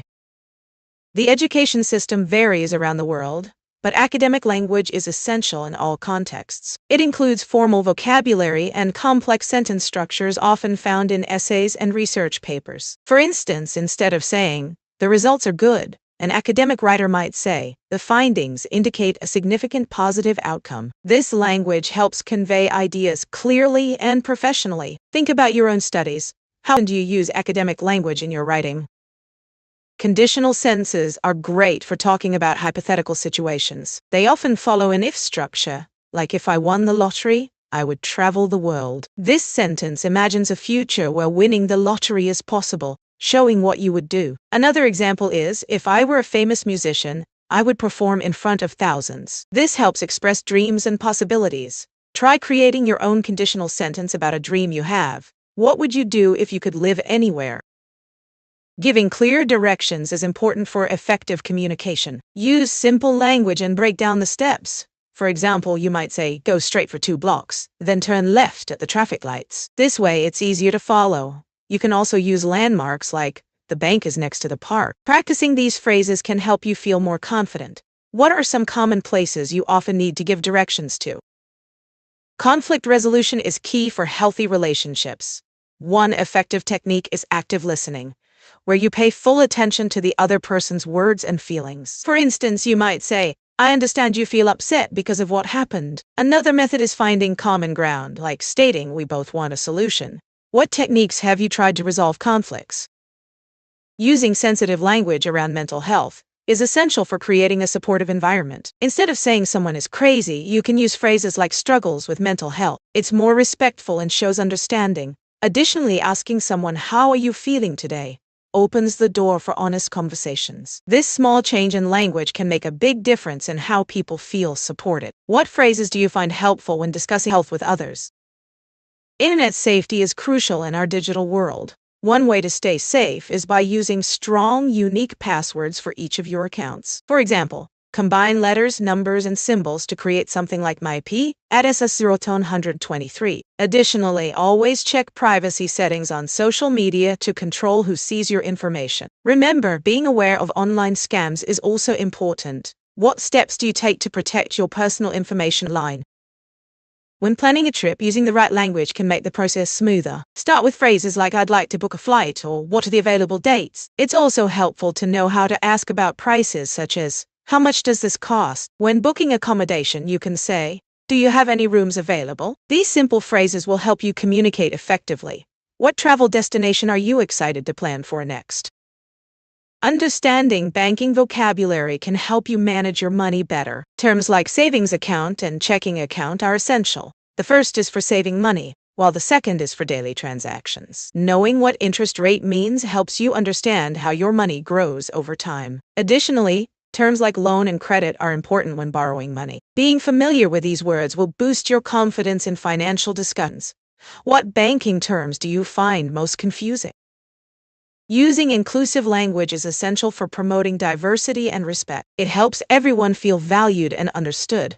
For example, instead of saying mankind, you can use humankind to be more inclusive of all genders. Similarly, using partner instead of boyfriend or girlfriend allows for a broader understanding of relationships. Additionally, being mindful of terms like person with a disability instead of disabled person shows respect for individual identity. Practicing this language creates a more welcoming environment for everyone. What inclusive language do you try to use in your daily conversations?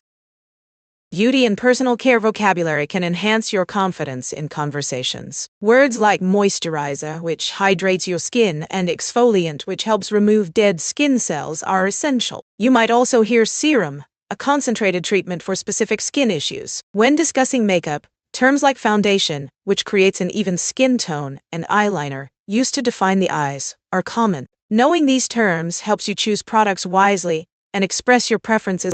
What beauty product do you find most interesting to talk about? Discussing news and current events keeps you informed and engaged. Start by summarizing the main points of an article or news segment in your own words. For instance, if there's a report on climate change, mention the key findings and their implications. This practice not only improves your speaking skills, but also helps you articulate your opinions. What current event have you found most interesting lately? Idioms for emotions can add color to your conversations. For example, if someone is on cloud 9, they are extremely happy, while feeling blue means they are sad. Using these expressions makes your English more vibrant and relatable. Try incorporating one of these idioms in your next conversation to express how you feel. What idiom do you like the most? Understanding problem-solving vocabulary can greatly enhance your communication skills. Terms like analyze, brainstorm, and evaluate are key in discussing how to tackle challenges. For example, when you analyze a problem, you break it down into smaller parts to understand it better. Then you might brainstorm solutions before evaluating which one is the most effective. Practicing these terms will help you express your thoughts clearly in discussions. Can you think of a recent problem you solved using any of these strategies? Knowing transportation options can make your travels smoother. Whether you choose to walk, take a bus, or use a bike, each option has its benefits. For instance, walking is great for short distances and lets you explore the area, while a bus can save time. If you need to give directions, using landmarks and street names helps others understand better. For example, you could say, go straight for 2 blocks, then turn left at the library. What's your favorite way to get around your city? Being prepared for medical emergencies is crucial. Knowing basic first aid can save lives, like how to perform CPR or treat a burn. For instance, if someone faints, you should lay them down and elevate their legs to increase blood flow. Remember, Staying calm is also important during emergencies. Practice these skills regularly to build confidence. Have you ever taken a first aid course or helped someone in an emergency? Collaboration is key for creators looking to expand their audience. When you collaborate, you can share ideas, combine strengths, and reach new followers. Always credit your collaborators when reposting their work. It builds trust and respect in the community. For example, when sharing a friend's video, tag them and write a brief note about why you love their content. Who would you like to collaborate with?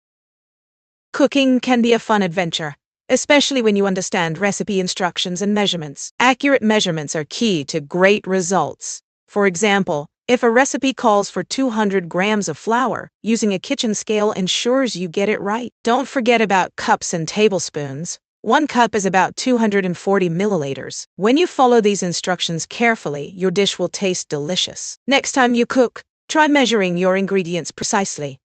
What's your favorite recipe to make at home? Effective meeting participation is all about clear communication. Use phrases like, "I'd like to add something," or "Can you clarify that point?" to encourage engagement. For example, if someone presents an idea, you can say, "That's interesting. I think we could also consider." This shows you're actively listening and contributing. Next time you're in a meeting, practice using these phrases to share your thoughts. How do you usually participate in meetings? Mastering time management can greatly enhance your productivity. Start by prioritizing tasks using the Eisenhower matrix. Separate what's urgent from what's important. For instance, a project due tomorrow is urgent, while long-term planning is important but not immediate. Set clear deadlines and break tasks into smaller steps. This helps you stay focused and organized. What method do you use to manage your time effectively? Wedding and celebration language is full of joy and positivity. Use words like congratulations, best wishes, and celebrate to express happiness for the couple. For example, you might say, "Congratulations on your wedding, wishing you a lifetime of love and happiness." When attending a celebration, it's great to share memories or stories about the couple. This creates a warm atmosphere. Next time you're at a wedding, try using these phrases to connect with others. What's your favorite wedding memory?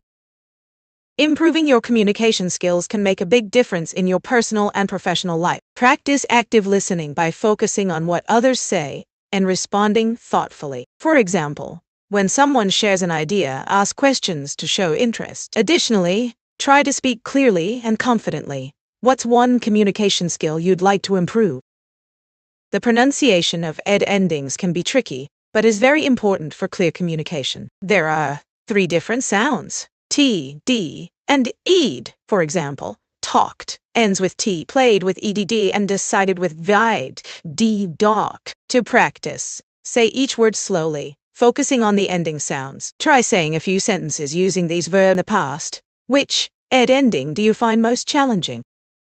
Team collaboration vocabulary is essential for effective teamwork. Words like brainstorm, delegate, and feedback help create a positive environment. For instance, during a project meeting, you might say, "Let's brainstorm ideas together," or "I'll delegate tasks to each member." Remember, using these terms can improve communication and alignment. What collaboration term do you find most useful in your team discussions?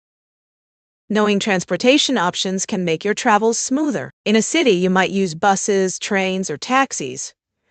For example, if you need to take the subway, you could ask, "Excuse me, how do I get to the train station?" Remember to use polite phrases like, "Could you please help me?" to get clear directions. Practice asking for directions with a friend. What's your favorite way to get around when you travel? Using idioms about time can enhance your conversations about work productivity. Phrases like "time is money" remind us that every moment counts in business. You could say, "We need to finish this project on time because time is money." Another idiom, "the early bird catches the worm," emphasizes the benefits of starting early. Try using one of these idioms in your next chat about work. What's your favorite idiom related to time or productivity? Understanding banking vocabulary is key for managing your finances. Terms like deposit, withdrawal, and interest rate are essential. For example, when you say, "I want to deposit my paycheck," it's clear what you mean. Knowing these words can help you feel more confident when speaking with bank staff. Try to use 2 new banking terms in your next conversation about money. What banking term do you find the most interesting? Ordering at a cafe politely can make your experience much more enjoyable. Phrases like, "Could I please have a coffee?" or "Would you mind recommending a pastry?" show respect to the staff. For example, saying, "Could I get a latte with almond milk, please?" makes your request clear and polite. Remember, good manners can brighten someone's day. What's your favorite phrase to use when ordering? Getting involved in your community through volunteering is a wonderful way to make a difference. It helps you meet new people and develop skills while supporting a cause you care about. For instance, helping at a local food bank can teach you teamwork and empathy. Try to volunteer just a few hours this month and see how it feels. What cause would you choose to support through volunteering? Music and entertainment vocabulary can really enhance your conversations. Words like melody, rhythm, and genre help you describe different aspects of a song. For example, you might say, "The melody of this song is catchy, and the rhythm makes you want to dance." Try using 3 new music words in a sentence this week. What's your favorite music genre to talk about? Understanding music and entertainment vocabulary can elevate your conversations. Terms like hit, album, and performance are essential. For example, you might say, "That song is a huge hit, and the artist's new album drops next week." Using these words allows you to express your thoughts clearly and engage with others who share your interests. This week, try to incorporate at least 3 new terms into your discussions about music or movies. What song or movie do you love to talk about? Effective meeting participation language can help you share ideas clearly. Phrases like, "I'd like to add," or "Can I ask a question?" encourage collaboration and show your engagement. For instance, you might say, "I'd like to add that our project deadline could be moved up for better results." This not only shares your thoughts but also invites discussion. Practice using these phrases in your next meeting and try to contribute at least once. What's your favorite phrase to use in meetings? Family relationships play a crucial role in our lives. Understanding dynamics like communication styles and roles can strengthen these bonds. For example, if a family member tends to be a peacemaker, they often help resolve conflicts. Recognizing these roles helps us appreciate one another and improve interactions. This week, try to have a meaningful conversation with a family member about your relationship and see how you can support each other. What's one thing you appreciate about your family? In today's world, technology vocabulary is essential for daily communication. Words like download, upload, and stream are common when talking about digital content. For example, you might say, "I need to download this app to help me manage my tasks." Knowing these terms not only helps you understand conversations, but also allows you to express yourself clearly. Try to learn a new tech word each day and use it in a sentence. What technology term do you find most useful in your daily life? Setting clear goals is key to achieving success. Use specific language like, "I aim to complete my project by Friday," or "I plan to improve my English skills this month." This clarity helps you stay focused and motivated. Break larger goals into smaller, manageable steps, such as studying for 30 minutes each day. What's one goal you want to achieve this week? Family relationships shape our lives significantly. It's important to communicate openly and show appreciation for each other. For example, sharing a meal can strengthen bonds and create memories. When conflicts arise, approach them calmly and listen to different perspectives. Regular family meetings can also help everyone feel heard. How do you maintain strong connections with your family members? Art and culture appreciation enriches our lives and enhances our understanding of the world. When discussing art, use descriptive language like vibrant, thought-provoking, or evocative to express your feelings. For example, you might say, "The painting's colors create a sense of joy." Engaging with different cultures can also broaden your perspective. Consider phrases like cultural exchange and heritage. Visiting galleries or attending cultural events can deepen your appreciation. What's a piece of art or culture that has inspired you recently? Small talk is a great way to connect with others. Start with openers like, "How's your day going?" or "Have you seen any good movies lately?" These questions invite conversation. For natural follow-ups, listen carefully and ask, "What did you like about it?" or "That's interesting. How did you get into that?" This shows you're engaged. Practice these openers and follow-ups in your next conversation. What small talk opener do you find most effective? Making suggestions can really help in conversations. Use phrases like or "Have you considered" to share ideas politely. For example, at work, you might say, "How about we try a new marketing strategy?" In casual settings, you could suggest, "Have you considered going for a walk?" Practice giving suggestions in different scenarios. What's your favorite way to suggest something? Collaboration is key for creators looking to grow their audience. When you work with others, you can share ideas and reach new fans. If you repost someone's work, always give them credit. This builds trust and shows respect. For instance, if you share a video from another creator, tag them and say why you love their content. This not only strengthens your network, but also encourages others to collaborate with you. Think about a creator you admire. How would you approach them for a collaboration? Making appointments and reservations is an essential skill in English. Always be polite and use phrases like, I would like to book a table, or can I schedule an appointment for Tuesday? For example, when calling a restaurant, you might say, hello, I'd like to reserve a table for 4 at 7 p.m. Practice creating your own reservation dialogues. What's the last reservation you made, and how did it go?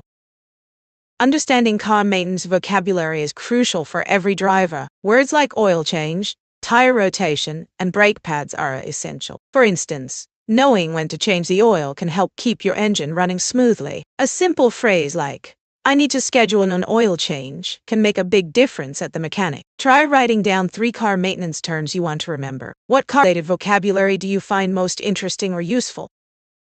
Developing good study habits can greatly improve your learning. Use techniques like summarizing, which means writing down key points in your own words, or spaced repetition, where you review material over increasing intervals. For example, after studying a topic, revisit your notes the next day, then a week later, to reinforce your memory. Try creating a study schedule that includes short breaks to keep your mind fresh. What study techniques have you found most effective in your learning journey?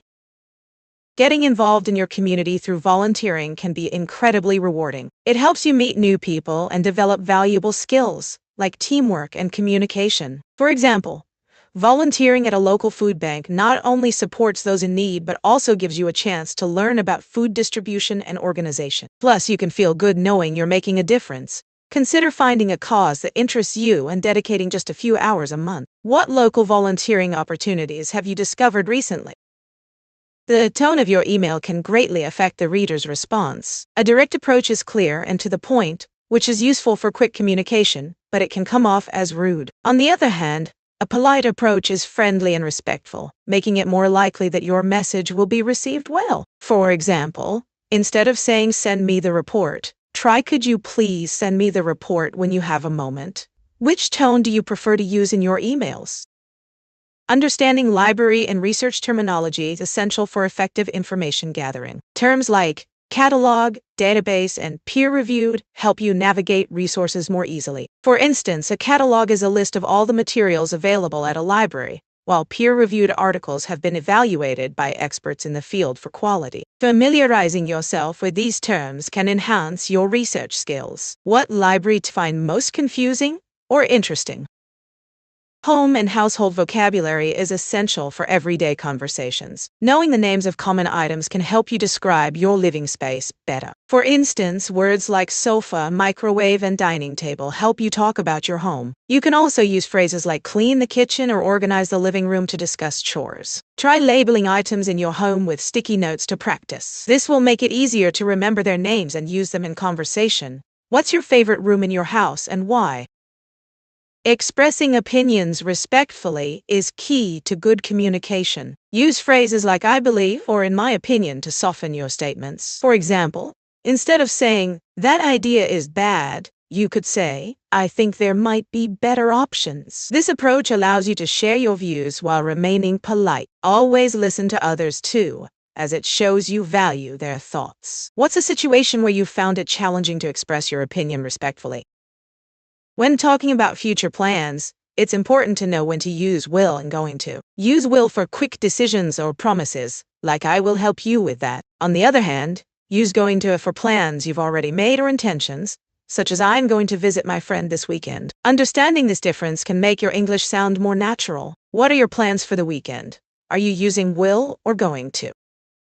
The passive voice is useful in everyday conversation, especially when the focus is on the action rather than the doer. For example, instead of saying the chef cooked the meal, you can say the meal was cooked. This highlights the meal itself. Try using the passive voice in your next conversation. What's an example you can think of? Pronouncing the th sound can be tricky for many English learners. It's important to remember that dth is different from t and d. First, place your tongue between your teeth and blow out air, like in think or this. In contrast, t and d are made with the tongue on the roof of your mouth, as in top or dog. Practice these sounds by saying pairs of words like think and tin. What words do you find challenging to pronounce? Effective team collaboration relies on clear vocabulary. Words like brainstorm, meaning to generate ideas together, and feedback, which refers to sharing thoughts on someone's work, are essential. You can also use delegate, which means to assign tasks to team members, and synchronize, meaning to work in harmony. For example, during a project meeting, you might brainstorm ideas, delegate tasks, and later provide feedback. Try using these words in your next group discussion. What collaborative terms do you find most useful? In the workplace, knowing how to resolve conflicts is essential for a positive environment. Use language that promotes understanding, like I see your point, which shows you're listening, or let's find a solution together. Phrases such as can we discuss this calmly help maintain a respectful tone. For instance, if a coworker disagrees with your idea, acknowledging their feelings can open the door to productive dialogue. What strategies do you use to resolve conflicts at work? In today's digital world, mastering essential phrases for phone and online meetings is crucial. Start with greetings like "Can everyone hear me?" to ensure good communication. If you need to share your screen, simply say, "Let me show you this." During discussions, it's helpful to use phrases like "I agree with that point," or "Could you clarify what you mean?" This keeps the conversation clear and respectful. Don't forget to wrap up with "Thank you for your time." Which phrases do you find most helpful in virtual meetings? Cultural differences can greatly influence our interactions and customs. For example, in some countries it's polite to greet with a handshake, while in others, a bow is more appropriate. Understanding these nuances can help avoid misunderstandings. When visiting a new country, it's wise to learn basic local customs, like how to address people or what gestures are acceptable. This shows respect and openness. What cultural customs have you found interesting or surprising during your travels? Quantifiers help us express amounts and quantities effectively. Use much for uncountable nouns, like "I don't have much time," and many for countable nouns, such as "there are many books on the shelf." For smaller quantities, use few with countable nouns, like "I have few friends in this city," and little for uncountable ones, such as "there's little water left in the bottle." Practice using these in sentences today. Which quantifier do you find most challenging to use? Travel safety is essential for an enjoyable trip. Always keep your belongings secure and be aware of your surroundings. It's wise to research local customs and emergency numbers before you go. Don't share personal information with strangers and consider using a money belt for important documents. What safety tips do you follow when you travel? Knowing transportation options can make your travels easier. In cities, you often have buses, trains, taxis, or rideshares to choose from. When asking for directions, use phrases like, "Excuse me, how do I get to?" or "What is the best way to?" It's helpful to have a map app on your phone for navigation. What's your favorite way to get around in a new city? Talking about the weather is a great way to start conversations. You can use seasonal vocabulary to describe different conditions. For example, in winter you might say, "It's snowing," or "It's really cold today." In summer you could mention, "It's sunny," or "It's very hot." These phrases not only help you share your experience, but also engage others in the discussion. What's your favorite season and how does the weather affect your activities? Knowing airport and flight vocabulary is essential for smooth travel. Terms like boarding pass, security check, and gate are important. When at the airport, you might ask, "Where is the check-in desk?" or "What gate is my flight leaving from?" You can also hear phrases like "boarding now" and "final call." Familiarizing yourself with these terms will boost your confidence. Next time you travel, try to use these words. What travel destinations are on your bucket list? Making appointments and reservations is a key skill in English. Use clear phrases like, "I'd like to make an appointment," or "Can I reserve a table for two?" When confirming, you might say, "Is that for 7 p.m.?" This helps avoid any confusion. It's helpful to have specific details ready, such as the date and time. Practice these phrases when you need to book a restaurant or doctor's visit, and you'll feel more confident. What types of appointments do you find most challenging to book? Travel safety is vital for enjoyable trips. Always keep your belongings secure and be aware of your surroundings. For instance, Use a money belt to protect your valuables and avoid displaying expensive items in public. Also, research your destination's safety tips before you go. If you're traveling alone, let someone know your plans and check in regularly. Staying cautious can help you have a stress-free experience. What's one travel safety tip you always follow? Travel planning requires specific language skills for booking flights and hotels. Use phrases like "I'd like to book a flight to," or "Do you have any rooms available?" It's also important to ask about prices and cancellation policies, like saying, "What is the cost per night?" Being polite with phrases such as, "Could you help me with that?" can make a difference. What travel destinations are on your wish list? Understanding transportation options is key when exploring a new city. You can choose from buses, trains, taxis, or even bicycles. For example, if you need directions, you might ask, "How do I get to the train station?" Or, "Which bus goes to the museum?" Learning key phrases can help you navigate easily. Don't forget to check local apps for real-time information. What's your favorite way to get around when traveling? Describing your learning experiences can help you connect with others. Share moments of challenge and success, like when you finally understood a difficult grammar rule. You might say, "I struggled with past tenses, but after practice, I felt more confident." Using specific examples makes your story engaging. Try sharing a memorable moment from your own learning journey. What's one experience that changed the way you feel about learning English? Family relationships shape our lives and often influence our communication styles. Understanding dynamics like the roles of siblings or parents can help improve connections. For example, if you have a younger sibling, you might take on a protective role, while an older sibling might be more of a mentor. Being aware of these roles can lead to better conversations. How do your family relationships affect your way of speaking or interacting with others? Discussing news and current events is a great way to improve your English. It helps you learn new vocabulary and understand different perspectives. For instance, when talking about climate change, you might use words like sustainable or impact. Engaging in these discussions makes you more informed and confident. Try sharing a recent news story you found interesting. What current event has caught your attention lately? Talking about your career goals can inspire others and help clarify your own aspirations. Start by identifying what you truly want, whether it's a specific job, a skill to master, or a company to work for. For example, if you dream of being a graphic designer, focus on building a strong portfolio and gaining relevant experience. What steps are you taking to achieve your career ambitions, and what inspires you most about your goals?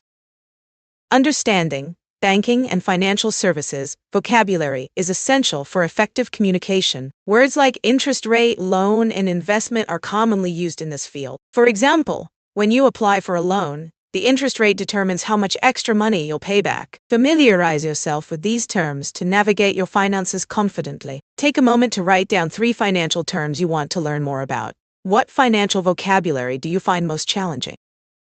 Shopping can be a fun way to practice English vocabulary. Knowing phrases like "Can I help you?" or "How much does this cost?" is essential. For instance, if you want to buy a shirt, you might say, "Do you have this in a larger size?" Additionally, understanding terms like discount and refund can save you money. Think of 3 shopping phrases you can use next time you're at a store. What's your favorite place to shop? Technology vocabulary is all around us and essential for daily communication. Words like app, download, and update are used frequently. For example, when you want to use a new app, you might say, "I need to download it from the store." Being familiar with these terms helps you navigate your devices better. Try to list 5 tech words you hear often and use them in sentences this week. What technology term do you use the most in your daily life? Setting goals can greatly improve your English learning journey. Use phrases like "I aim to," "I hope to achieve," and "my target is." For example, you might say, "I aim to read 1 English book each month." This keeps you focused and motivated. Think about one specific goal you want to achieve in your English learning and write it down. What's a goal you're currently working towards? Describing nature and the environment can be a great way to enhance your English vocabulary. Use words like lush, breathtaking, and tranquil to create vivid images. For instance, you might say the lush green forest was filled with the soothing sounds of birds singing. This paints a clear picture for your listener. Try to describe your favorite natural place using 3 adjectives. What natural location inspires you the most? Beauty and personal care vocabulary can help you express yourself and make decisions about products. Use words like moisturizer, exfoliate, and serum. For instance, you might say, I apply a moisturizer daily to keep my skin hydrated. Knowing these terms allows you to understand labels and ask for help in stores. Try to list 3 beauty products you use and describe their purpose. What's your favorite beauty product, and why do you love it? Sustainable living is an important topic, and knowing the right vocabulary can help you discuss it effectively. Use words like renewable, compost, and eco-friendly. For example, you might say using renewable energy sources like solar power helps reduce our carbon footprint. It's also helpful to know terms like upcycle, which means to create something new from old materials. Try using 3 sustainable living words in a sentence about your lifestyle. What sustainable habits do you practice in your daily life?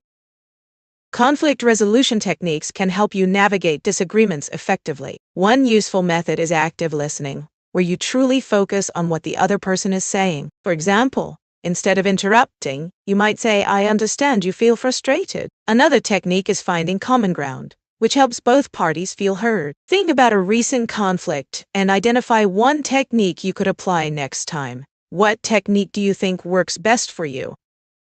Understanding parenting and childcare terms can help you communicate better with others. Words like attachment parenting, which focuses on bonding with your child, and positive discipline, which encourages teaching rather than punishing, are essential. For example, you might say, I practice positive discipline to guide my child's behavior. Familiarizing yourself with these terms can enhance your discussions about parenting. Think of one parenting term you've heard recently and share what it means.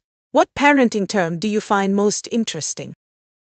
Giving clear and simple directions is essential for effective communication. Start by using basic landmarks like go straight until you see the park. Then, add simple instructions, such as turn left at the bakery. Avoid complex phrases to prevent confusion. For example, instead of saying, proceed to the intersection, just say, when you reach the corner, turn right. Practice giving directions to a friend using this method. What are some common places you find challenging to describe directions for?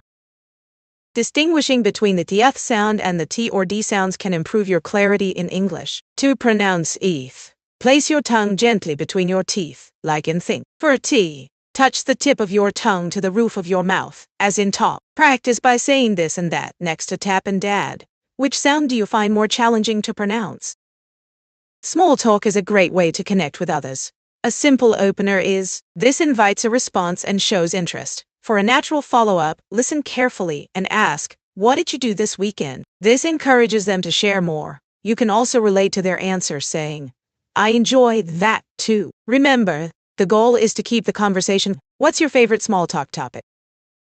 Using the right vocabulary in gardening can make your conversations more engaging. For example, pruning refers to trimming plants to encourage growth, while mulch is a protective layer you put on soil. When discussing plant care, you might say, my plants need watering every other day. Try sharing your favorite gardening tip with a friend. What plants are you currently growing or hoping to grow? Expressing your opinion politely is essential for good communication. Start with phrases like, I believe that, or in my opinion, to soften your stance. It's helpful to acknowledge the other person's view by saying, I understand your point, but, for example, I understand you like this movie, but I found it a bit slow. Practice sharing your thoughts fully. What's a recent opinion you expressed thoughtfully? Talking about mental health awareness can help reduce stigma and encourage support. Use phrases like, I'm feeling overwhelmed, or I need some time to recharge. It's important to validate feelings by saying, it's okay to not be okay, or your feelings are valid. For instance, when checking on a friend, you might say, how have you been feeling lately? Try using these phrases in your next conversation. How do you support friends who may be struggling? Understanding transportation options can make your travels easier. You can use buses, trains, or even rideshare apps to get around. For example, if you're at a bus stop, you might ask, which bus goes to the city center? Always have a map or navigation app handy. What's your favorite way to travel in a new city? Linking and connected speech make your English sound more natural. Instead of saying I'm going to, you can say I'm gonna. Similarly, wanna becomes wanna, which is much quicker. For example, instead of saying, I want to go, you can say, I want to go. Practice these reductions in your conversations and you'll sound more fluent. What's your favorite reduction in English? At weddings, using the right language adds to the joy of the celebration. Words like congratulations, best wishes, and cheers create a warm atmosphere. For example, during the toast, you might say, "Here's to a lifetime of happiness." Practice expressing your good wishes with phrases like, "I'm so happy for you," or "You make a wonderful couple." What's your favorite phrase to use at a wedding celebration? When discussing future plans, it's important to know when to use will and going to. Use will for spontaneous decisions, like "I'll help you with that." Use going to for planned actions, like "I'm going to visit my friend next week." This clarify your intentions. What's a future plan you're excited about? When you're traveling, asking for tourist information can enhance your experience. Start with polite phrases like, "Excuse me, could you help me find?" Or "Do you have any recommendations for?" Be specific about what you're looking for, like museums, restaurants, or local events. For example, if you're in a new city, you might ask, "Where can I find a good coffee shop nearby?" Practicing these questions can make your travel smoother and more enjoyable. What's the best travel tip you've learned? Giving clear and simple directions is essential for helping others. Start with reference points like "Go straight ahead until you see the traffic lights." Next, use simple commands. "Turn left at the corner." It's helpful to mention landmarks, such as the cafe is next to the bank. If someone seems confused, ask if they understand or need more help. Remember, clear communication makes a big difference. Have you ever struggled to give or receive directions? Understanding leadership and management terms is crucial in the workplace. Words like delegate, which means to assign tasks to others, can improve efficiency. Another important term is vision, referring to the long-term goals and direction of a team. Effective leaders often motivate their team, inspiring them to achieve their best. Lastly, feedback is essential for growth, as it helps individuals understand their strengths and areas for improvement. Familiarizing yourself with these terms can enhance your communication in professional settings. What leadership term do you find most interesting? Using friendly and professional language is key in customer service. Always greet customers warmly, like saying, "How can I help you today?" Use positive phrases such as, "I'd be happy to assist you." If there's an issue, say, "I understand your concern," to show empathy. Ending with, "Is there anything else I can do for you?" keeps the conversation open. What's your favorite customer service phrase? Personal development vocabulary can greatly enhance your growth journey. Words like mindset, which refers to your attitude towards challenges, are essential. Resilience means the ability to bounce back from difficulties, while goal setting helps you create clear objectives. Another important term is accountability, which involves taking responsibility for your actions. Using these terms can boost your motivation and focus. What personal development term resonates with you the most? When visiting a doctor, clearly describing your symptoms is crucial for a proper diagnosis. Start with your main issue, like "I have a headache." Then, mention how long you've had it and its intensity, for example. "It's been 3 days and it's quite strong." Include any other related symptoms, such as nausea or dizziness. Being specific helps the doctor understand your condition better. What symptoms do you think are most important to mention? Question formation and intonation are key in English communication. Start by noting that yes, no questions often begin with auxiliary verbs, like "Are you coming?" On the other hand, where questions start with words like "what" or "where," like in "Where are you going?" Intonation matters too. Raising your voice at the end indicates a question. Practicing these patterns helps you sound natural. Try forming a question using "what" and practice your intonation. What's a question you often use? Personal development vocabulary is essential for discussing growth and self-improvement. Words like goal setting, which means creating specific targets for yourself, and mindfulness, referring to being present in the moment, are very useful. Expressions like "stepping out of your comfort zone" encourage you to take risks and try new things. Additionally, resilience is the ability to bounce back from challenges. Incorporate these terms into your conversations to express your journey. What personal development word resonates with you the most? The pronunciation of ed endings can be tricky in English, but it's important for clarity. There are 3 sounds, t, d, and ungd. If the verb ends with an unvoiced sound, like walk, you say walked with a she-t sound. After voiced sounds, like play, it's a d sound, as in play. If it ends in t or d, like want, you use d, as in wanted. Which ed word do you find most challenging? Describing your learning experiences can help others understand your journey. Focus on key details, like what you learned, how you felt, and any challenges you faced. For example, you might say, I took a course in photography, and it was exciting but difficult at times. I struggled with lighting but enjoyed editing my photos. Sharing these stories can inspire others and make your experiences relatable. Try to write a short paragraph about a learning experience of your own. What's a memorable lesson you've learned recently? Understanding the education system and academic language is essential for success in school. Academic language includes formal vocabulary and specific phrases used in essays and lectures. For example, instead of saying a lot, you might use numerous in an academic context. It's also important to recognize different types of writing, like persuasive or analytical essays, which have unique structures. Engaging with these aspects helps improve your communication skills. What challenges do you face in using academic language in your studies? Understanding library and research terminology is crucial for successful information gathering. Terms like abstract, which summarizes a study, and peer-reviewed, meaning the work is evaluated by experts, are key. Familiarize yourself with catalog for finding books and database for online resources. This knowledge helps navigate academic environments effectively. What library term do you find most confusing or interesting?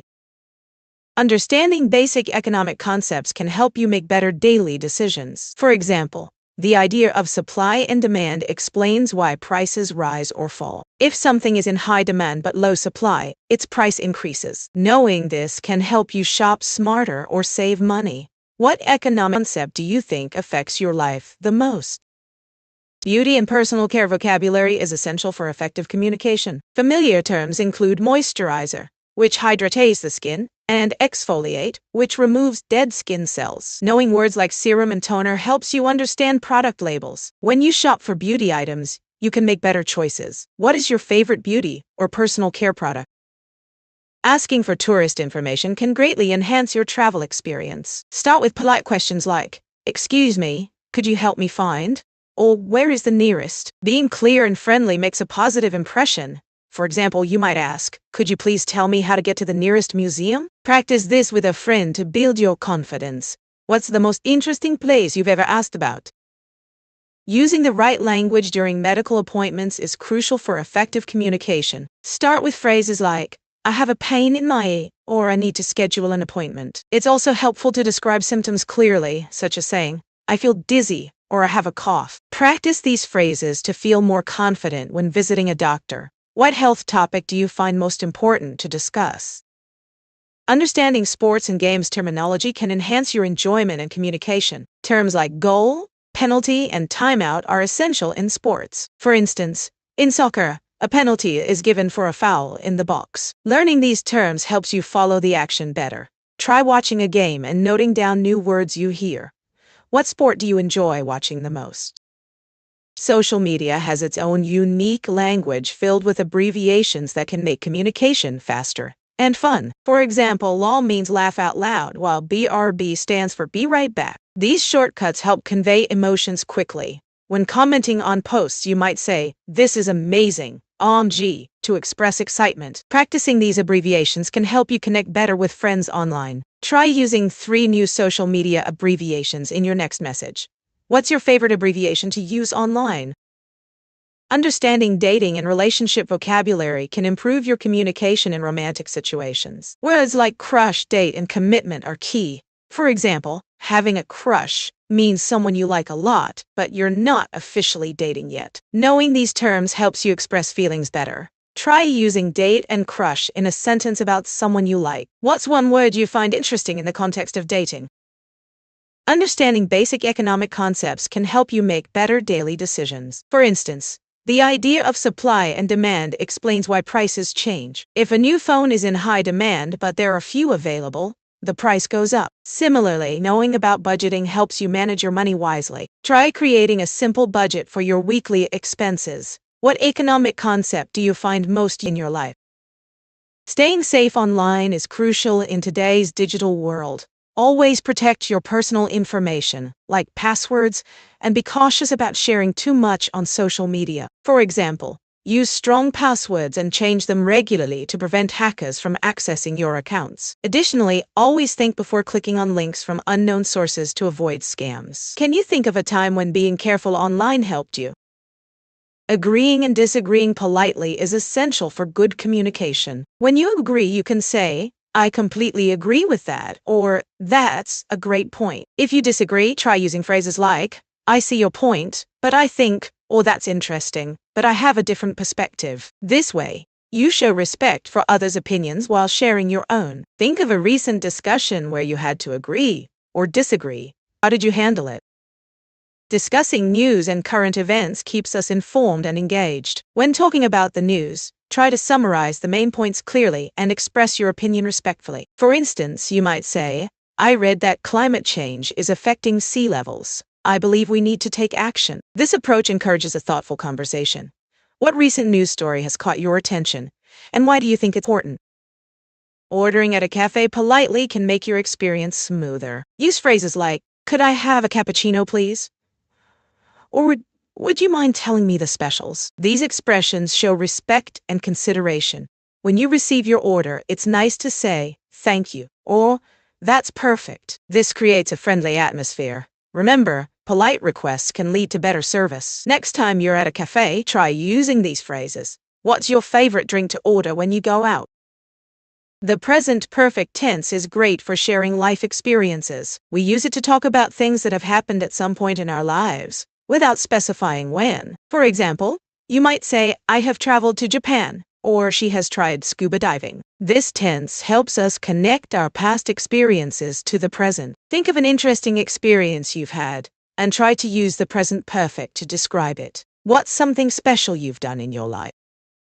Pronouncing the th sound can be tricky for many learners. It's important to place your tongue gently between your teeth, as in think or this. In contrast, the t and d sounds, as in top and dog, are produced with the tongue against the roof of your mouth. Practicing the difference can help improve your clarity. Try repeating the phrases "this thing" and "that dog" to feel the difference. Which sound do you find more challenging to pronounce? Describing your learning experiences can be inspiring and motivational. Use phrases like "I learned how to" or "I discovered that" to share your journey. For example, "I learned how to cook Italian dishes," or "I discovered that I enjoy painting." This not only helps you practice English but also connects with others. What's a learning experience that changed your life? Using public transportation requires good etiquette to keep the ride pleasant for everyone. Always give up your seat to elderly or disabled passengers, and avoid loud conversations or music. Keep your bags off the seats to make space for others. Remember to wait for passengers to exit before you enter. What's one transportation rule you think everyone should follow?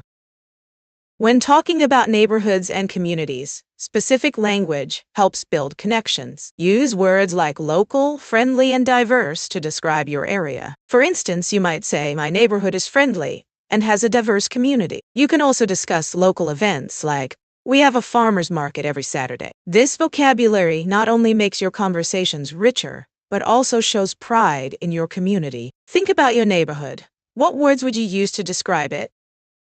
Modal verbs can help you express politeness in English. For example, using could instead of can makes your request softer. "Could you help me?" sounds more polite than "Can you help me?" Similarly, would can be more courteous than will. Instead of saying "I want a coffee," try "I would like a coffee, please." Practicing these subtle changes can make a big difference in how you communicate.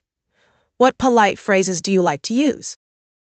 The tone of your emails can greatly affect how your message is received. A direct approach is straightforward, like saying, "Please send me the report." However, a polite approach softens the request, such as, "Could you please send me the report at your earliest convenience?" Using polite language can build better relationships. Which tone do you prefer for your emails, direct or polite? Describing your daily routine can make conversations flow more naturally. Start with the time you wake up, like saying, "I usually get up around 7 a.m. Then mention what you do next. After that, I make breakfast and enjoy my coffee. Use transition words like then or after, which connect your actions smoothly. For example, after breakfast, I go for a walk. This structure keeps your listener engaged. Try sharing a part of your routine today. What's the first thing you do in the morning? Knowing home and household vocabulary helps you talk about your living space effectively. For example, words like kitchen, living room, bedroom, and bathroom are essential. You can describe items too, like sofa, dining table, and refrigerator. When inviting friends over, you might say, "Welcome to my home. Feel free to sit on the sofa." What's your room in your house and why? The R and L sounds can be tricky, but practicing with minimal pairs can really help. For example, listen to light and right. When you say light, your tongue stays closer to the roof of your mouth, while for right, it goes further back. Try repeating these pairs. Play and pray, clue and crew. Focus on the position of your tongue. What minimal pairs do you find most challenging to pronounce? Sustainable living vocabulary is essential for discussing eco-friendly practices. Words like recycle, compost, and renewable are key. For instance, you might say, "I recycle my plastic bottles and compost my food waste to help the environment." Understanding terms like carbon footprint can also help you talk about reducing energy use. Try using these words in a sentence about your daily habit. What's one sustainable practice you follow in your life? Prepositions are important for showing time, place, and movement. For example, at is used for specific times like at 5 p.m., while in is for months or years, like in June. For place, we say on the table, and for movement, to the park. Try creating a sentence using all three types of prepositions. What's your favorite preposition, and why? Starting small talk can be easy with simple openers. You might say, "How was your weekend?" Or "Have you seen any good movies lately?" These questions invite a response and keep the conversation flowing. A natural follow-up could be, "What did you think about that movie?" Or "Did you do anything special?" This shows interest and keeps the dialogue going. Practice by asking someone about their weekend and adding a follow-up question. What's your favorite small talk opener? Understanding car maintenance vocabulary is essential for any driver. Terms like oil change, tire rotation, and brake pads help you communicate effectively with mechanics. For instance, you might say, "I need an oil change and a tire rotation." Knowing this vocabulary not only helps you keep your car in good shape, but also builds your confidence when discussing car issues. Try writing down 3 car maintenance terms and their meanings. What car-related word do you find most interesting?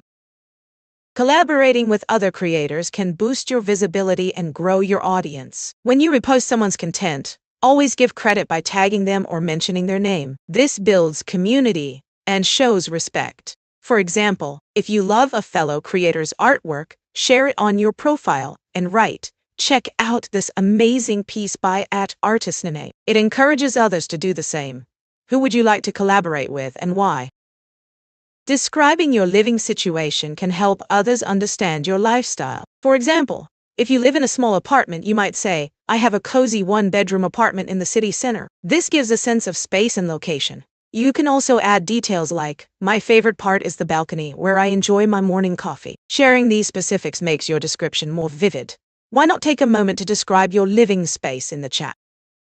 Starting a networking conversation can feel challenging, but a simple question can break the ice. Ask about their work or recent projects like, "What inspired your latest project?" This shows interest and opens the door for deeper discussion. You can also share something interesting about yourself, like a recent achievement. Remember, genuine curiosity goes a long way. What's your favorite question to ask when meeting someone new? Getting involved in your community through volunteering can be incredibly rewarding. It not only helps others, but also builds connections and skills. For instance, you could volunteer at a local food bank, helping to distribute meals to those in need. This experience allows you to meet diverse people and make a positive impact. Have you ever volunteered, and what was your experience like? Travel planning requires specific language skills to make the process smoother. When booking a hotel, for example, you might ask, "Is breakfast included?" Or "What's the cancellation policy?" These questions show you're prepared. Additionally, use phrases like, "I'd like to reserve a room," or "Can you recommend local attractions?" Practicing these expressions can help you feel more confident. What's the most important question you ask when booking travel? Understanding home and household vocabulary is essential for daily life. Words like kitchen, bathroom, and living room help you describe your space. You can also use terms like appliances, such as refrigerator or microwave, when discussing cooking. Practicing these words will make conversations easier. What's your favorite room in your house, and why?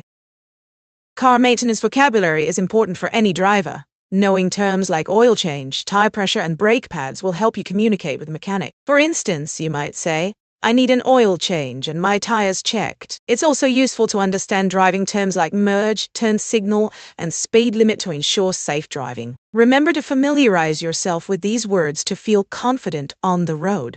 What car-related word do you find most useful? Conditional sentences for hypothetical situations can make your conversations more interesting. They often start with if and can help you express dreams or possibilities. For example, you might say, if I won the lottery, I would travel the world. This structure allows you to imagine different scenarios. Remember, using would with the past tense verb creates a clear picture of your hypothetical situation. What's something you wish could happen if you had the chance? Understanding charity and social causes terminology is essential for effective communication in this important field. Words like donation, volunteer, and fundraising are key to discussing how we can help others. For instance, you might say, I volunteered at a local shelter and helped with a fundraising event. These terms not only clarify your actions but also inspire others to join in. Familiarize yourself with this vocabulary to make a greater impact. What charity or cause are you passionate about? In emergency situations, knowing how to communicate clearly can save lives. Use simple phrases like call 911 or help to get attention quickly. For example, if you witness an accident, you might say, there's an accident at Main Street and 2nd Avenue. Always stay calm and provide clear information. Practicing these phrases can help you respond effectively in real emergencies. What emergency phrases do you think are most important to know? When discussing future plans, will and going to are commonly used, but have different meanings. Use will for spontaneous decisions like saying, I will help you. On the other hand, use going to for plans you've already made, like I'm going to visit my friend next week. Understanding the difference helps you communicate your intentions clearly. What future plans do you have that use will or going to?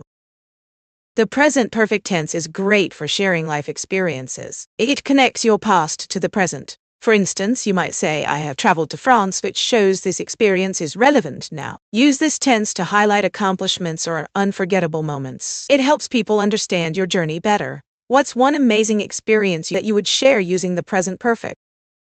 Being environmentally conscious means being aware of how our actions affect the planet. Vocabulary related to this topic includes words like sustainability, which refers to using resources in a way that protects our environment for future generations. Another term is recycling, the process of turning waste into new products to reduce pollution. You might say, I practice sustainability by recycling and conserving water. Learning these terms helps you discuss important environmental issues effectively. What eco-friendly practices do you use in your daily life? Articles are essential for clarity in English. Use a before consonant sounds like a cat and new before vowel sounds like an apple. The is used for specific things, such as the book on the table. Sometimes no article is needed, like in general statements. Cats are great pets. Can you think of a sentence using different articles? Libraries are treasure troves of knowledge, and understanding research terminology helps you navigate them. Terms like catalog refer to the organized list of books, while database means a collection of digital information. When you search for information, you might use keywords to find relevant sources. For example, I found several articles using keywords like climate change. Try using a few research terms next time you visit a library. What do you love most about libraries? Understanding basic economic concepts can improve your daily life. Take supply and demand, for example.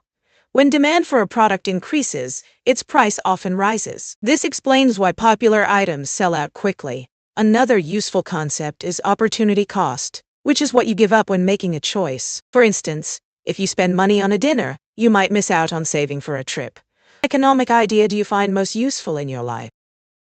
Project management terminology is essential for effective teamwork. Terms like stakeholders refer to everyone involved in a project, while deliverables are the specific results you must complete. Another key term is scope, which defines what is included in the project. For example, if you're building a website, the scope outlines features like design and content. Try using these terms when discussing your projects. What project management term do you find most interesting? Travel safety is crucial for a stress-free trip. Always keep your valuables close, like cash and passports, and use a money belt when possible. Make sure to research your destination safety tips, like avoiding certain areas at night. Also, Share your travel itinerary with a friend or family member for extra security. Wearing a small backpack can help keep your hands free and stay aware of your surroundings. What travel safety tip do you find most helpful? Understanding nutrition is key to healthy eating. Terms like macronutrients refer to carbohydrates, proteins, and fats that provide energy. Vitamins are essential for body functions, while minerals support various processes. For example, calcium strengthens bones, and vitamin C boosts your immune system. Try to incorporate a variety of these nutrients in your meals. What's your favorite healthy food that includes these nutrients? Talking about hobbies and interests is a great way to connect with others. Sharing what you enjoy can lead to meaningful conversations. For example, if you love painting, you might discuss your favorite techniques or recent projects. If sports are your passion, you could talk about your favorite teams or players. Remember, asking others about their hobbies shows your interest and opens up the dialogue. What hobby or interest are you excited to share with someone new? Effective team collaboration relies on specific vocabulary. Terms like brainstorming refer to generating ideas together, while feedback is about giving and receiving constructive comments. Delegation means assigning tasks to team members, ensuring everyone contributes. Using these words can enhance communication and teamwork. Think about a time you collaborated with others. What vocabulary did you use to make it successful? Negotiation and persuasion are key skills for success. Start by building rapport. People are more likely to agree with someone they trust. Use active listening to understand their needs and frame your points to highlight benefits for both sides. For instance, if you're discussing a project deadline, show how an extension can improve quality. What techniques found effective in persuading others during negotiations? Navigating an airport can be much easier if you know the right vocabulary. Key terms include boarding pass, which is essential for getting on your flight, and security check, where your bags and personal items are screened. Don't forget gate, where you wait to board your plane, and baggage claim, where you pick up your luggage after landing. Familiarizing yourself with these words can reduce stress during your travels. Next time you're at an airport, try to spot these terms in action. What's your favorite travel phrase? Question formation is essential in English communication. Start with question words like what, where, or how to gather information. For yes, no questions, invert the subject and the auxiliary verb, like in are you coming? Intonation also plays a role. Raising your voice at the end signals a question. For example, you're coming sounds different from a statement. Practice by transforming statements into questions, paying attention to your intonation. What's a question you often ask in English that you find tricky? Talking about your career goals can inspire you and others. Start by expressing your long-term ambitions, such as wanting to become a manager or start your own business. Be specific about steps you'll take, like gaining experience or seeking mentorship. This clarity helps focus your efforts and makes your goals feel achievable. What's one career ambition you're excited to share with others? Restaurant conversations can extend beyond just ordering food. Start by asking the server about their recommendations or daily specials. This shows interest and can lead to exciting discoveries. You might also discuss food origins or preparation methods, like asking, "How is this dish made?" Engaging in small talk with your dining companions about the ambiance or your favorite dishes can enhance the experience. Think of a topic you'd like to discuss at a restaurant. What's your favorite conversation starter when dining out? Understanding the difference between formal and informal email tones is crucial. Use a formal tone for business emails, starting with "Dear name" and using complete sentences. For example, "I hope this email finds you well," shows professionalism. In contrast, informal emails can start with "Hi Naman" and include casual phrases like "Hope you're doing great." Tailor your tone to your audience to communicate effectively. What type of emails do you write most often? Formal or informal? The passive voice is useful in everyday situations when the focus is on the action rather than the doer. For example, instead of saying "the chef cooked the meal," you could say "the meal was cooked by the chef." This highlights the meal itself, which can be important in conversations about food or experiences. You might say, "The report was completed on time," to emphasize the report's importance. Try using the passive voice in a sentence today. What's an example you can think of? Effective time management can boost your productivity. Start by prioritizing tasks using the Eisenhower matrix, which helps you decide what's urgent and important. For instance, focus on deadlines first, Then plan for long-term goals. Break larger projects into smaller, manageable tasks to avoid feeling overwhelmed. Set specific times for each task to stay on track. What time management techniques do you find most helpful in your daily routine? Starting a conversation can be easy with simple small talk openers. Questions like, "How's your day going?" or "Have you seen any good movies lately?" work well. After the opener, you can follow up with related questions. For example, if someone mentions a movie, ask what they liked about it or who their favorite character was. This keeps the conversation flowing naturally. What small talk strategies do you find effective when meeting new people? Knowing basic first aid can make a difference in emergencies. Start with the ABCs: airway, breathing, and circulation. If someone is unconscious, check the airway and breathing first. For cuts or burns, clean the area and apply pressure to stop bleeding. Remember, calling for professional help is essential. Always be calm and reassuring to the injured person. Have you ever had to use first aid skills in a situation? Agreeing and disagreeing politely is an important skill for effective communication. When you agree, phrases like, "I completely agree," or "that makes sense," show you value the other person's opinion. To disagree politely, use softer language such as, "I see your point, but I feel differently." You can also add a reason for your disagreement to keep the conversation respectful. For example, "I understand why you think that, but I believe." This approach fosters understanding and keeps discussions friendly. How do you express your opinions without causing conflict? Home and household vocabulary is essential for daily conversations. Start with basic words like kitchen, where you cook; living room, where you relax; and bedroom, where you sleep. Don't forget items like sofa, table, and fridge. These words help you describe your living space and ask for things you need. For example, you might say, "Could you pass me the remote in the living room?" Your favorite room in your house and why. Traveling can be more enjoyable when you use phrasal verbs. Here are the top 5. First, check-in means to register at a hotel or airport. For example, "I need to check in for my flight." Next, head out means to leave for a destination, like, "Let's head out to the city now." Then we have look for, which means to search for something, like, "I'm looking for my passport." Other useful ones are take off, referring to a flight leaving, and get back, meaning to return home. What's your favorite travel phrasal verb? Collaborating with other creators can expand your audience and boost your creativity. When you repost someone's work, always give proper credit. For instance, you might say, "Check out this amazing art by artist's name." This not only shows respect but also encourages others to share your content too. Collaborations can lead to exciting projects and new followers. Have you ever worked with another creator and how did it go?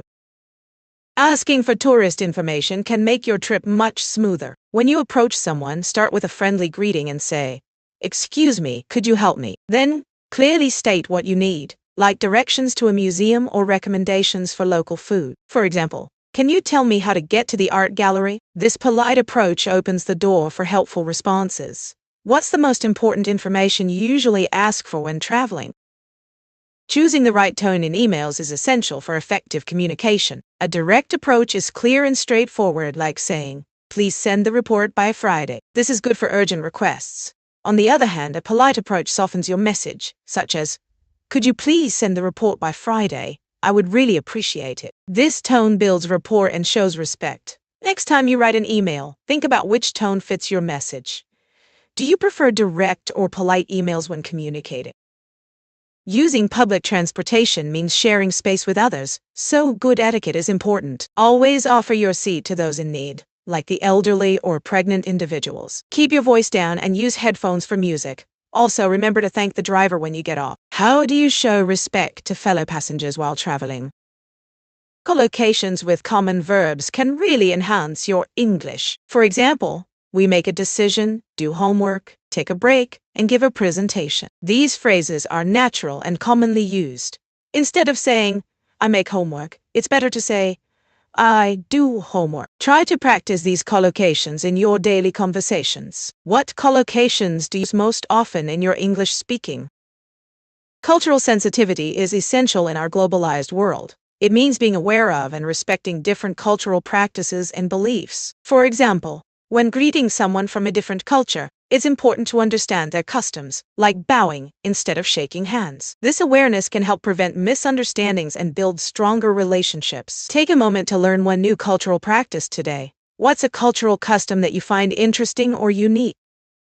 Understanding food and cooking terminology can make your culinary adventures much more enjoyable. Words like sauté, which means to cook food quickly in a little oil, and braise, which means to cook slowly in liquid, are essential. For example, you might sauté vegetables before adding them to a sauce. Try using one new cooking term in your next meal. What's your favorite dish to cook?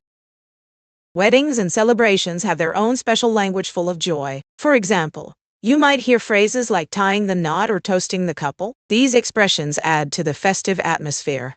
When celebrating, it's also polite to say congratulations and best wishes to the newlyweds. Try using one of these phrases in your next conversation about a celebration. What's your favorite wedding memory?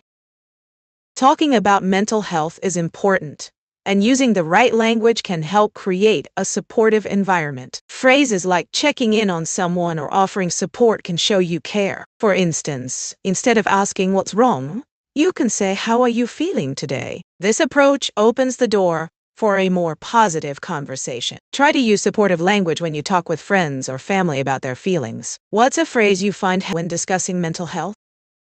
Scheduling meetings effectively is crucial for a productive work environment. Always start with clear communication about the meeting's purpose and suggest a few time options. For example, you might say, "Can we meet on Tuesday or Wednesday at 10 a.m.?" This gives others flexibility while showing you're organized. Additionally, confirm the meeting details in writing, like an email, to avoid any confusion. Remember, using polite phrases like "Would you be available?" set a positive tone. What's your biggest challenge when scheduling meetings? Appreciating art and culture enhances our understanding of the world. Use descriptive language to express your thoughts, like saying, "The colors in this painting evoke a sense of joy." This kind of expression helps others feel your emotions.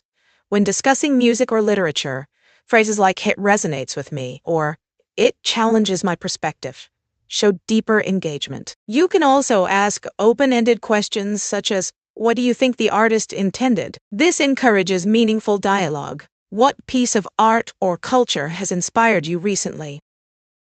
Understanding parenting and childcare terms can make communication smoother. Words like "time out" refer to a short break for a child to calm down, while attachment parenting emphasizes strong emotional bonds. Using phrases like "setting boundaries" helps establish rules while fostering independence. Remember to use a gentle tone when discussing these topics, as it promotes a positive atmosphere.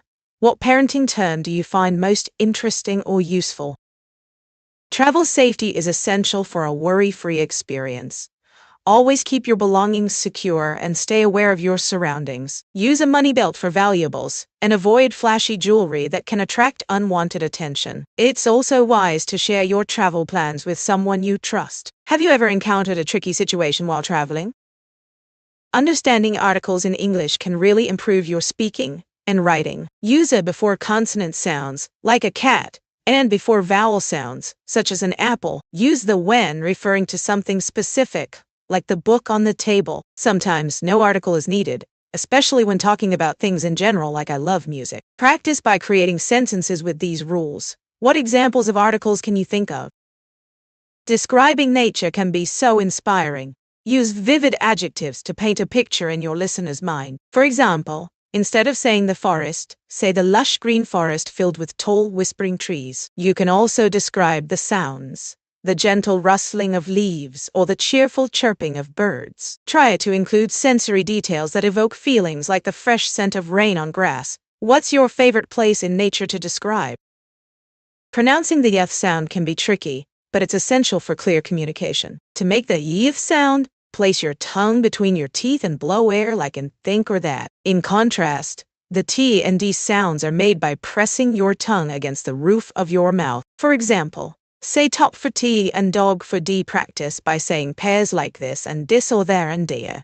Can you think of words that use these sounds? Being politically aware is important for everyone. It means understanding the issues that affect our communities and the world. Start by following the news, reading articles, or listening to podcasts that discuss politics. Try to explore different perspectives to get a well-rounded view. For example, you might read about local elections or environmental policies. Engaging in discussions with friends or family can also help you form your opinions. How do you stay informed about political issues in your area? In today's world, knowing essential phrases for phone and online meetings is crucial. Start with greetings like, "Can you hear me?" or "Is everyone here?" These set the tone for a smooth conversation. When you want to share your screen, say, "Let me show you this." If there's a misunderstanding, don't hesitate to ask, "Could you repeat that?" Finally, wrap up with, "Thanks for your time." Practicing these phrases will boost your confidence during meetings. What phrase do you find most helpful when communicating online? Shopping for clothes can be an exciting adventure. When you visit a store, pay attention to the styles and colors that catch your eye. Don't forget to try things on to see how they fit and feel. A good tip is to mix and match pieces. For example, a simple white shirt can go with jeans or a skirt. Always check the fabric quality too. What's your favorite clothing item that you love to wear? Choosing the right tone in emails can change your message's impact. A direct approach is clear and efficient. For example, "Please send the report by Friday." However, a polite approach, like saying, "Could you please send the report by Friday?" shows courtesy and respect. It's often best to combine both styles, being clear while maintaining politeness. Think about the relationship with the recipient. How do you usually decide on your email tone? Understanding project management terminology is essential for effective communication. Terms like scope, which refers to the work required to complete a project, and stakeholders, the people affected by the project, are fundamental. Additionally, milestones help track progress by marking important dates. Using these terms correctly improves team collaboration and clarity. For example, instead of saying, "We need to finish the important parts," you can say, "We need to complete the key milestones." Project management term do you find most challenging to use? Personal development vocabulary helps us express our growth and goals. Words like mindfulness, which means being present in the moment, and resilience, the ability to bounce back from challenges, are essential. Additionally, goal setting refers to the process of defining objectives to achieve success. Using these terms can clarify your intentions and inspire others. What personal development word do you find most motivating?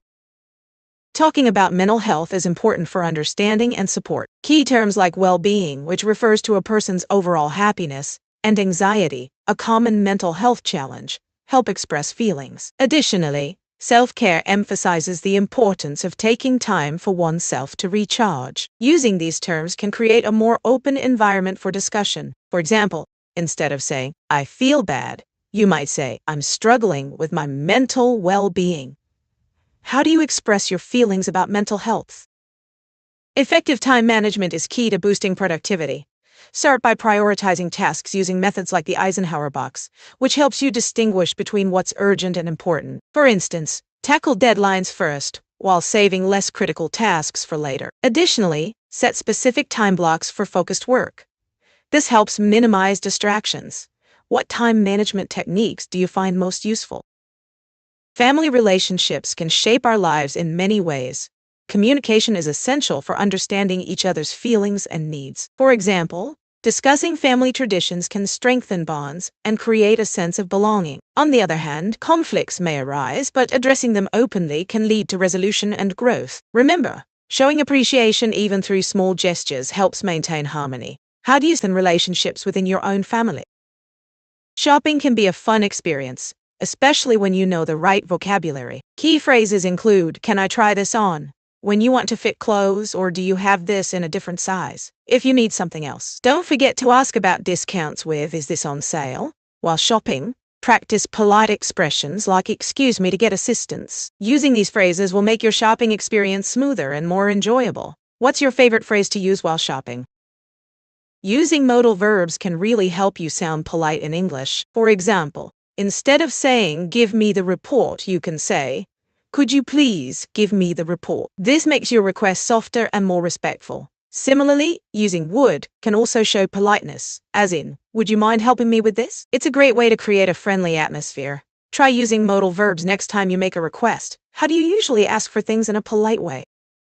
Idioms are a colorful way to express emotions and feelings. For example, if you say someone is on cloud 9, it means they are very happy. If someone is feeling blue, they're sad or down. You might also hear barking up the wrong tree, which means someone is making a mistake or misunderstanding a situation. Using these idioms can make your conversations more interesting and relatable. Try incorporating one of these idioms into your next chat. What's your favorite idiom to describe happiness or sadness? Asking for clarification is an essential skill in English. If you don't understand something, you can say, "Could you explain that again?" Or, "I didn't catch that." Paraphrasing helps too. For example, if someone says, "It's a piece of cake," you can rephrase it as, "It's very easy." Practicing these skills can improve your communication. How do you ask for clarification when you're confused? Cultural sensitivity is vital in our globalized world. It means being aware of and respecting different customs and traditions. For example, in some cultures, direct eye contact shows confidence, while in others, it may be seen as disrespectful. When traveling or meeting new people, asking questions about their culture can show your interest and respect. Practicing cultural sensitivity can help build strong relationships and avoid misunderstandings. How do you show respect for other cultures in your daily life? Conditional sentences help us talk about hypothetical situations. They often follow the structure. If past simple would base verb. For example, you could say, "If I won the lottery, I would travel the world." This structure allows us to imagine different outcomes. Practicing these can enhance your conversations and make them more interesting. Try creating your own sentence about a dream you have. What would you do if you could do anything? Using inclusive language is essential for promoting diversity. This means choosing words that respect and represent all individuals, regardless of their background. For example, instead of saying mankind, you might use humankind to be more inclusive. This small change can make a big difference in how people feel acknowledged. Practice by reviewing your language choices in conversations or writing. How do you think inclusive language can impact your daily interactions? Articles can be tricky, but they help clarify meaning. Use a before consonant sounds like a dog and before vowel sounds like an apple. The is used for specific things, such as the book on the table. Sometimes no article is needed, especially with plural nouns or uncountable nouns like water. To practice, think of 5 nouns and decide which articles to use. What are some examples you can share? Volunteering is a fantastic way to connect with your community and make a positive impact. Whether helping at a local food bank or participating in a cleanup event, your time can change lives. For example, volunteering at an animal shelter not only helps animals, but also brings people together. Think about a cause you're passionate about and how you can get involved. What local volunteering opportunities interest you the most? Music and entertainment vocabulary is essential for enjoying your favorite shows and songs. Words like melody, which refers to a pleasing tune, and genre, which describes a category of music, are important to know. For example, you might say, "I love the upbeat melody of pop music, but I also enjoy the storytelling in country songs." To improve, listen to your favorite music and write down new words. What music genre do you find most interesting, and why? Shopping for clothes can be a fun way to express your style. When looking for new outfits, think about colors and fits that make you feel confident. For example, pairing a classic white shirt with jeans can create a timeless look. Next time you shop, consider trying something new like bold patterns or accessories. What's your favorite clothing item to wear? Understanding academic language is crucial for success in education. It helps you express complex ideas clearly and formally. For instance, instead of saying a lot, you might use numerous in an essay. This enhances your writing and makes it sound more professional. Try to read academic articles or papers in your field to familiarize yourself with this language. What academic subject do you find most challenging?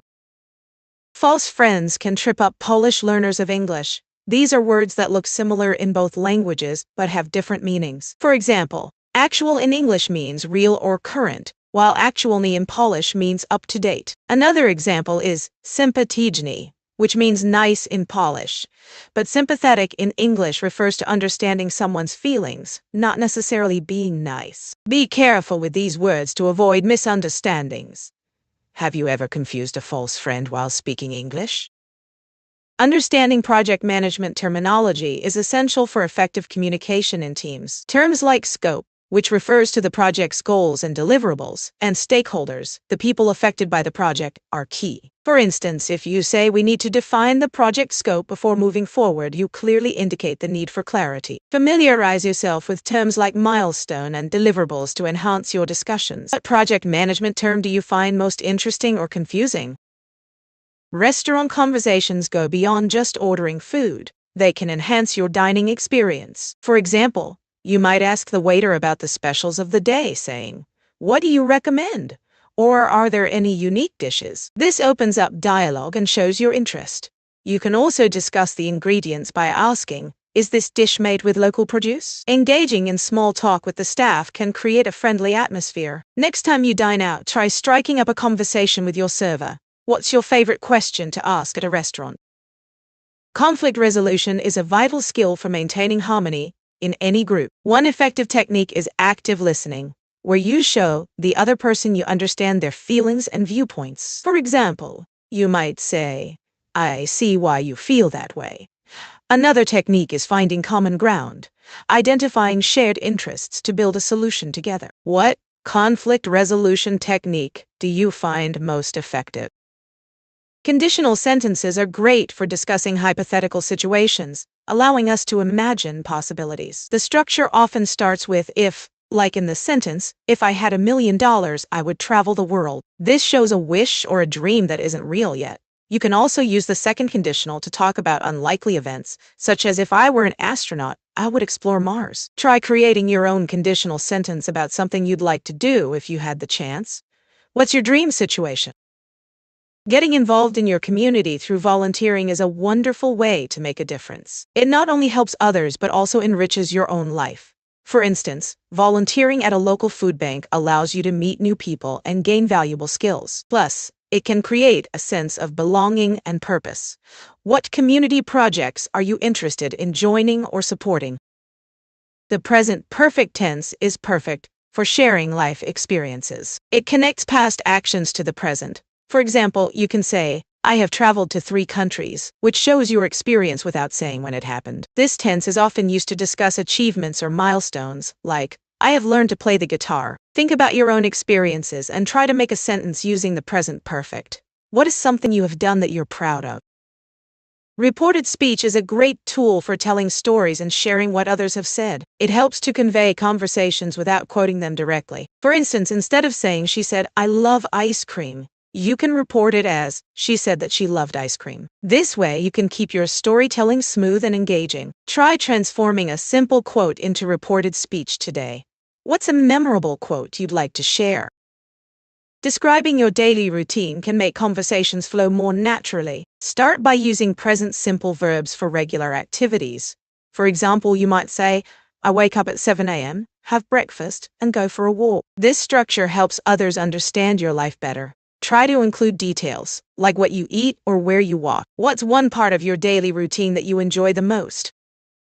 The passive voice is useful in everyday situations when we want to focus on the action rather than who performed it. For example, instead of saying, "The chef cooked the meal," you can say, "The meal was cooked by the chef." This shifts the emphasis to the meal itself. You can use the passive voice when discussing events like, "The car was repaired," to highlight the result. Practice by describing something that has been done recently, like, "The book was read." What's something you've recently completed that you could express in passive voice?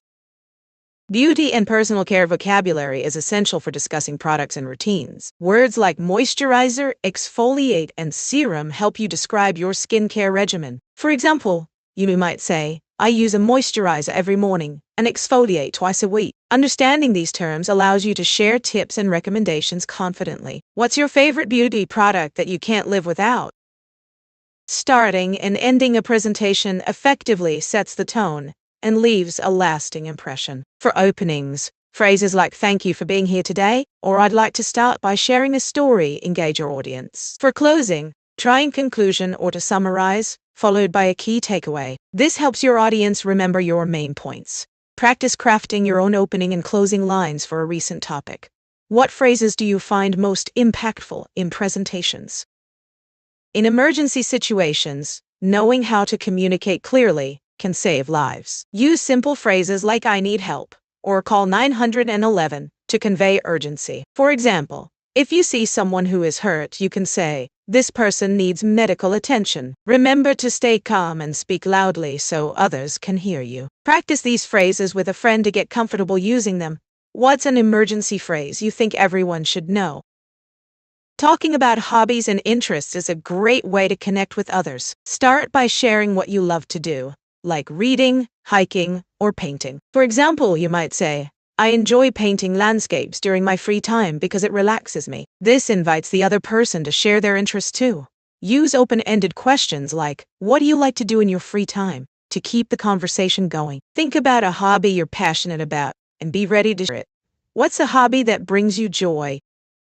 Idioms can add color to your conversations about emotions and feelings. For instance, if someone is walking on air, they're very happy and lighthearted. On the other hand, if someone feels down in the dumps, they're feeling sad or depressed. Using these expressions can help you communicate more vividly. Try saying, I was on cloud 9 after my promotion, to show your excitement. Think of an idiom that describes how you feel today and share it with us. What emotion do you want to express? When planning a trip, using the right language can make booking easier. Start by asking specific questions like, what are the best deals for flights? Or can you recommend a good hotel? It's helpful to know phrases like what's included in the price? And is breakfast provided? This way you can avoid surprises later. Think about your next destination and prepare a question you might ask when booking. Where would you like to travel next?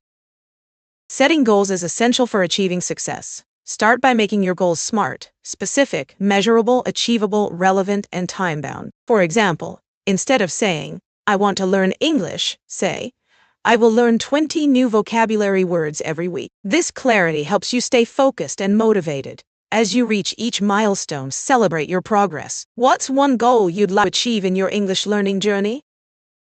Describing your work and responsibilities clearly is crucial in conversations. Start with your job title and a brief overview of your role. For instance, I am a marketing coordinator and I manage social media campaigns. Then, mention specific tasks like creating content, analyzing data, or collaborating with teams. This gives your listener a clear picture of your daily activities. Remember to use action verbs like manage, develop, and coordinate to make it dynamic. What do you find most interesting about your job? Conditional sentences help us talk about hypothetical situations and their possible outcomes. For example, if I had $1 million, I would travel the world. In this case, we imagine having a large sum of money and what we would do with it. Using conditionals expands our ability to express dreams, wishes, and possibilities. Try creating your own conditional sentence about something you'd love to do if you had the chance. What's your dream scenario? Understanding insurance and legal document terms can empower you in important situations. Key terms include premium, which is the amount you pay for coverage, and deductible, the amount you must pay before your insurance kicks in. Additionally, liability refers to your legal responsibility, while exclusions outline what is not covered by your policy. Knowing these terms helps you make informed decisions and avoid surprises. Take a moment to review a document related to your insurance or legal matter. What terms do you find confusing? The present perfect tense is perfect for sharing life experiences that connect the past to the present. For example, you might say, I have traveled to Japan, indicating that this experience affects your current view of the world. It's about what you have done in your life so far, rather than when you did it. Try to share an experience using the present perfect, like, I have learned to play an instrument. What experience would you like to share? Understanding insurance and legal document terms can help you navigate important decisions confidently. Key terms include premium, which is what you pay for your policy, and deductible, the amount you must cover before insurance pays. Liability refers to your responsibility in a situation, while exclusions highlight what your policy doesn't cover. Familiarizing yourself with these terms can prevent surprises in the future. Take a moment to look over any insurance documents you have. What term do you find most interesting or confusing? Knowing banking and financial services vocabulary is essential for managing your money wisely. Terms like interest rate, which is the cost of borrowing money, and savings account, where you store money to earn interest, are key. Understanding loan and credit score helps you make informed decisions when borrowing. Try to learn one new term this week. What banking term do you find most useful or confusing? The tone of your emails can greatly affect communication. A direct approach is clear and to the point, ideal for quick responses, while a polite approach shows respect and can build relationships. For example, instead of saying, send me the report, you could say, could you please send me the report? This small change can make a big difference. What tone do you prefer when writing emails? Effective negotiation often relies on understanding and using persuasion techniques. One useful method is the win-win approach, where both parties feel satisfied with the outcome. For instance, if you're negotiating a salary, Highlight your skills and how they benefit the company. This shows you're not just thinking about yourself. Remember to listen actively to the other person's needs as well. What negotiation technique do you find most effective? In emergency situations, knowing how to react can save lives. Always stay calm and assess the situation first. For example, if there's a fire, use the nearest exit and avoid using elevators. Remember to call for help and provide clear details about the situation. It's also important to have a safety plan in place. Discuss with your family where to meet if there's an emergency. What's your top tip for staying safe in emergencies? Pronouncing the ETH sound can be tricky for many learners. Unlike the T or D sounds, that requires your tongue to be between your teeth. For example, say think for thee in time for tea practice by repeating these words, this, that, and ta. Focus on the tongue position to improve clarity. Which sound do you find more challenging to pronounce? Understanding leadership and management terms is essential for effective communication in the workplace. For instance, delegation means assigning tasks to others, while vision refers to the long-term goals of a team or organization. Another important term is feedback, which helps improve performance by providing constructive criticism. By using these terms, you can clearly express your ideas and expectations. Try to incorporate one of these terms in your next conversation at work. What leadership term do you find most useful? Understanding charity and social causes terminology is vital for meaningful conversations. Terms like donation refer to giving money or goods to help others, while volunteer means offering your time to support a cause without payment. Advocacy involves promoting a specific issue, like environmental protection. Using these terms can help you express your support clearly. Can you think of a charity or cause you feel passionate about? The tone of your emails can greatly impact how your message is received. A direct approach is clear and to the point, which is great for quick communication. For example, saying, please send the report by Tuesday is straightforward. However, a polite approach adds warmth and respect. Phrasing it as, could you please send the report by Tuesday, softens the request. Both styles have their place depending on the context. Try writing an email using both tones and see which feels more appropriate. Which tone do you prefer in your emails? Understanding charity and social causes terminology is essential for effective communication. Key terms include donation, which refers to giving money or items to help those in need. Volunteer means offering your time without expecting payment, and advocacy involves supporting a particular cause, like education or health. Using these words can help you express your commitment to making a difference. Think about a cause you care about and try using the terms in a sentence. What cause inspires you the most? Expressing your opinion respectfully is key to productive conversations. Start by using phrases like I feel or in my opinion, which soften your statement. For example, instead of saying, that's a bad idea, you might say, I feel that might not work well. This approach makes your point clear while showing respect for others' views. Always listen actively and acknowledge the other person's perspective to foster a positive dialogue. How do you usually express your opinions in conversations?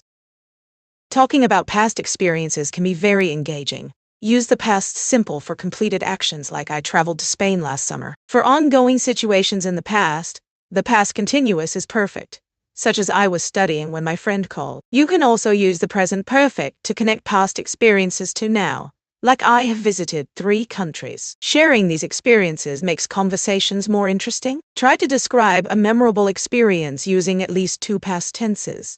What's a past experience that shaped who you are today?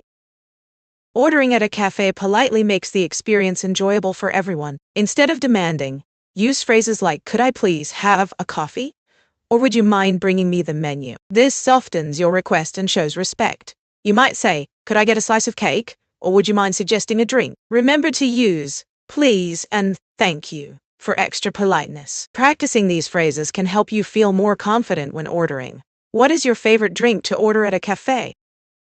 Understanding articles is key to sounding natural in English. Use a before consonant sounds, like a dog, and an before vowel sounds, such as an apple. Use the for specific items known to both the speaker and listener, like the book on the table. Sometimes, you won't use an article at all, like when talking about things in general. Dogs are friendly. Practicing these rules will improve your communication. What's an example of a sentence using the airport and flight vocabulary helps you navigate travel with ease? Words like boarding pass, security check, and gate are essential. For example, when you arrive, you might say, I need to find my gate, or where is the check-in desk. It's also important to know terms like delayed or on time when your flight is announced. Practicing this vocabulary will make your travel experience smoother. Can you think of any other important airport words you might need?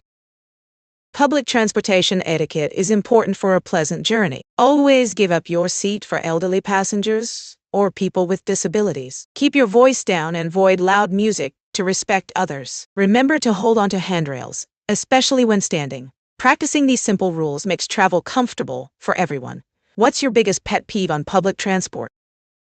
Understanding art and culture enhances your language skills and broadens your perspective. When visiting a museum, phrases like, "What does this piece represent?" or "I admire the artist's use of color" can enrich your experience. You might say, "This painting evokes strong emotions," or "The sculpture reflects modern society." Engaging in conversations about art helps you practice speaking. What's a piece of art or culture that has inspired you recently? As a creator, collaboration can skyrocket your visibility. When working with others, always discuss how you'll credit each other. For instance, if you repost someone's work, include their handle and a brief description of why you love it. This not only shows respect, but also helps both of you reach new audiences. When you collaborate, think about how your unique styles can mesh together to create something fresh. Have you ever collaborated with another creator? And what was that experience like? Checking into a hotel can be simple and smooth. When you arrive, greet the receptionist with a smile and clearly state your reservation. If you need special requests like extra towels or a late checkout, politely ask, "Could I please have an extra towel in my room?" This shows courtesy and helps the staff assist you better. Have you ever had a memorable experience at a hotel? Shopping can be a fun experience, especially when you know the right phrases. When you enter a store, you might ask, "Excuse me, where can I find the shoes?" If you want to know about a sale, say, "Are there any discounts today?" And when you're ready to pay, remember to say, "Can I use my card?" These phrases will help you feel more confident while shopping. What's your favorite store to visit, and why? Understanding neighborhood and community language is essential for connecting with others. You might hear phrases like, "Let's meet up at the park," or "Who's hosting the next block party?" These expressions help build a sense of belonging. Knowing local slang can also make conversations more enjoyable. Try asking a neighbor about their favorite community event or recommend a local cafe. What's a community event you love in your area? Collaboration is key for creators looking to grow their audience. When you repost someone's work, always give credit by tagging them and mentioning their name. This not only shows respect, but also encourages others to collaborate with you. You can say, "I love this artwork by E creator's name. Check out their profile." This simple act can create new connections and opportunities. Who's a creator you'd love to collaborate with? Effective negotiation and persuasion are vital skills in many situations. One key technique is using I statements to express your needs clearly, such as, "I feel we could benefit from a longer deadline." This approach focuses on your perspective without sounding confrontational. Additionally, active listening shows you value the other person's viewpoint, making them more open to your suggestions. Practice these techniques by discussing a simple topic with a friend. What's a situation where you've had to negotiate something important?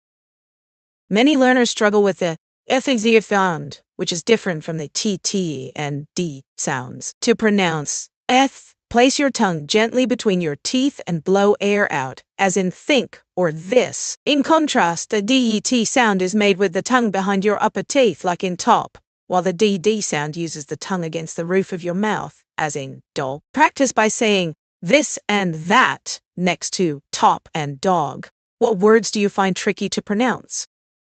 Using inclusive language is essential for promoting diversity. Instead of making assumptions, choose words that respect all identities, like using they as a singular pronoun. This helps everyone feel valued and acknowledged. Also, replace outdated terms with more respectful ones, such as people with disabilities instead of the disabled. How do you ensure your language is inclusive in your daily conversations?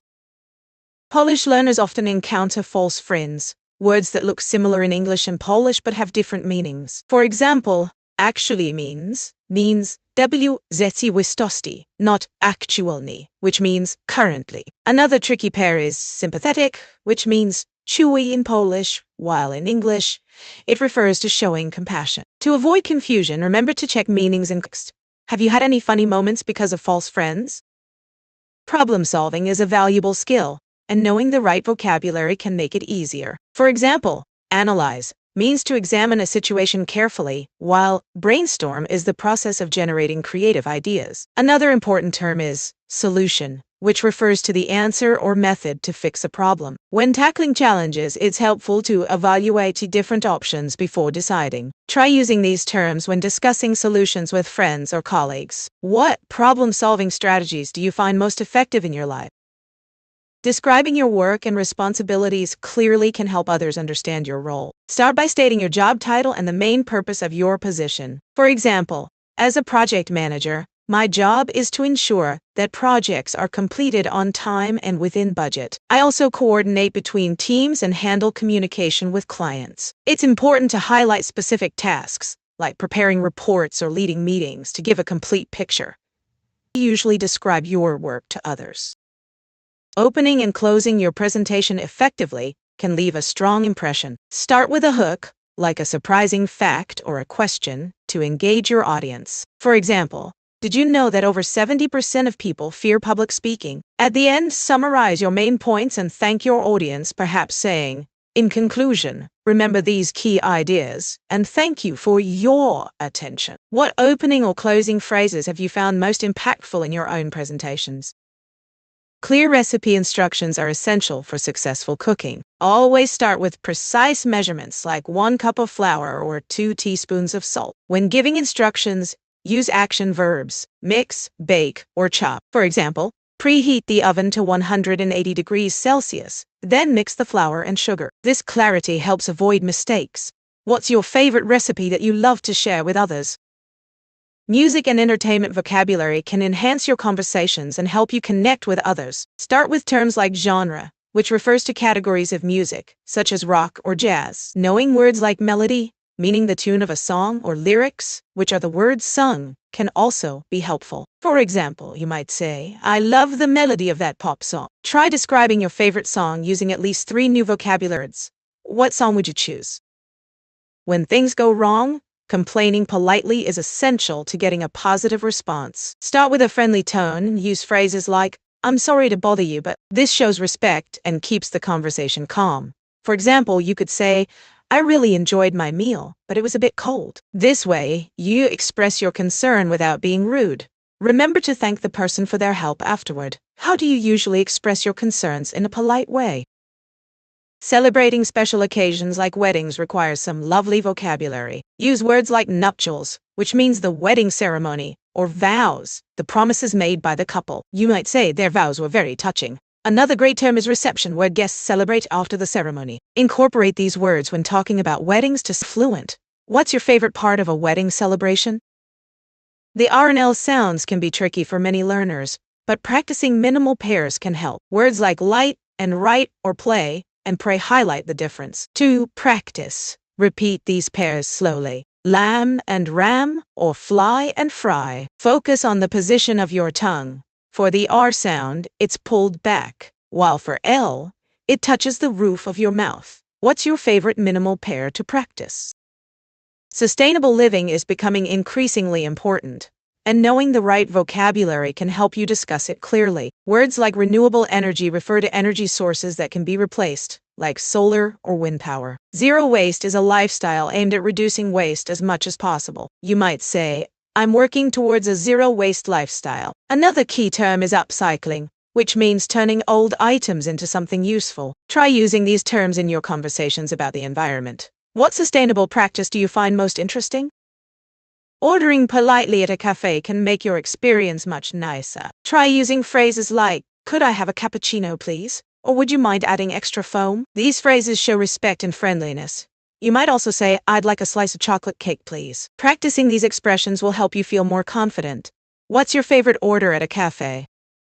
When exploring a new city, knowing transportation options is essential. You can use public transport like buses, trams, or subways, which are often the fastest ways to get around. For example, you might ask which bus goes to the museum. Alternatively, riding a bike or walking are great ways to see more of the area. Always remember to ask for directions if you're unsure. What is your favorite way to travel in a place? The RL distinction can be tricky for many English learners, but practicing with minimal pairs can help a lot. For example, listen to the words light and right. The difference lies in the first sound. Light starts with an L, while right begins with an R. Try repeating pairs like look and rook or play and pray. Focus on the mouth position and airflow. Practicing these can improve your pronunciation significantly. What minimal pairs do you find most challenging? Gardening can be a rewarding hobby, and knowing the right vocabulary is crucial. For instance, terms like pruning refer to cutting back plants to promote growth, while fertilizer helps nourish them. You might say, I need to water my plants daily, or let's plant some seeds in spring. Using the correct terms makes it easier to discuss needs. What plants do you enjoy taking care of? Small talk in business is key to building relationships. Topics like the weather, recent holidays, or industry news are great conversation starters. For example, you might say, did you enjoy the holiday break? Or have you seen the latest trends in our field? These light conversations can create a friendly atmosphere before diving into serious discussions. Remember, small talk helps break the ice. What's your favorite small talk topic in a business setting? Expressing opinions politely is an important skill in communication. Instead of saying, I don't like that idea, try using phrases like, I see your point, but I think, or that's interesting. But have you considered? This approach shows respect for others' thoughts while sharing your view. For example, I appreciate your suggestion, but I believe we could improve it by. Practicing this can create more open discussions. How do you express disagreement gracefully? Business small talk can set the tone for successful meetings. Common topics include the latest industry news, recent conferences, or even local events. You might say, did you attend the recent tech expo? It was fascinating. Another great subject is the weather or upcoming holidays, which can lighten the mood. Using these topics helps create connections and build rapport. Go to small talk topic when meeting new colleagues. Using essential phrases in phone and online meetings can make your communication clearer. Start by greeting everyone with, can everyone hear me? Or, is my video working? If you need to interrupt, politely say, excuse me, I'd like to add something. When you're wrapping up, you could use to summarize or let's recap the main points. These phrases help keep the meeting organized and respectful. Try using one of these phrases in your next online meeting. What phrase do you find most useful during virtual meetings? Describing nature and the environment helps paint a vivid picture in our minds. For example, you might say the forest was alive with the sound of chirping birds and rustling leaves, while sunlight filtered through the tall trees. Using sensory details makes your descriptions more engaging. Try to describe your favorite natural place using sight, sound, and smell. What's a place in nature that brings you joy? Talking about your career goals can inspire you and others. Start by saying what position you aspire to, like, I want to be a marketing director. Then, share the skills you need, such as leadership and creativity. Finally, mention how you plan to achieve these goals, like taking courses or gaining experience. What's one career goal you're excited about? Job interviews often include common questions that can help you prepare effectively. For instance, when asked, tell me about yourself, focus on your education, work experience, and relevant skills. Another question might be, what are your strengths? Here, you could highlight your problem-solving ability or teamwork. Prepare thoughtful answers to these questions to show your confidence and fit for the role. What's a job interview question you find challenging? Using modal verbs is a great way to express politeness in English. For example, instead of saying, give me that book, you could say, could you give me that book, please? This softens your request. Similarly, using would instead of will makes your offers sound more polite, like saying, would you like some coffee? Practicing these forms can make your communication more respectful. What's your favorite way to make a request politely? Home and household vocabulary is essential for daily conversations. Start with basic terms like kitchen, living room, and bedroom. In each room, you can use words like table, sofa, and bed to describe furniture. Don't forget about appliances. Knowing terms like refrigerator, microwave, and washing machine can help you talk about daily tasks. Try labeling items in your home to practice these words. This will help reinforce your memory. What household item do you find the most interesting to add in English? In an emergency situation, it's crucial to know how to communicate effectively. Use clear and simple language. For example, if someone is hurt, you might say, "Call an ambulance," or "I need help." Remember to stay calm, as panic can make things worse. Also, learning key phrases like "Where is the nearest hospital?" can be very helpful. Practice these phrases with a friend or family member to feel more prepared. What emergency phrase do you think is most important to know? Understanding charity and social causes terminology can help you engage with important issues. Words like donation, volunteer, and fundraising are essential when discussing how to support a cause. For example, you might say, "I want to volunteer at the local shelter," or "I'm organizing a fundraising event." Practice using these terms in sentences related to a cause you care about. What social cause means the most to you? Workplace conflicts can arise, but using the right language helps resolve them effectively. Try using phrases like, "I feel concerned about," or "Can we discuss this issue?" This shows you want to collaborate. For example, instead of saying "You did this wrong," say "Let's find a solution together." Practicing these phrases can improve your communication. How do you handle conflicts at work?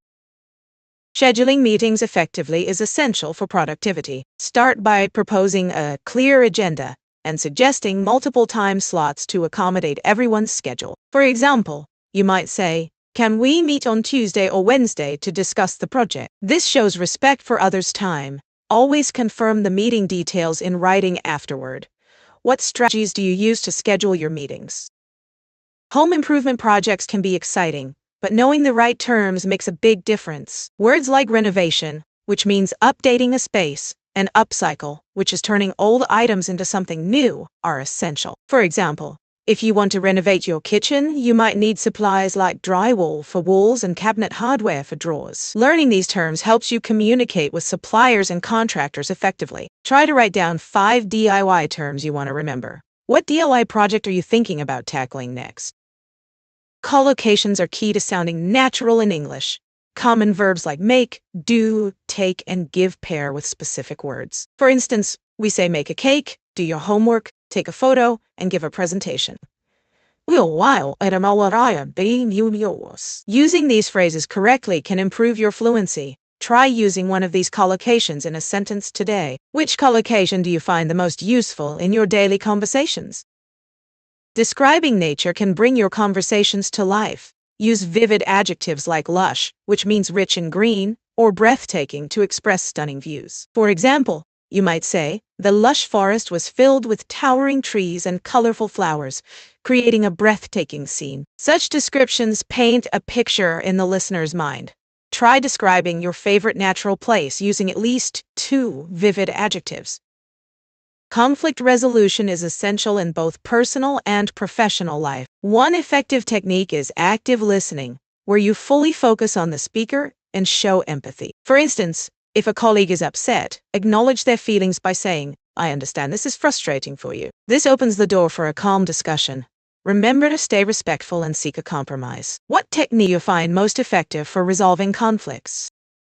Caring for pets requires understanding their needs and using the right vocabulary. For example, when talking about dogs, you might use words like leash, fetch, and treat. For cats, terms like litter box, scratching post, and purring are important. Proper care includes regular feeding, exercise, and veterinary checkup. Think about your pet's daily routine and use specific vocabulary to describe it.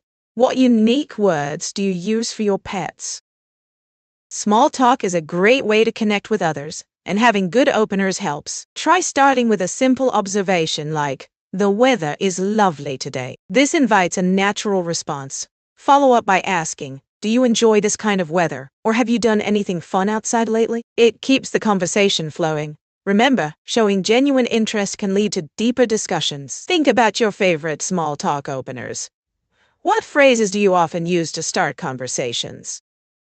Getting involved in your community through volunteering can be very rewarding. It not only helps others, but also builds connections with people around you. For instance, you could volunteer at a local food bank or participate in cleanup events in your neighborhood. These activities improve your skills and expand your social circle. Consider what causes matter to you and find ways to contribute. What volunteering opportunities have you experienced or would like to try?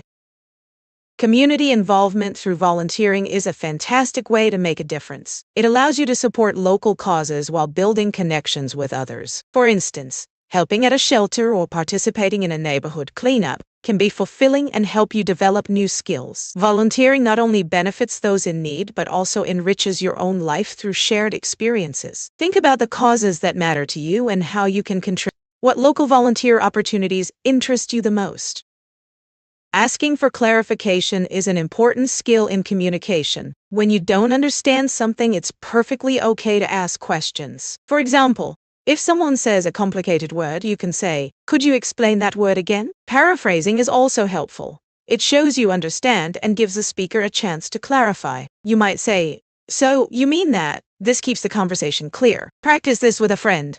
After they explain something, paraphrase it back to them. What's a phrase you often need clarification on? Appreciating art and culture enriches our understanding of the world. When discussing art, use descriptive language to express feelings and observations. For instance, instead of saying "I like this painting," try "the vibrant colors and dynamic brushstrokes evoke a sense of joy." Engaging with different cultures also broadens your perspective. Visit a local museum or attend cultural festivals to immerse yourself. What piece of art or cultural experience has inspired you? Using comparative and superlative forms can make your English more expressive. Comparatives like taller or smarter help you compare two things. For example, you might say, "My brother is taller than me."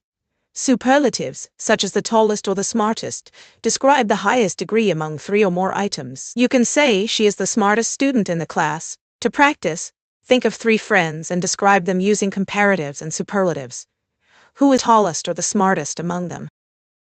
Conflict resolution is essential for healthy relationships. One effective technique is active listening, where you truly pay attention to the other person's feelings and needs. For example, during a disagreement, try saying, "I understand you feel frustrated because..."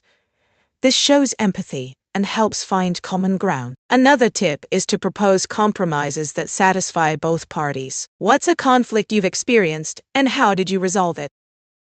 Reported speech is a great way to tell stories. It allows you to share what someone else said without using their exact words. For example, instead of saying, "I'm excited about the trip," you can report it as, "She said she was excited about the trip." This adds depth to your storytelling. To practice, think of a recent conversation and report it using reported speech.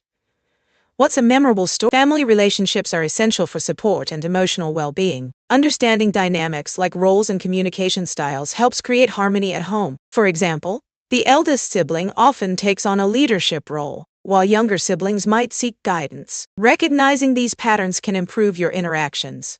Think about your family's dynamics and how they influence your relationships. What's one valuable lesson learned from your family?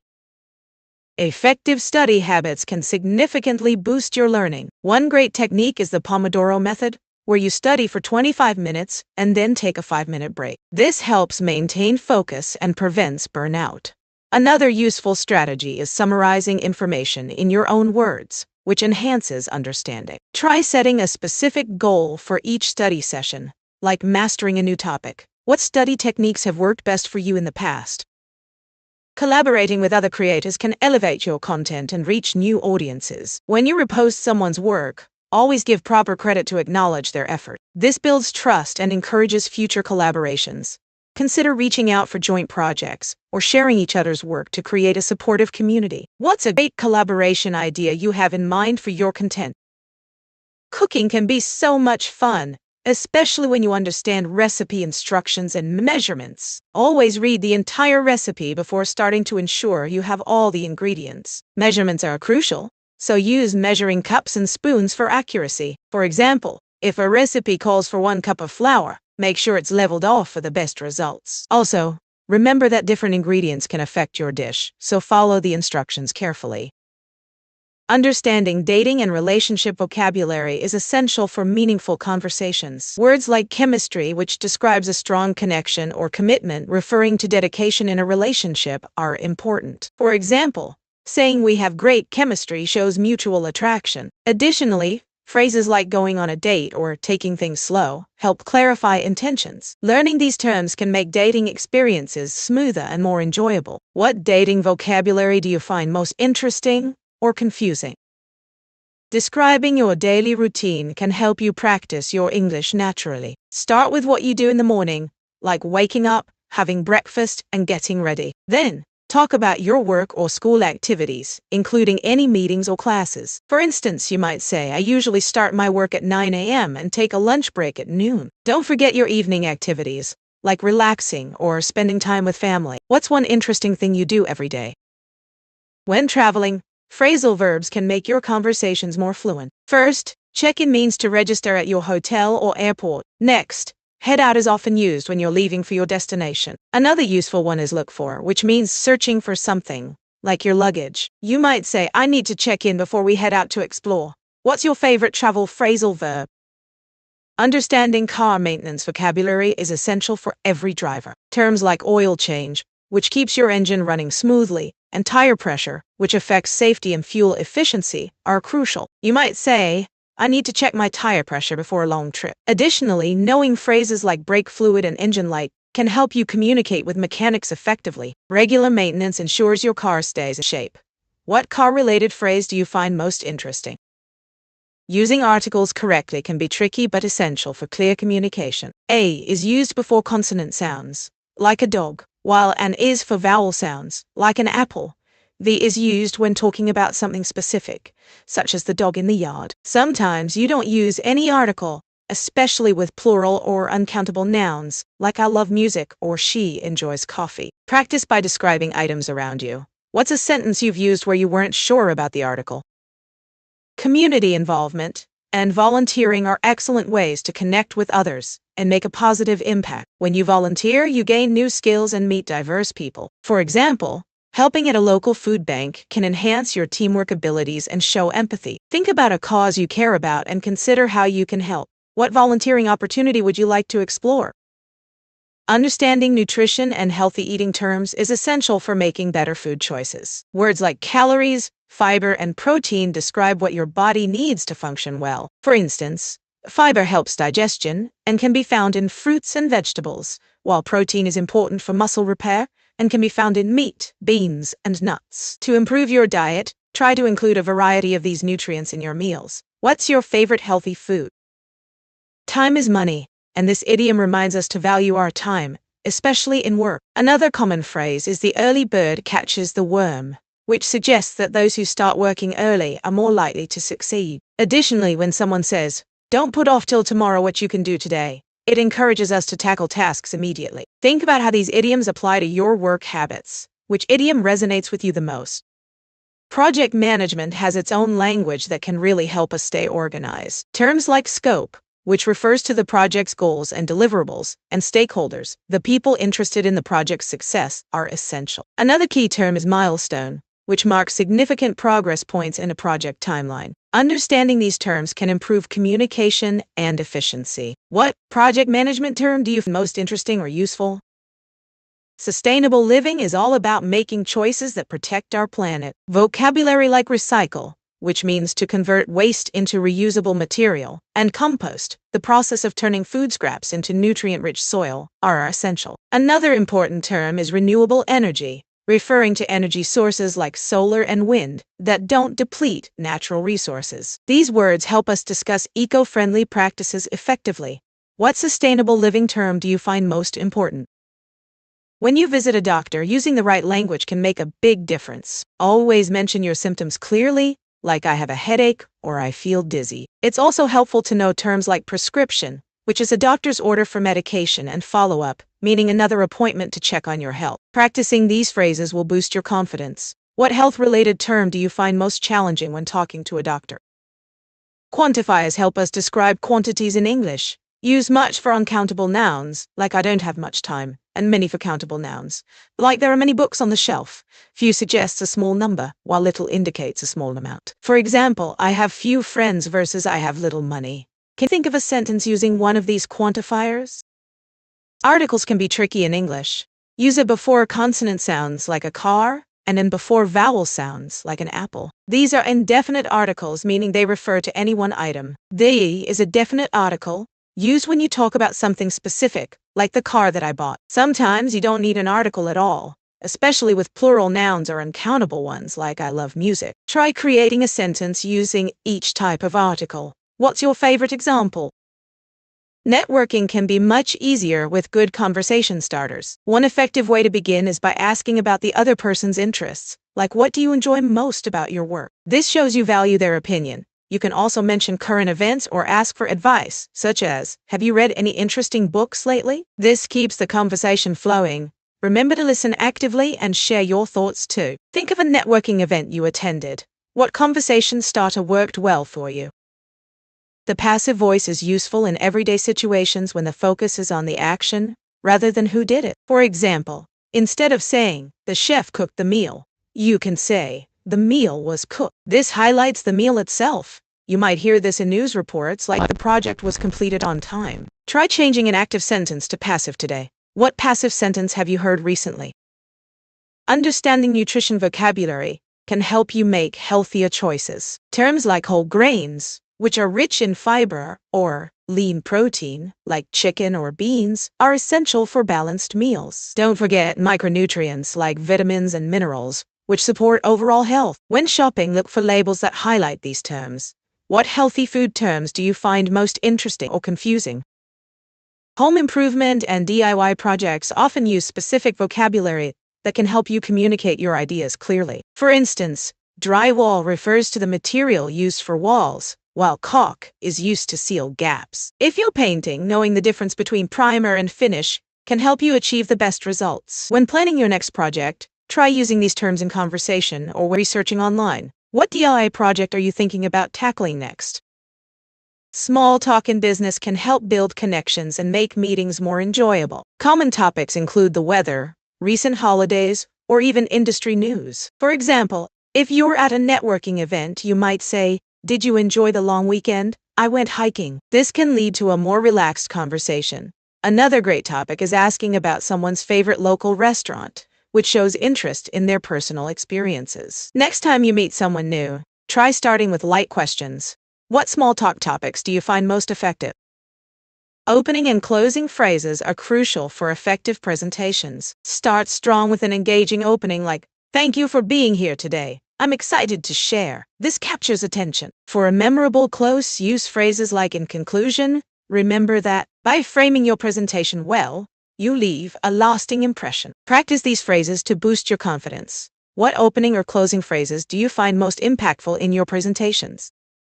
Shopping for clothes can be both fun and challenging. When you're looking for new items, think about your personal style and what fits best. Don't hesitate to try on different sizes, as sizes can vary between brands. For example, a medium in one store might be a large in another. Also, consider mixing and matching to create versatile outfits. Remember to check return policies in case something doesn't work out. Next time you shop, think about what pieces you really need. What's your favorite clothing item you can't live without? Prepositions of time, place, and movement are essential for clear communication. For time, we use words like at, on, and in. For example, for place, think of in, on, and under, such as the book is on the table. When talking about movement, use to, through, or across, like she walked to the park. Practice making sentences with these prepositions to improve your fluency. Which preposition do you find most confusing? Home improvement projects can be exciting and rewarding. Familiarizing yourself with DIY terms can really help. For instance, toolbox refers to the container for your tools, while paint roller is used for applying paint to walls smoothly. Another important term is measure twice, cut once, which means to be careful and accurate before making cuts. This can save you time and materials. Try using these terms in your next project. What DIY project are you planning to start? Pronouncing ed endings can be tricky, but important for clear communication. There are 3 sounds, T, D, and on DD. Use T for verbs like walked and laughed. Use D for played and called. Finally, use TD for words like decided and wanted. To practice, try saying these words in sentences. For example, she walked to the store or he wanted to go. Which ed ending do you find the hardest to pronounce? Managing stress is essential for a healthy life. One effective way to relax is through deep breathing exercises. Inhale deeply through your nose for 4 counts, hold for 4, then exhale slowly through your mouth for 6 counts. This technique calms your mind and body. Try practicing this whenever you feel stressed. What relaxation techniques do you find most helpful? Shopping can be a fun experience, especially when you know the right vocabulary. Terms like bargain, discount, and refund are essential. When you're in a store, you might ask, "Do you have this in a different size?" or "Can I return this if it doesn't fit?" Practicing these phrases will help you feel more confident while shopping. Next time you go out, try using at least one new phrase. What's your favorite shopping phrase to use? Cultural sensitivity is key to respectful communication. It means being aware of and appreciating different customs and traditions. For example, in some cultures, it's polite to greet with a bow instead of a handshake. Understanding these differences can help build stronger relationships. Next time you meet someone from a different background, try to learn one thing about their culture. What's a cultural tradition you find interesting? Expressing your opinions politely is important for respectful conversations. Use phrases like "I feel that" or "in my opinion" to share your thoughts without sounding too harsh. For instance, instead of saying, "That idea is bad," you could say, "I think there might be a better approach." Practicing these phrases can help you communicate effectively. How do you express your opinions politely?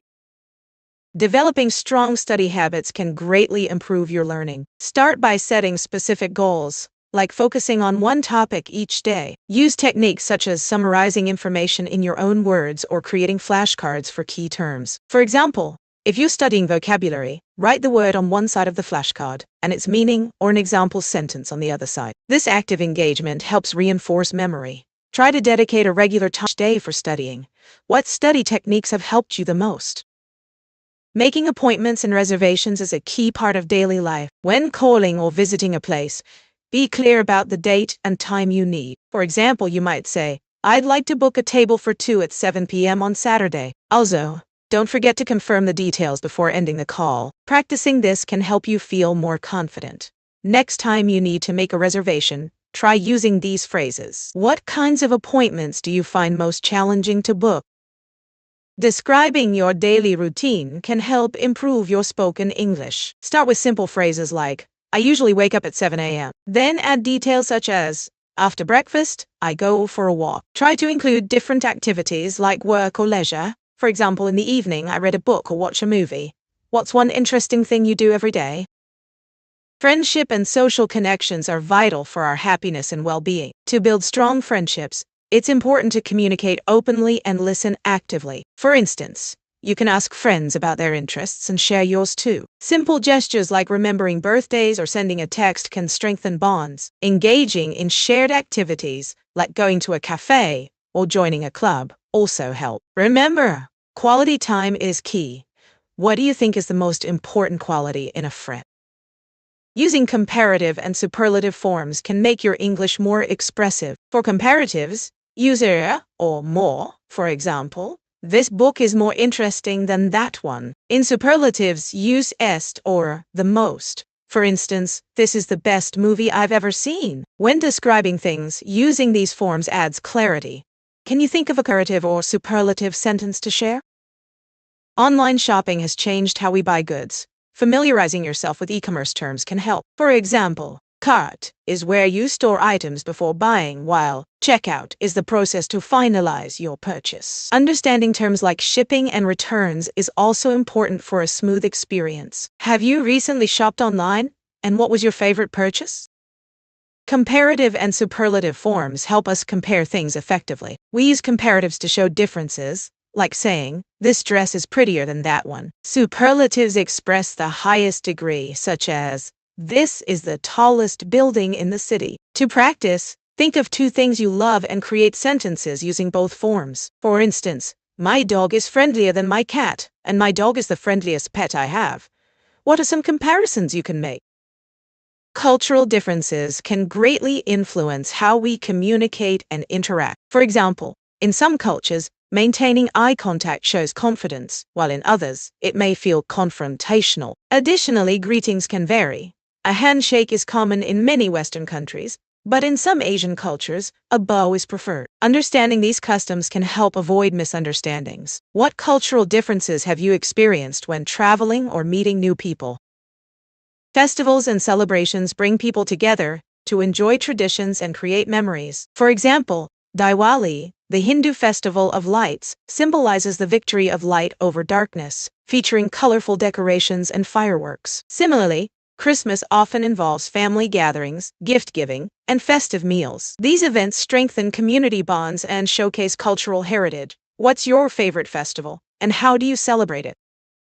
Sports and games have unique terminology that can enhance your conversations and understanding. For instance, in basketball, terms like dribble and three-pointer are essential. In soccer, you might hear offside and corner kick. Knowing these words helps you engage more in discussions about your favorite sports. Try using one of these terms in a sentence today. What's your favorite sport, and do you know any specific terminology related to it? Understanding environmental consciousness vocabulary is crucial for discussing sustainability. Words like recycle, biodegradable, and carbon footprint are commonly used. For example, recycling helps reduce waste, while biodegradable refers to materials that break down naturally. Knowing this vocabulary allows you to engage in important conversations about protecting our planet. Today, try to use one of these words in a sentence. What environmental issue are you most passionate about? Describing your daily routine can make your English sound more natural and fluent. Start with simple phrases like in the morning, I wake up at 7 a.m. and have breakfast. Then, add details. After breakfast, I usually go for a short walk. This structure helps others follow your day easily. Try sharing one part of your routine using this format. What's thing you do each morning? Checking into a hotel is an important part of travel.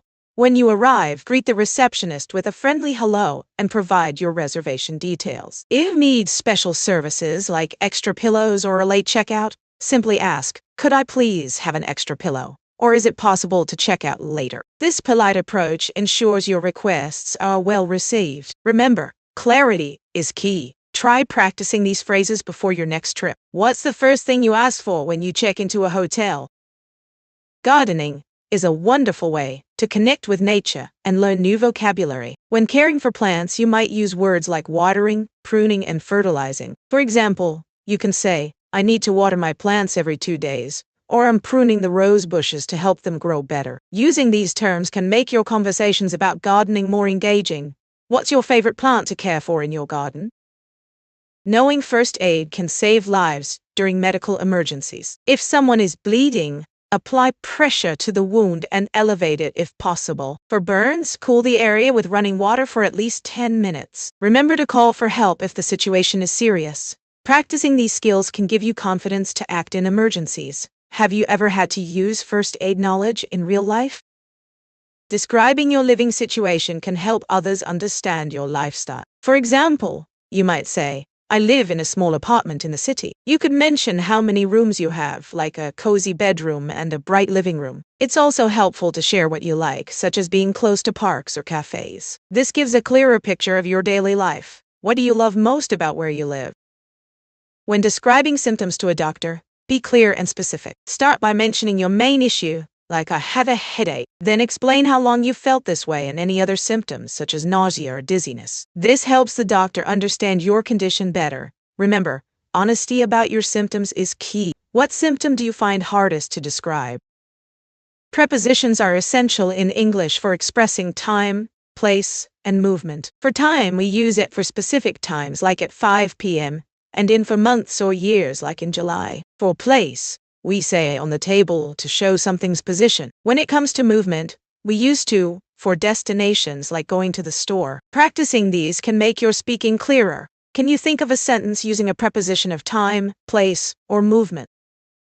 Shopping for clothes can be both fun and overwhelming. Start by knowing your style and what you need. When trying on clothes, pay attention to fit and comfort. Don't forget to check the fabric. It can make a big difference in how long the clothes last. What's your favorite clothing store for finding great outfits?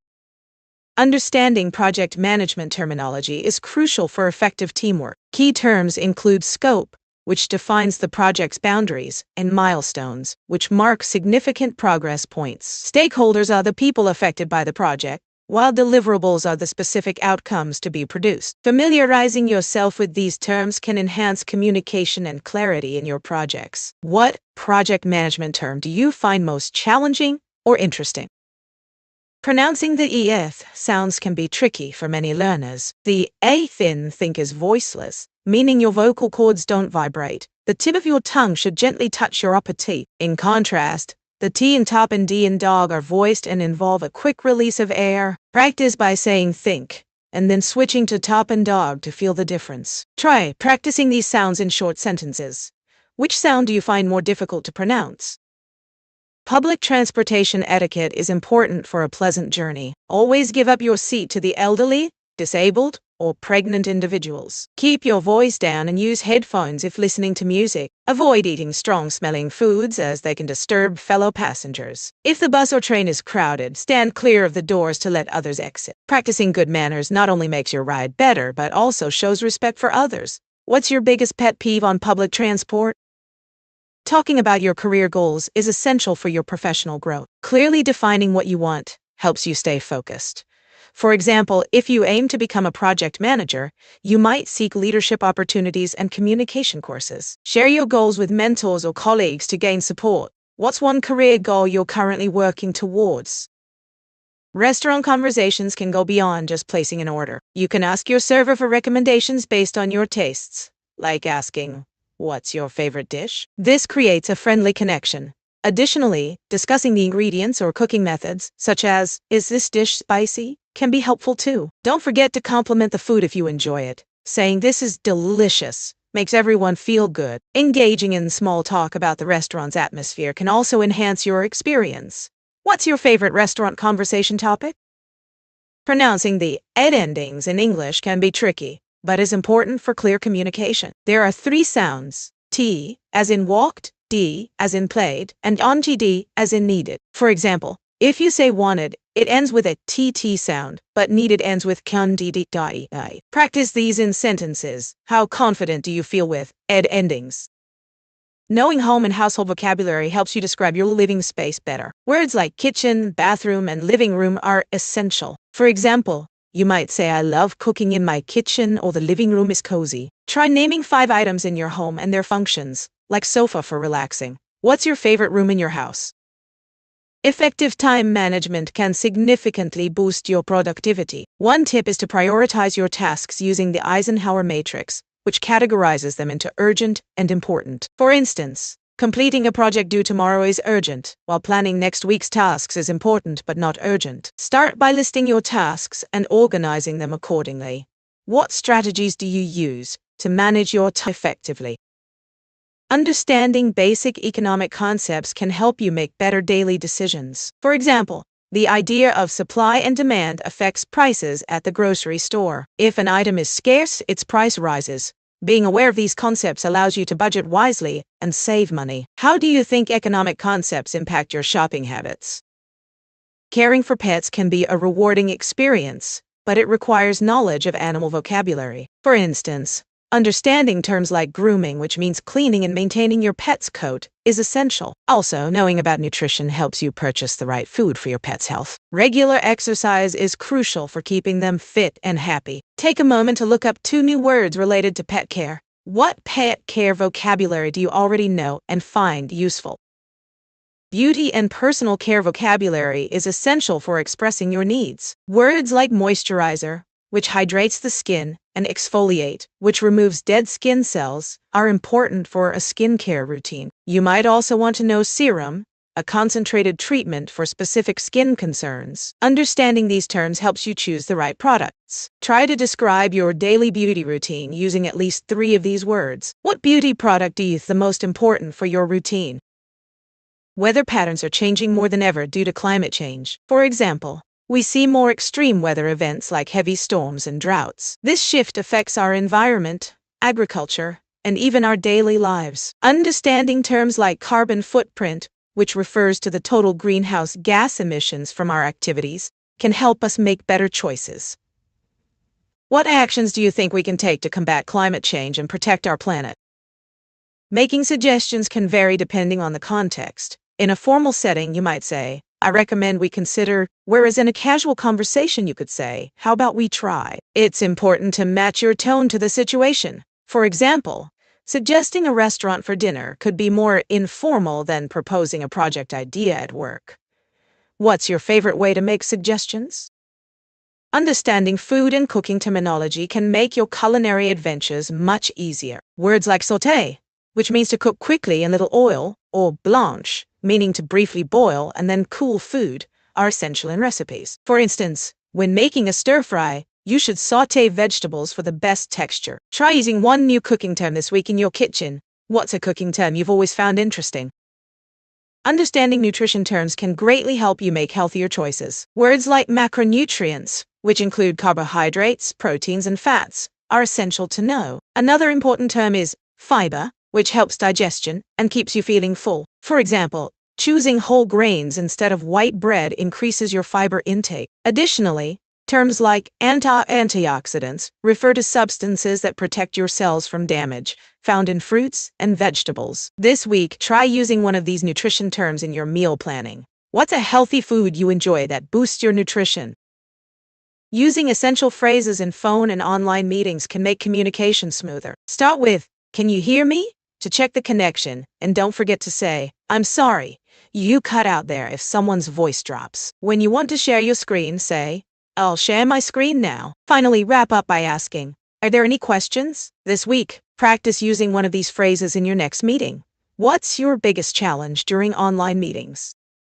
Conditional sentences help us discuss hypothetical situations, and they usually have two parts, the if clause and the main clause. For example, you might say, "If I won the lottery, I would travel the world." In this sentence, winning the lottery is the condition, and traveling is the result. You can also use the zero conditional for facts, like, "If you heat ice, it melts." This week, try creating your own conditional sentence about a dream you have. One thing you would do if you had no limits.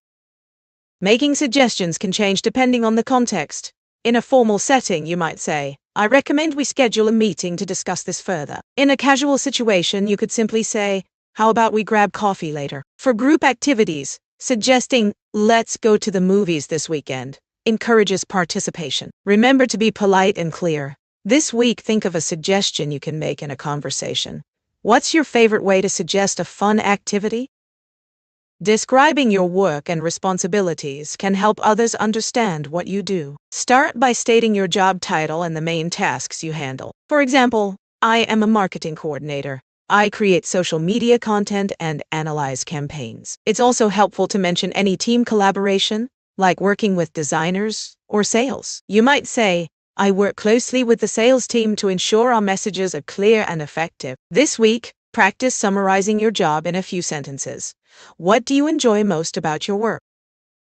Understanding academic language is crucial in the education system. It helps students express complex ideas clearly and effectively. For instance, instead of saying, "The book is good," you might say, "The book provides valuable insights into human behavior." This enhances your communication and shows a deeper understanding of the subject. To improve, try reading academic articles or writing summaries of what you learn. What academic term or phrase have you found most interesting lately?